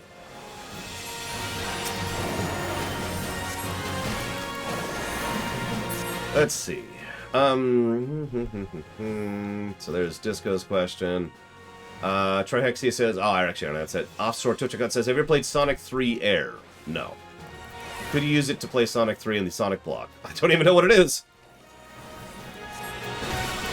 Why is Primarch getting killed? I look away for 5 seconds to answer a question, and Primarch's like, alright, this is my moment. This is my time to shine. It's the crab. The crab did it. I knew it. Dr. Winter says, hang on, let me get rid of some of these questions here. Dr. Winter says, how much of a factor is playtime in the calculation of the golden number? It is a factor. I will say this, it obviously does matter, but the more the variance, the less it matters. So, the difference between a 5-hour game and a 10-hour game is pretty substantial, but the difference between a 5-hour game and a 20-hour game is actually less substantial. And the difference between a 5-hour game and a 5,000-hour game is substantially less substantial. It's still there. It always is a factor. But it's factored on a curve. This didn't used to be true. I kind of had to do that because we started reviewing games that were 2 hours long. And that just made those games' numbers just skyrocket way too high. And it was like, okay, hold up. I love Mega Man 5, but it's not better than Portal 2, you know, and we were just running into issues like that. So, alright, pull it back a little bit. And so I did some rejiggering, and I spent a while, like several days, knee-deep in math, trying to come up with a better curve for that. I'm pretty happy with the current one. I mentioned the 5,000 thing. That's actually not being facetious. I did a hypothetical test of a game that had a 5,000-hour playtime, and while it certainly changed the score, it didn't change it by a gargantuan factor, so working as intended. Omega Legion says, sorry if this has been asked. Yes, it has. It's okay. Should they redub ARR with the new voice actors? Yes! Sorry.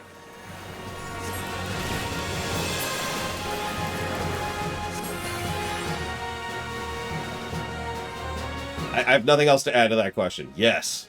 Yes. Yes.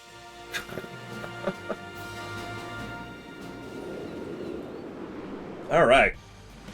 So I don't actually remember the mechanics for this boss. This should be fun, because this is actually a hard boss.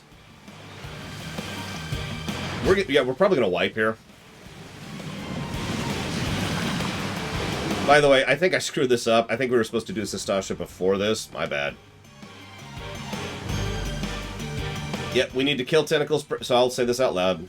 We do need to kill tentacles per platform. If you are marked, go to another platform. Avoid water sprouts. There's going to be some AoE stuff to avoid. Really? This is... Okay. It feels like this should be after Sestasha, but alright, whatever, I believe you.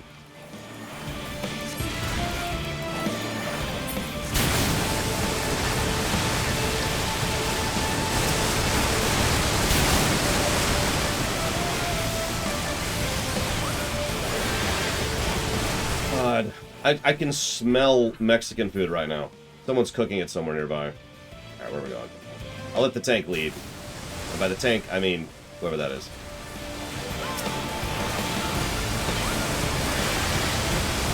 So there's a green thing. That means Primarch needs to get the hell out of Dodge. Primarch is doing their job appropriately.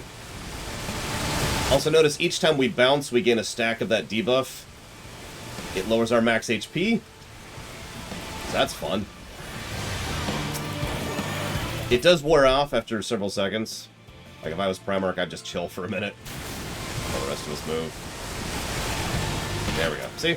And it just falls off. That's some good debuff design right there. It's basically there to penalize you for hopping too fast, but it's very easy to fall off because it's only a 10-second debuff. Ironically, as much as I don't like Hullbreaker Isle, I do like this boss. I think this is actually a pretty neat boss. So I've been stunned. That's okay. That's to be expected. Yep. All of this is as expected. Really.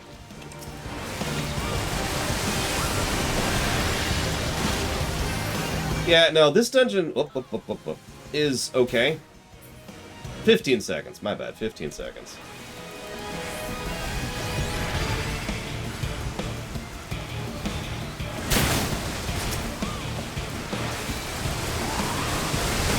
Back. Whoa! Okay.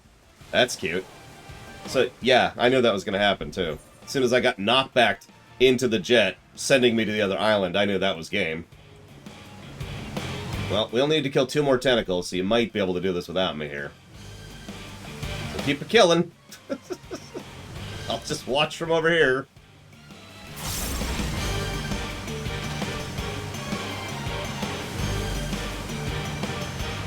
I like that. Maverick is picked up by the Kraken and tossed aside like a ragdoll. Let's see, what other questions we got here? Omega Legion... Oh, that's the read-up question. I already answered that, sorry. Do you feel like when a franchise has gone on for a long time, like a 200-issue comic, the idea of being more meta and self-aware is inherently better than if it's done from the get-go? Yes. Sorry, it took me a moment to understand what you mean by that. And then I just thought of Deadpool, and yeah, no, I do think that's a better approach. It's better, it's easier to... easier's the wrong word. It's more successful to wink at the camera if you have established plenty of things to wink about. Put it that way. So in short, I agree with you. Good job.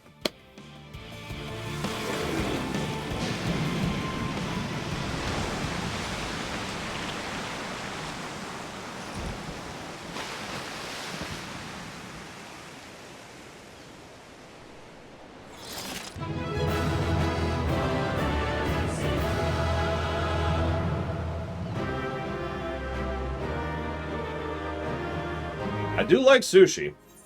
Can't afford it, but I do like it.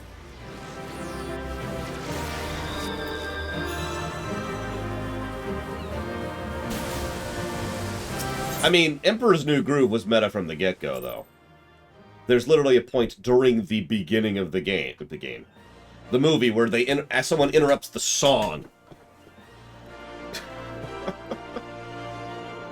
Like, that's in the first scene of that movie. They established that stake very early. Alright. Sestasha, right? Or is it... Stone Vigil next. Hang on. Nope, sorry, it's actually Stone Vigil. I need victims to volunteer for Stone Vigil.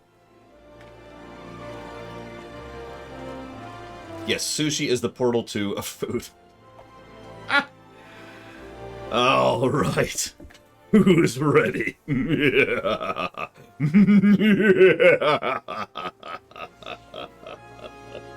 Oh, God. I actually got Stone Vigil earlier. Regular, not hard. I actually talked about that.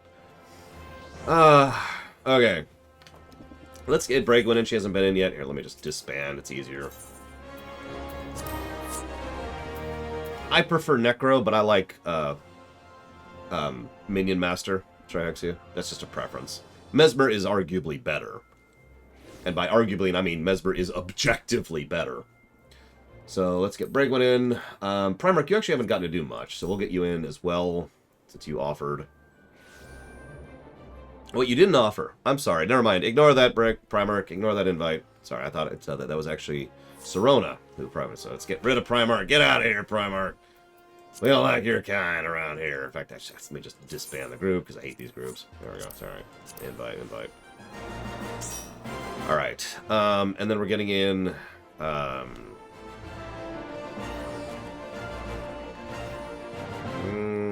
who's going for Sastasha? Where's our list? Let's see. Here. Let me pull this up. Looks like 1, 2, 3, 4, 5 people are interested. Okay, so I'm going to bring none of those people. So we'll bring Serona. And I need one more.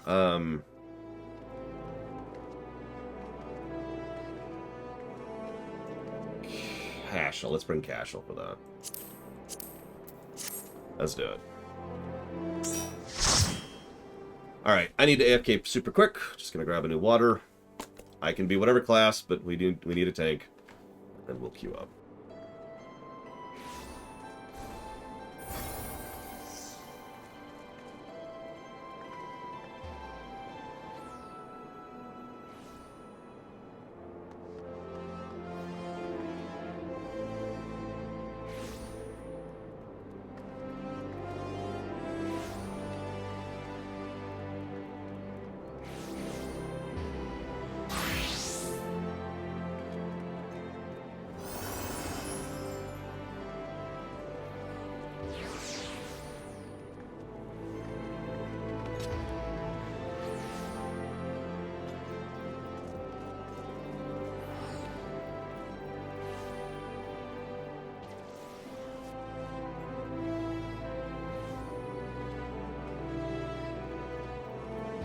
As much as I hate to do this, raid, it's time to kill Serona.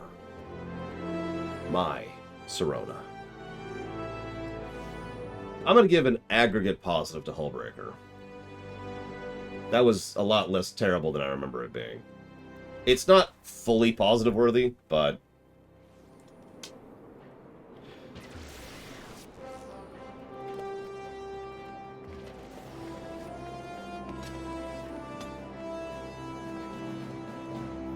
Just for you, Pretzel. Just for you. Yeah, sure, you can go ahead and heal Serona. I don't mind. I just want to make Rax's job as hard as possible here.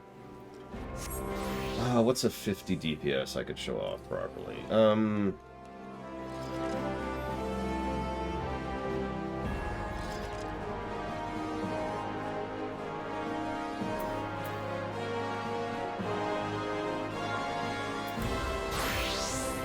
Sure. We'll do that.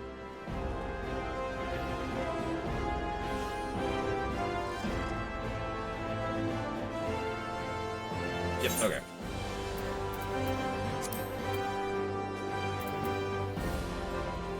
By the way, I'm going to go and admit something. I didn't notice these tiny little icons up here until yesterday. For the first time is when I noticed it has those indicators to see what kind of queue you're queuing up for. Damn. So why are we going back to Stone Vigil, you might ask? I mean, we already cleared it out of all the frickin' dragons. I think it's just because I don't use them all that often, Rex. Well, that's a good question.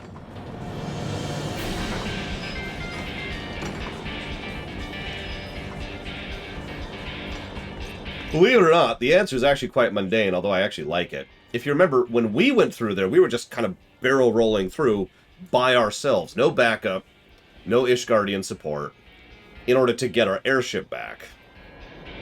Now, Ishgard is actually trying to reclaim the damn place. So now we're going back through with them in order to actually try to reclaim the dungeon so they can actually have the fort back. Thanks for the backup. Jackasses. Let's see.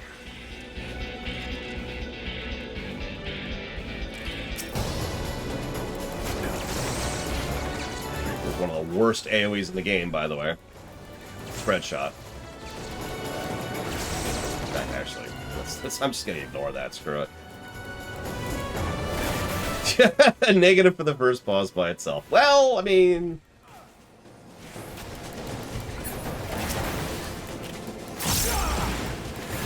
Not arguing. Let's see here. In a work where the Illuminati figure is the main villains, would it be disappointing with villains are revealed to be just idiots with lots of money, with an additional wrinkle of the hero is an idiot with lots of money? I wouldn't make the hero an idiot with a lot of money. But villains being idiots is not exactly uncommon. The catch is, ironically, it's actually pretty hard to design a villain who is idiotic without it being bad writing. It is way too easy to differentiate, or to not differentiate between a stupid character who is well written and someone who has the idiot ball, right? Now, whether that works or not, that's the thing, but that is a tricky thing to go for, and that's why I would hesitate to even suggest it. However, I do think that could work. After all, let's be honest, there are plenty of real-life rich people who are morons. And you might say, but how are they rich? Because they inherited it, and then they hired other people to manage their wealth for them. Honestly, think about it. We might, Fife? We're making good time through the dungeons. We're pretty much on pace for the dungeons.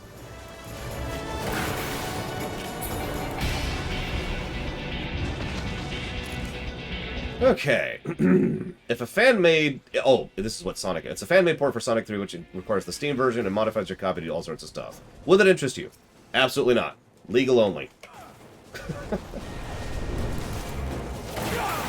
Trihex says, whatever happened to Leroy Jenkins? I don't know.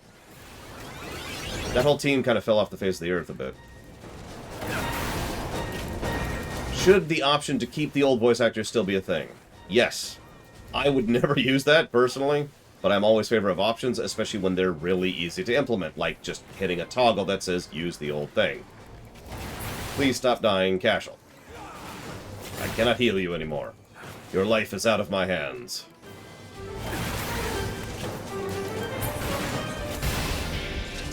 And yeah, it's nice to not invalidate the old work, historical preservation, yada yada yada. Laura, I plan to try to get you to run of Guild Wars 1. It's up to you, but it's too much to ask for a Leroy Jenkins moment. I mean, it's really, really, really easy to wipe in Guild Wars 1. I wouldn't worry about making that happen. Okay, so this one, and then this one, and then this one. And then fat finger it, which throws my entire rotation off.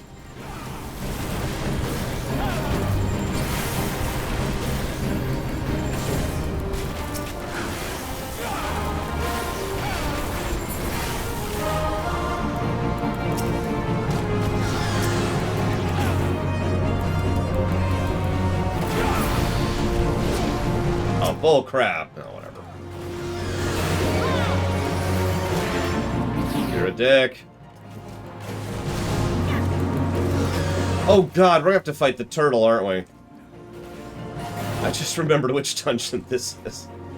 Oh god. Oh god.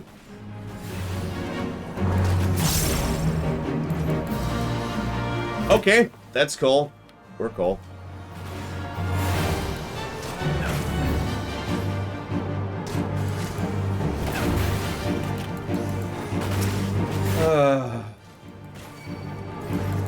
The turtle is them trying out an idea and failing at it, in my opinion. I mean, okay, it's them trying out an idea. That's not my opinion. I think they failed at it. Yeah. That's gonna totally hit me. Wow, I cannot believe that didn't hit me.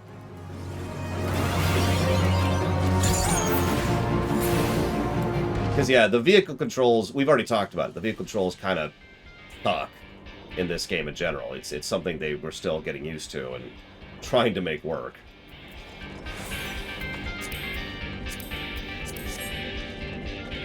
So that's the first boss. It's basically just a remix of the first boss of the last Stone Vigil. It's still got Swinge, it's still got Lion's Breath, but it also has some ads, which when they die do a thing. Not much to say about that.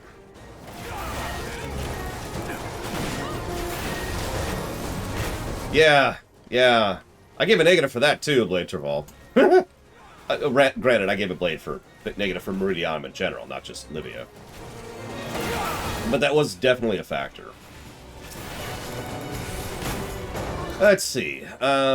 Let's scroll through these questions a little bit here. We've got a bunch. Is there an in-lore explanation for why we level down after class changing to a new class for leveling? Like, I understand we're less skilled, but surely we'd have some of our power with us. Listen. You've got to understand. You suck. No, I actually, in all sincerity, I don't think there is an answer to that in lore. I know exactly the behind-the-scenes answer for it. They tried differentiating physical level and class level. That went over really badly. By the way, just quick aside, if you remember the last time we went through Stone Vigil, we were almost entirely fighting dragons. You'll notice this time we're fighting dragons as well as dragon loyalists. I know it's hard to see, but those are people in there. People who are loyal to the Dravanian cause.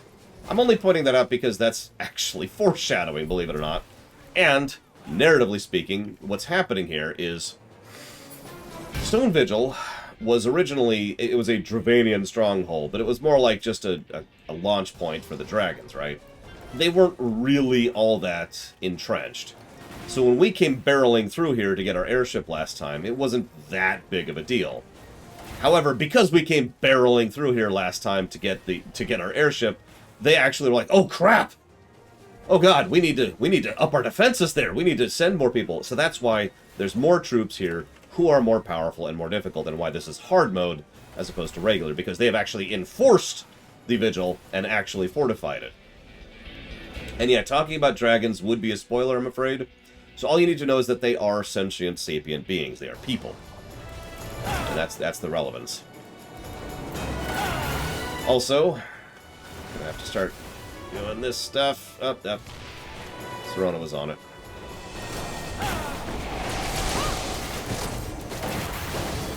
Don't worry, we will absolutely discuss dragons in more depth. Probably in the expansion devoted entirely towards discussing dragons.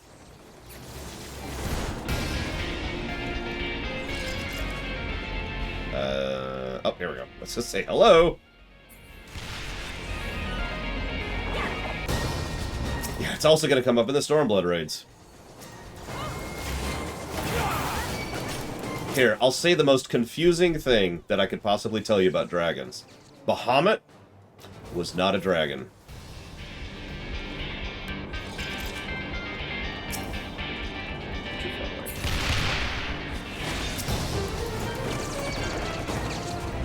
Well, okay, let me clarify that a little bit. The Bahamut we fought in Coils was not a dragon. That's a little better way to put that.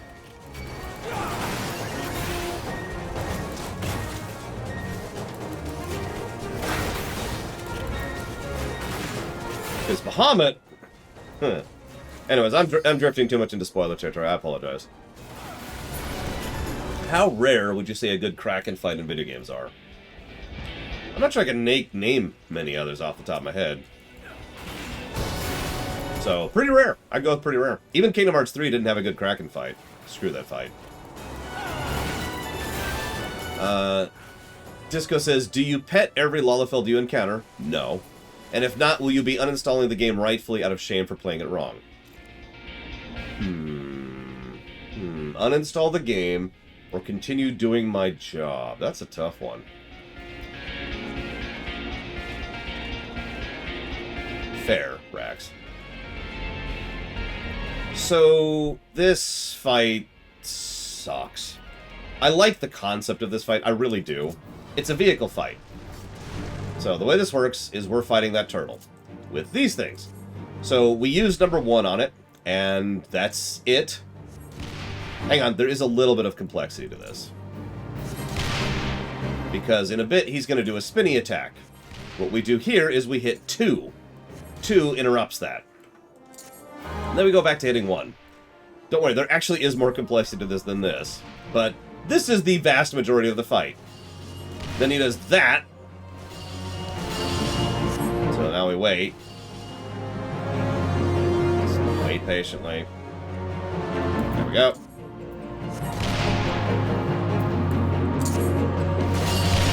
Then this happens. Now this is actually the only thing it does that's cool. So you can't kill your own trash. These trash mobs that spawn, they're too close by to kill with the cannon. So what you're supposed to do is you're supposed to kill everyone else's trash with the cannon. Then you go back to killing the boss. That's it. That is the whole fight. If all of your House Durandare knights die, you wipe. If you lose the cannons, it's going to be a wipe. It's not very well explained. It's extraordinarily easy. Like, you notice how I just targeted the boss? Well, doing that actually kicks you out of the freaking vehicle. In fact, clicking anything kicks you out of the vehicle. So if while you're targeting, you notice I'm being very particular about how I target, click, and then don't do anything. It's because it's too easy to do what I just did right there to demonstrate and lose your thing. Because if you target anything other than the vehicle, accidentally or otherwise, you're kicked out of the vehicle. So that fight by itself is probably negative territory. It's janky controls in a badly designed boss fight that's boring even when you actually know how to do it. We keep talking about dungeon journal bosses. That's a dungeon journal boss right there. Yeah, that's not great. We'll see what we think of the rest of the dungeon. I guess since I have this stocked up, this particular trash is gonna die! Die, trash! Die, trash! Yeah, this is pretty far in to the narrative. We've already started doing some plot stuff with Ishgard at this point. That's why they feel free to call on us for help with this particular endeavor. Yeah, there's no excuse on this one. Alright, so... pick one character to eject from Star Trek. Gul Dukat, the Borg Queen, Seska, or Dr. Soong. Do you mean out of universe or in? Because those are pretty different questions.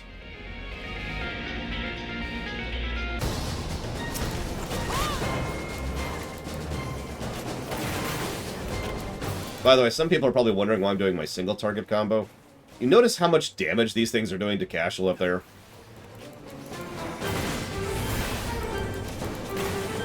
Yeah, I'm doing what I actually suggested we do in that previous dungeon. I am focus firing targets down in order to minimize the amount of damage that the tank is tanking. Now, I'm partially doing that because this trash hurts. I'm also partially doing it, I will freely admit, because AoE on Machinist at this level sucks. It is quite literally just the cone and tapping Z, and then that's all it is.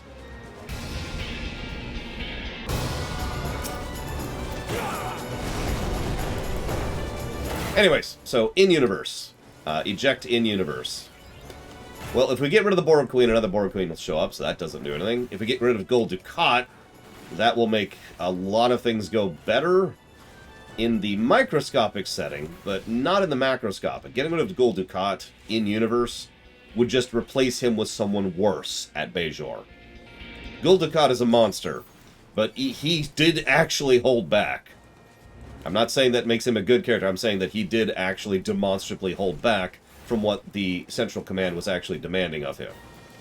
We get rid of Dukat, that's going to go so much worse for the Bajorans. So that's out. Yeah, exactly, Dr. Winter. So that just leaves Seska, who is irrelevant, and Dr. Soong, who... Whew, that's a sea change right there. That's... I'm not even sure I could estimate how many things that would be changed if we got rid of Dr. Soong.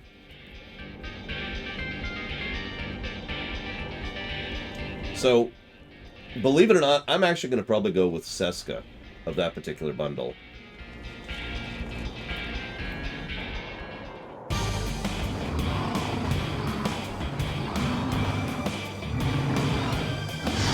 So this is an interesting boss fight. The big dude, he has some inconsistency with regard to his aggro, or I'm not saying that right. What I mean is, he doesn't always target the tank. He likes to just target whoever. He has lots of cleave attacks, so we want to make sure we're not in front of him. And he just hits whoever he wants to. And about halfway through the fight, he's going to spawn a second one of him, which is just, it's just a straight up duplicate, and we just have to deal with two bosses at the same time. So we're going to be focus firing the first one down first, obviously, and then dealing with the second one. I'm going to pull early. BAM!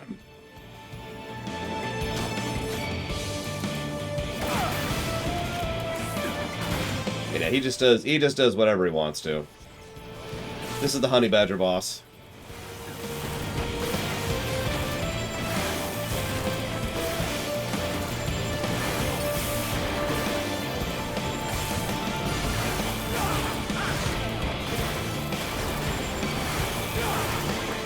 He doesn't like me today, apparently.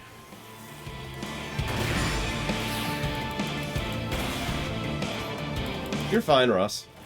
I don't mind. That's why I have the question bot, so I can pop them in when we're, you know, not otherwise distracted. Like, if I'm in the middle of a cutscene, or I'm talking about the lore of how Ishgard is taking over whatever, like I was just talking about, that's why the questions are in the queue, for when we're not doing that. So far, I'd like to say the question bot has been pretty successful. That is, of course, just my incredibly biased perspective. Oh yeah, by the way, he does a charge attack in addition to a fireball attack, in addition to a cleave attack, in addition to a tail attack. Forgot about that one. A lot of cleave damage going on. A lot of cleave damage. A lot of cleave damage. Almost there. Almost there. Man, I love Infirmity. That's the best debuff right there.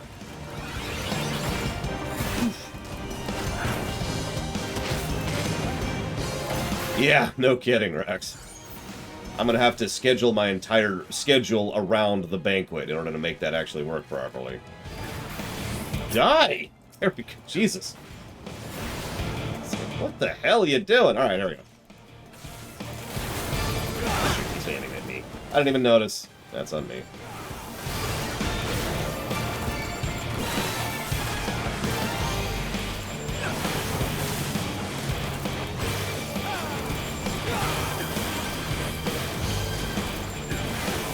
The Archguardians took our gerbs.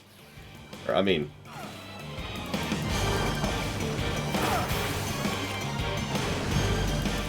Yeah, Zalok did a really good job with that bot. It takes a lot of setup, and it's a little buggy, but...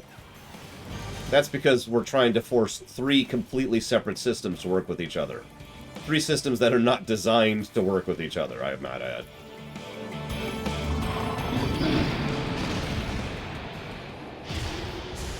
Don't worry, by the way, Disco. I'm keeping you company for that meatball sub. Maybe. Oh, wait.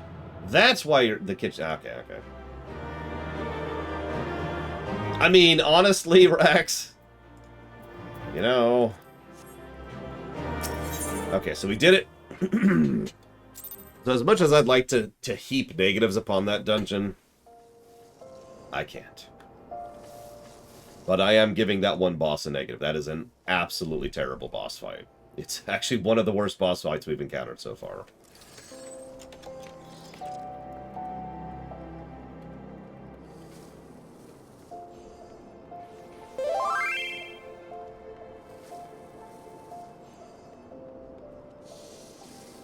Right, so we're doing Sastasha hard, okay? I need everyone who's interested to say somewhere, pick a number between 1 and 100. I actually already have the number in my mind. Here, I'll go ahead and disband the group, and whoever wants to come, get your guess in.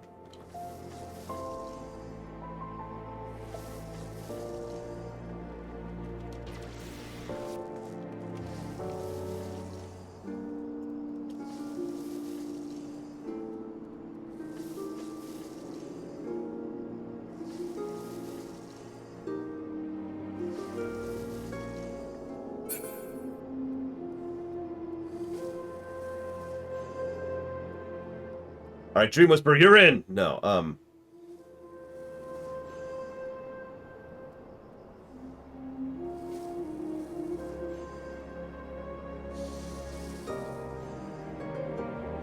Is that everyone? Okay, so that's 6 people who want to get in. 3 of them get in, so it looks like it's going to be Linley, Nace, and Primarch. The number was 73.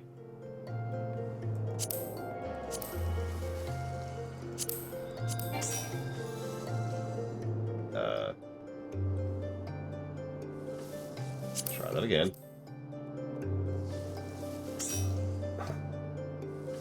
Where's Nace? Nace, there you are. Yeah, that's why I was amused when you picked 71, Dream Whisperer. It's like, oh, okay.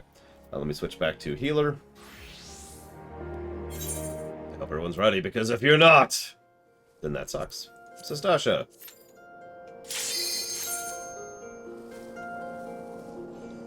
Let's see here. What do we still have? 3 dungeons. Damn. I was actually really hoping we could smash out all these dungeons before the lunch break, but we're not going to. That's okay. I think let's go ahead and tentatively plan to just do the second block for CT. Let's just focus on that. And we can finish up the rest of the dungeons later. So anybody who wants to participate in Crystal Tower, filthy intruders, quack! Feel free to be ready for that after the lunch break for the second block. I need to order food. I need to do it right now. Don't die, whoever the tank is. I am not healing you right now. Here, I'll go ahead and put that out. What should I go with today?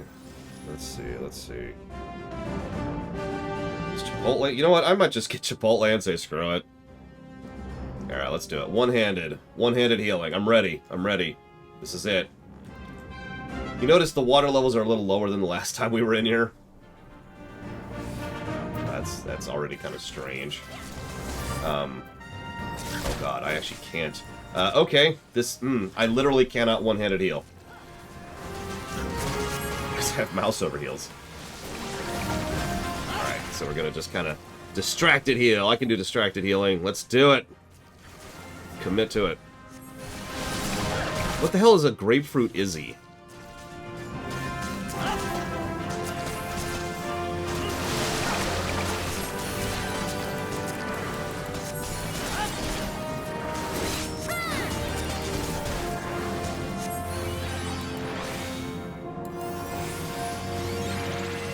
Wait a minute, Giga. You want to watch something other than me? Oh yeah, I should explain why we're here in lore. Sorry. Let me finish ordering food, then I'll explain why we're here. And then I will go back to actually being a healer. Alright, what do we got? Oh! They don't have... Ah, damn it, I was so excited. I thought they had chorizo for a second. They do not. We'll go with barbacoa.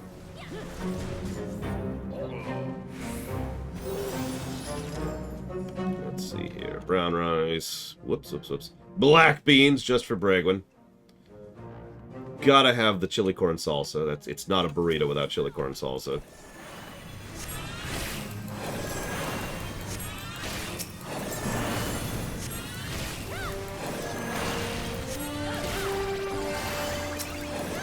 They do have guac at the moment, which is rare. Watch, I'm gonna get a phone call. Hey, we don't have guac. Thanks. Thanks for that. Oh, I love Chipotle's chorizo when they have it. It's seasonal around here, so it's kind of intermittent. But they do... Ugh, it's so good. They have such good chorizo. It's perfectly well charred. They do not have ghost peppers available, Pyro. The one around here never has, to my knowledge. I have had that somewhere else where I used to live a few years ago. Like 3 years ago now at this point, I think. Something like that. Alright. This.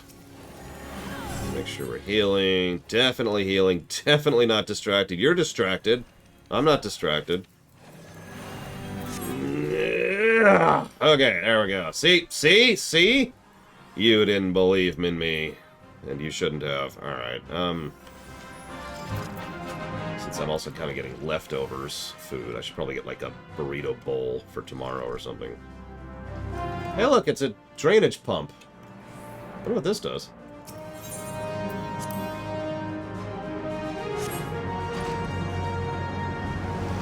Holy crap.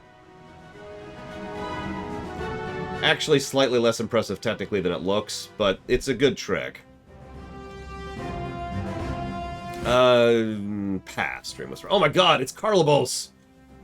I remember what you did to her. I'll never forgive you. I can't remember her name, but I remember that you did something to her. What the hell is the name of that? Sildra! I remember what you did to Sildra. Never forgive you for this. Also, ramen joke. I wasn't gonna go that way with it, but... Also, Fife! Fife joke. Give me a second. I'm actually doing 3 things at once now, and I'm pretty good at multitasking, but I only have 2 hands at the moment.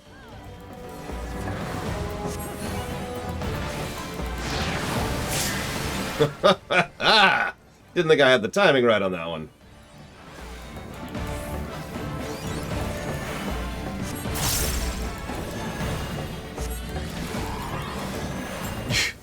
Listen, all I'm saying is that you're gonna die. I will let you die.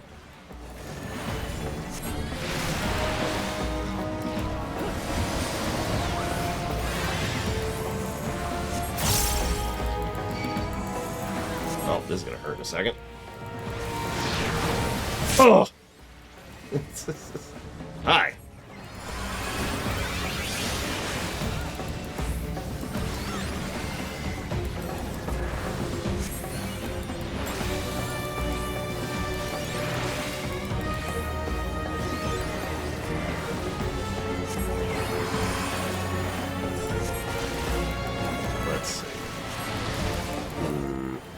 I think I'll just go with Barbacoa across the board. I think I'll let the tank die because I looked down for 1 second! 1 second I looked down and the tank dies. I hadn't even finished ordering when I was just ordering and you died. What the hell happened in, like, a second? Oh my god. Oh, it was a tank buster. God damn it. I literally looked down, hit Barbacoa, look up, and you're dead. God damn it. Fine. Y'all get to wait. I'm ordering food. Screw all this nonsense. God damn it.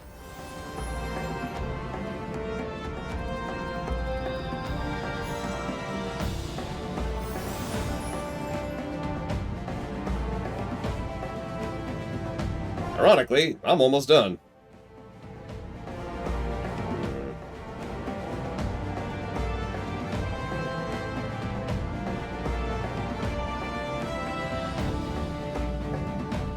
Or something with shrimp in it. I don't think they offer that, but that would be funny. There we go. Yes, I want to tip. Always tip well. Especially now. Here, go. Boom. Done. Alright.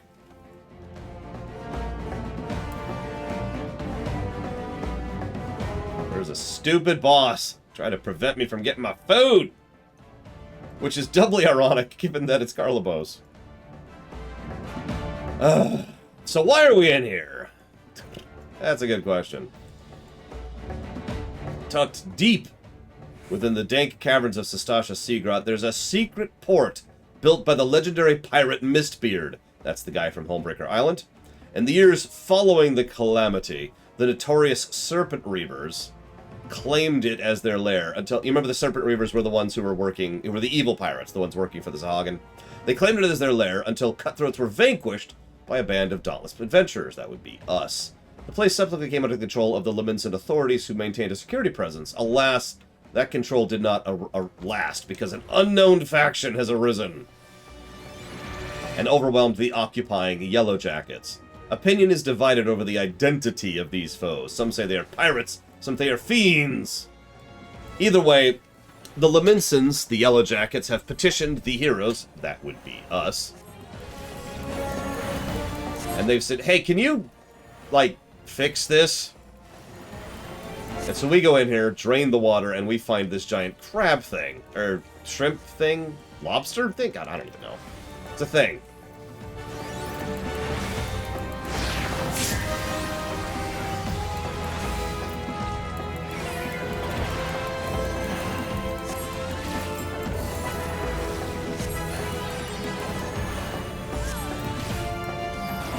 Whoops.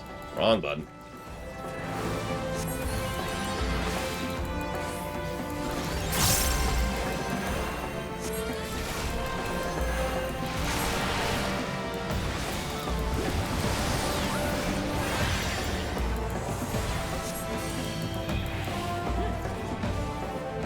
Hello?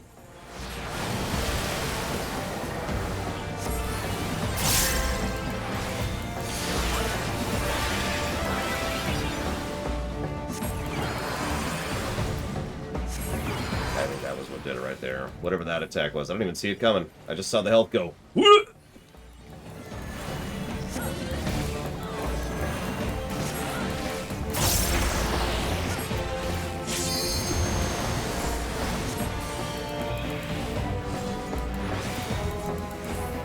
Does that keep happening?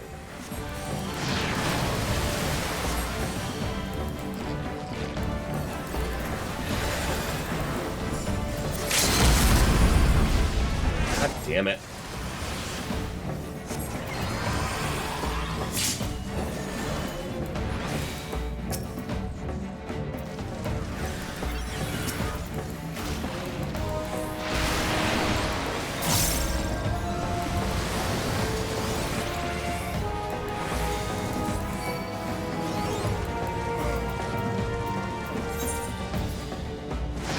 I cannot seem to heal the tank through this to save my life.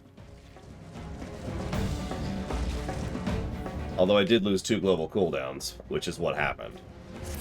And that was enough for the tank to die. Jesus Christ. Wow.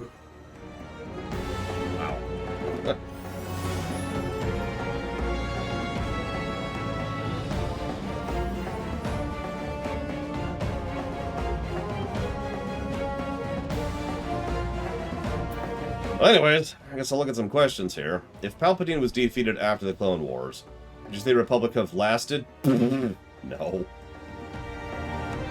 Lasagna or smoked sausage? Ooh, that's a tough one. Chat, what do we think? Lasagna or smoked sausage?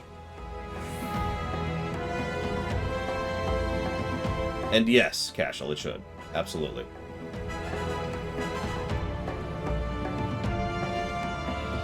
I have not played Wordle. I can answer that quickly and easily. Also, corn is the only answer von Falkenstein.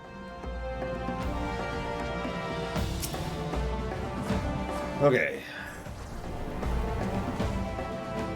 Lasagna with smoked sausage sounds really good, actually.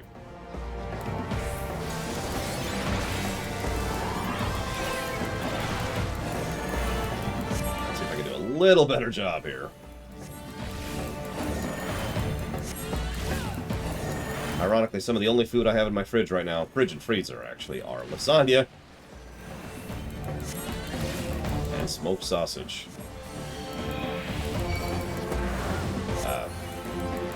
Why does that keep happening?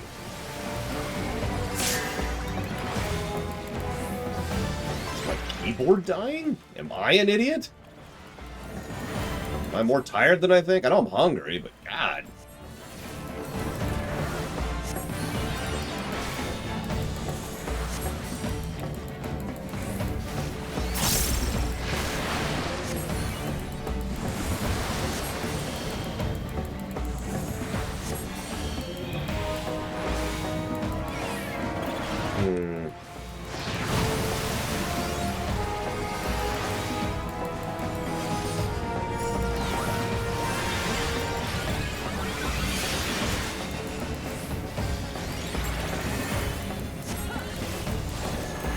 I'm not sure what lasagna comes from.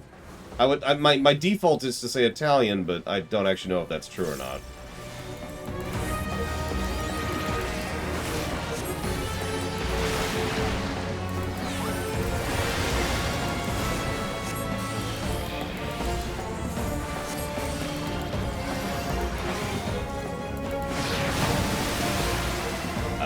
Okay.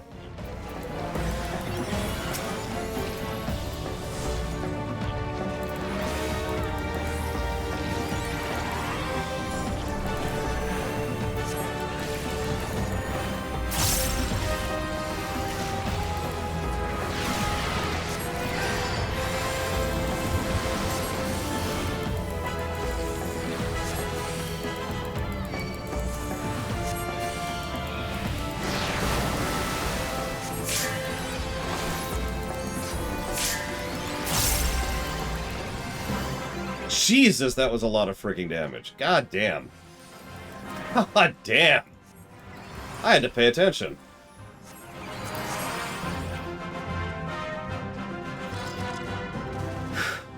That was just damage. That was just damage. In fact, I actually assumed Tail Screw would only do percentage damage, but it looks like it does percentage based on max HP damage. So that sucked. Oh my god. Okay, hang on. Let's see. Did my order go through? I didn't have a chance. Okay, looks like it has. Okay.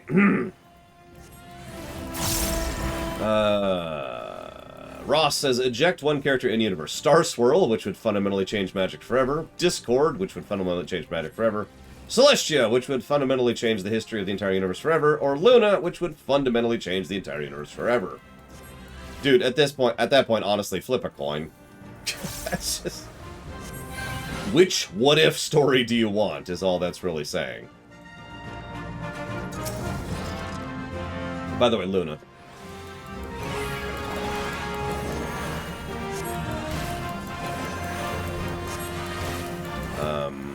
And I already said corn, and I haven't played Wordle, so that's all the questions. We did it. Wait, hang on. Nope, there is a disco question I missed. Shoot.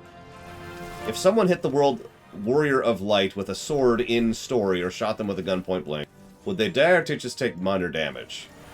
So that's actually happened several times.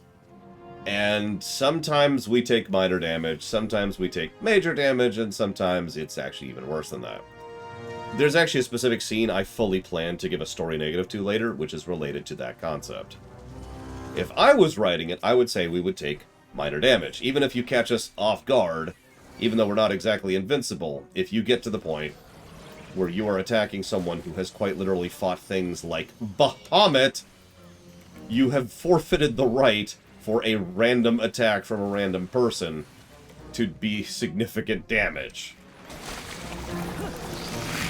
Now, there's actually another way around that particular problem, narratively speaking. So let's say someone, let me use a WoW example, because this actually happens in WoW. There's a specific scene in World of Warcraft where Sylvanas is shot in the back and dies. Let me say that as clearly as I can. She is shot in the back once, and just dies instantly. One shot, done, gone. This is a stupid scene. Because it's just some random dude who's literally a regional story arc. In fact, he's only in 2 zones total. Who just shoots her with a regular old gun, and she dies from it.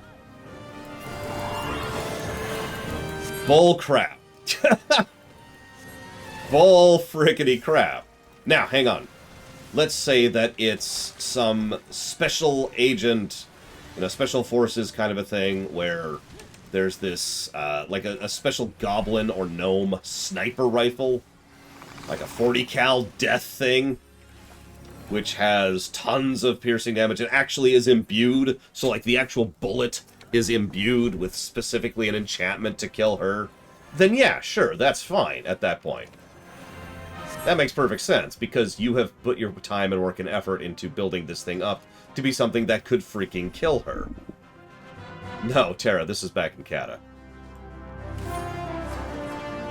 But instead, it's just, she's dead. And it's a dumb scene. Negative to story. So hey, remember this guy? Captain Madison? Well, he's a little more tentacly than he was the last time we saw him. So this should be fun. I don't remember any of the mechanics here, so this should be doubly fun. Whoops, hello. It's my mother.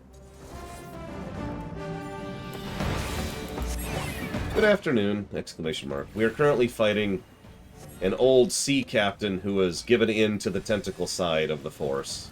Period. It's pretty weird. Period. Leave fair death.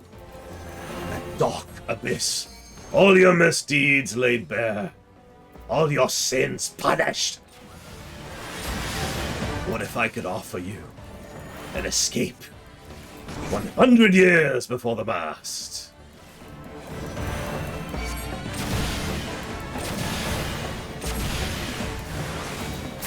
See, that works for some settings, Magister. Like Cyberpunk actually works that way. The tabletop, I should clarify. Oh, by the way, whatever you asked earlier, no, I have never heard of a guacamole egg. But I do like curry. Who doesn't like curry? So like in the Cyberpunk tabletop, in the pen and paper, if you get a crit shot on your head, you're dead. The end. Roll a new character. Because that's how the system's designed. And that works. You know, that works for it because the whole system's designed around that. In something like Warcraft, Warcraft would need such a fundamental restructuring from the ground up in order to actually make it so that that works.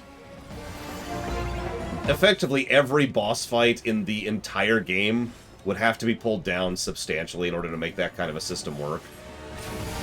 I'm not saying it couldn't work, I'm just saying if you're going to do that kind of a thing, you really need to design it from the word go. Is he just gonna keep shooting? He's up to like 16 stacks. There we go. Jesus Christ. Okay. That's the wrong... I need to fix that. Remind me to fix my buttons in a minute here. Once I'm done being rooted. Save us, Primarch! Your only hope. Well, I've only reviewed one Yakuza game, and I've only played 2 of them offshore Twitch accounts, so that should answer you right there.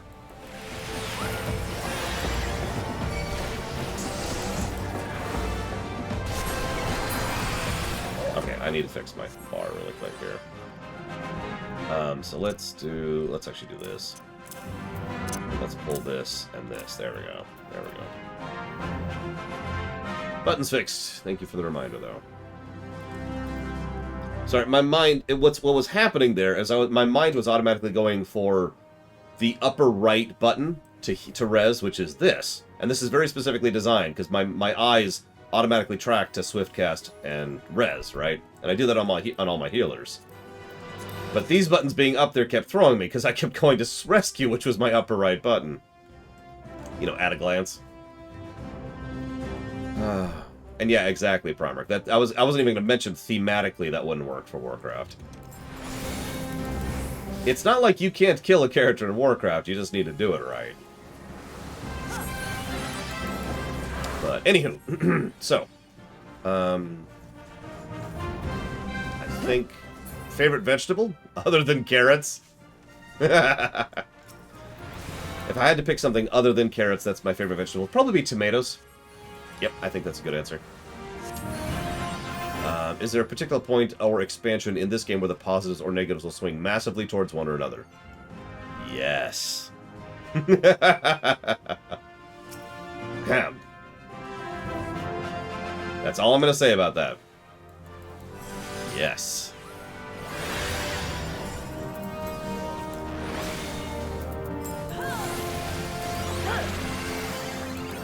Yeah.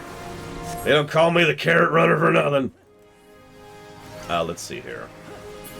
Fix my... I already did that. Currently playing Shin Megami Tensei 5. Does the game interest you at all? No. In fact, I actively have negative interest in it because I actively despise the Shin Megami Tensei series. No offense to anybody, of course, because that's not how I work. I am well aware of how popular the SMT series is. I'm sure most people would be like, man, Nocturne's amazing.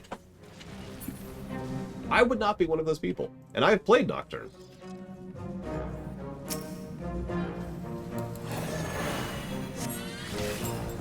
Alright, this button. Getting mentally confused here.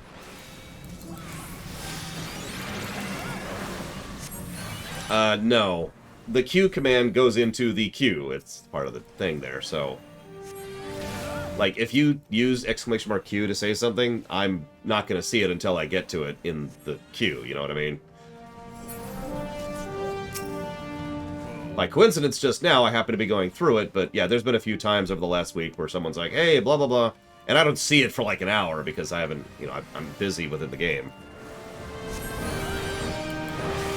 Oh no, like I said, no judgment. I know a lot of people like SMT, including my friend Gary. No. You know, no thank you. Not my thing. Favorite 2000 era GTA clone. Were any of them good? I mean, Saints Row, as in Saints Row 1, was arguably not a good game.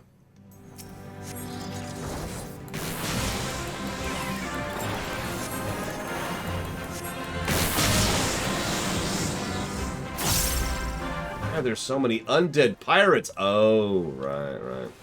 When will we get a new hors d'oeuvres? As soon as I conquer the world. Actually, probably a little bit after I conquer the world, but it will happen around World Conquest period of time. That's a lot of things. I'm going to contribute to the AoE here. Let's do that. I'm going to get home ganged. Very important.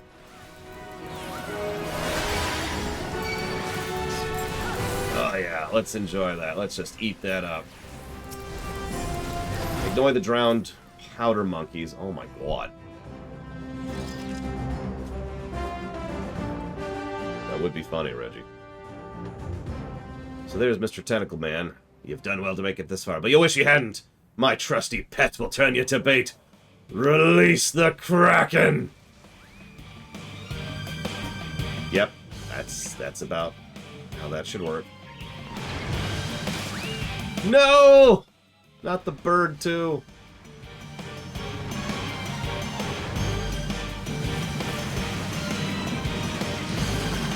So, Kraken 2, you're right. Kraken 2.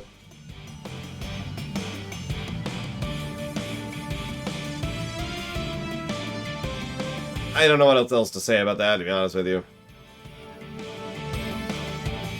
I also don't remember this fight as well as the other one. I do know we need to kill the tentacles.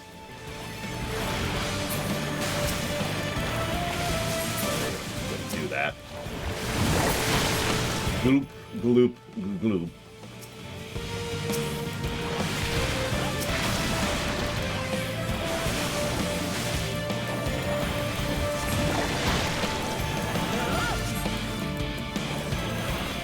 I would say Sephiroth is true neutral by the rules, by the definition of the by the textbook definition. There we go. That's what I mean. The Kraken kind of bring its arms to bear against you. Yeah, we kind of hurt him.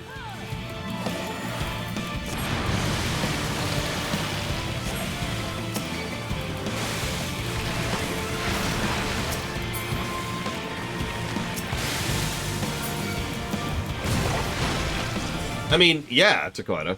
He is not particularly aligned towards good or evil, because he doesn't give a damn. And he's not particularly aligned towards law or chaos, because he doesn't give a damn. And yeah, he's also arguably completely insane, and or sociopathic, take your pick. But either way, he's just kind of noping his way out of that one.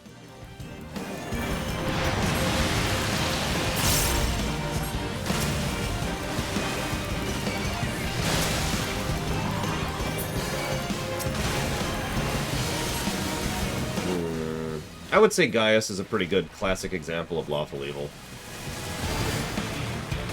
And part of why I tend to like lawful evil characters. Not the Gaius we've seen already, the Gaius we'll see later. Oh, you get the point.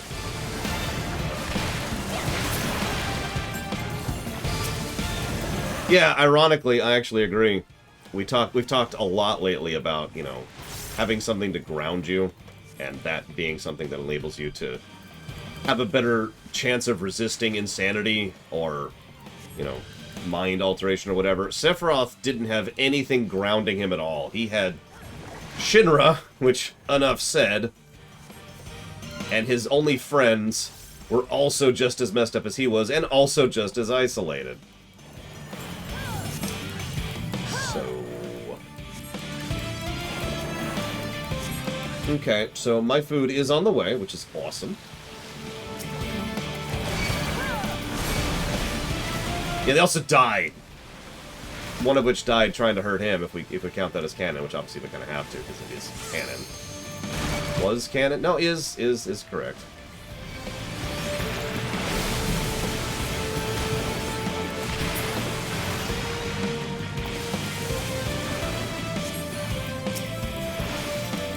I like this fight, by the way. Honestly, I really wish that first fight wasn't as just damage as it was. Because I actually rather enjoy the bosses in here, and I do enjoy Sistasha. This is probably going to be a positive territory. Where is the tank? Oh my god, you're just on the other side of the universe. There you are.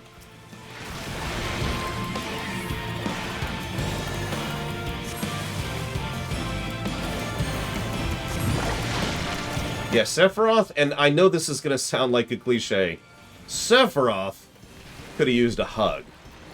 You know what I mean? If Sephiroth had a Pinkie Pie to help keep him grounded, I really think he would have been able to turn out a lot less horrific. And a lot less... And frankly, I could say the same about several FF villains. I mean, look at Kefka's life growing up, you know? Kuja's. Thank you, Ked Viper. I appreciate that. Yeah, no, I noticed that in my skimming of the chat. I'm not sure what to make of that! We'll see how that is developed as we go. Alright. So thank you all of you for joining me. As usual, let's do a little bit of paperwork wrap up here. And let's get ready for Crystal Tower. So I'm going to go ahead and do this. I mean, I don't know if you're joking or not, Dakota, but yeah. One thing I've said for many, many years is one of the horrible but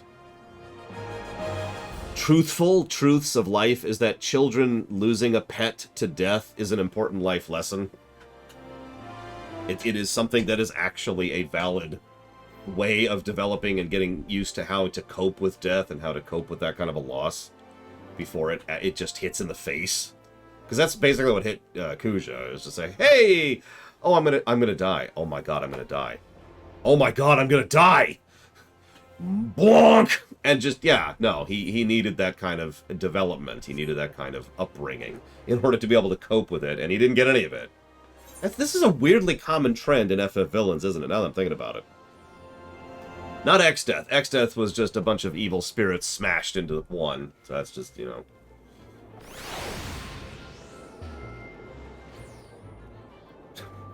I'll kill the world because my pet died.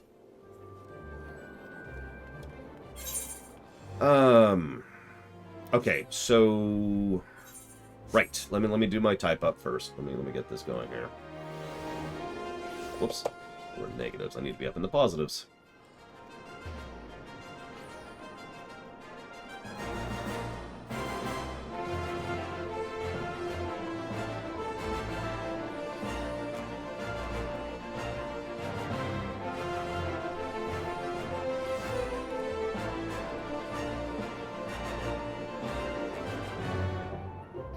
Okay.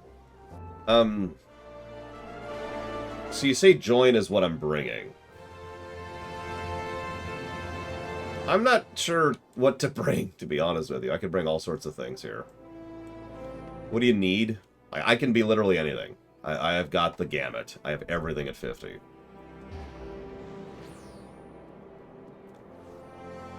Not sure yet. Okay. Well, in that case... I think I will not join just yet. I'll join during the break. I've got a few... so, yeah, I was going to do this. So we're doing Crystal Tower.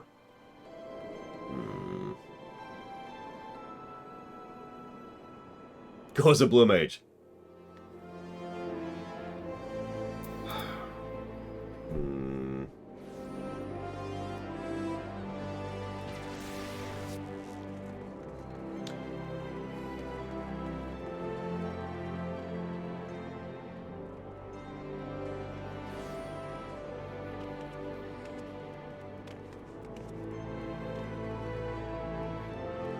I don't think any of the classes are really thematically good for the Crystal Tower. And yeah, we have to do the intro.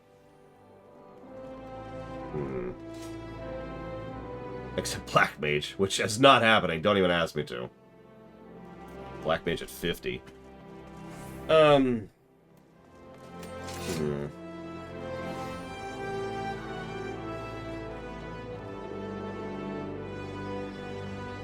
Well, whatever. I'll decide that later. Because it is lunchtime and my stuff is getting soon. Where's there? It's Crystal Tower.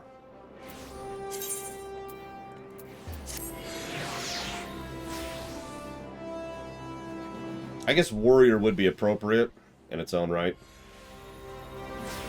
Where you tend to taking me to.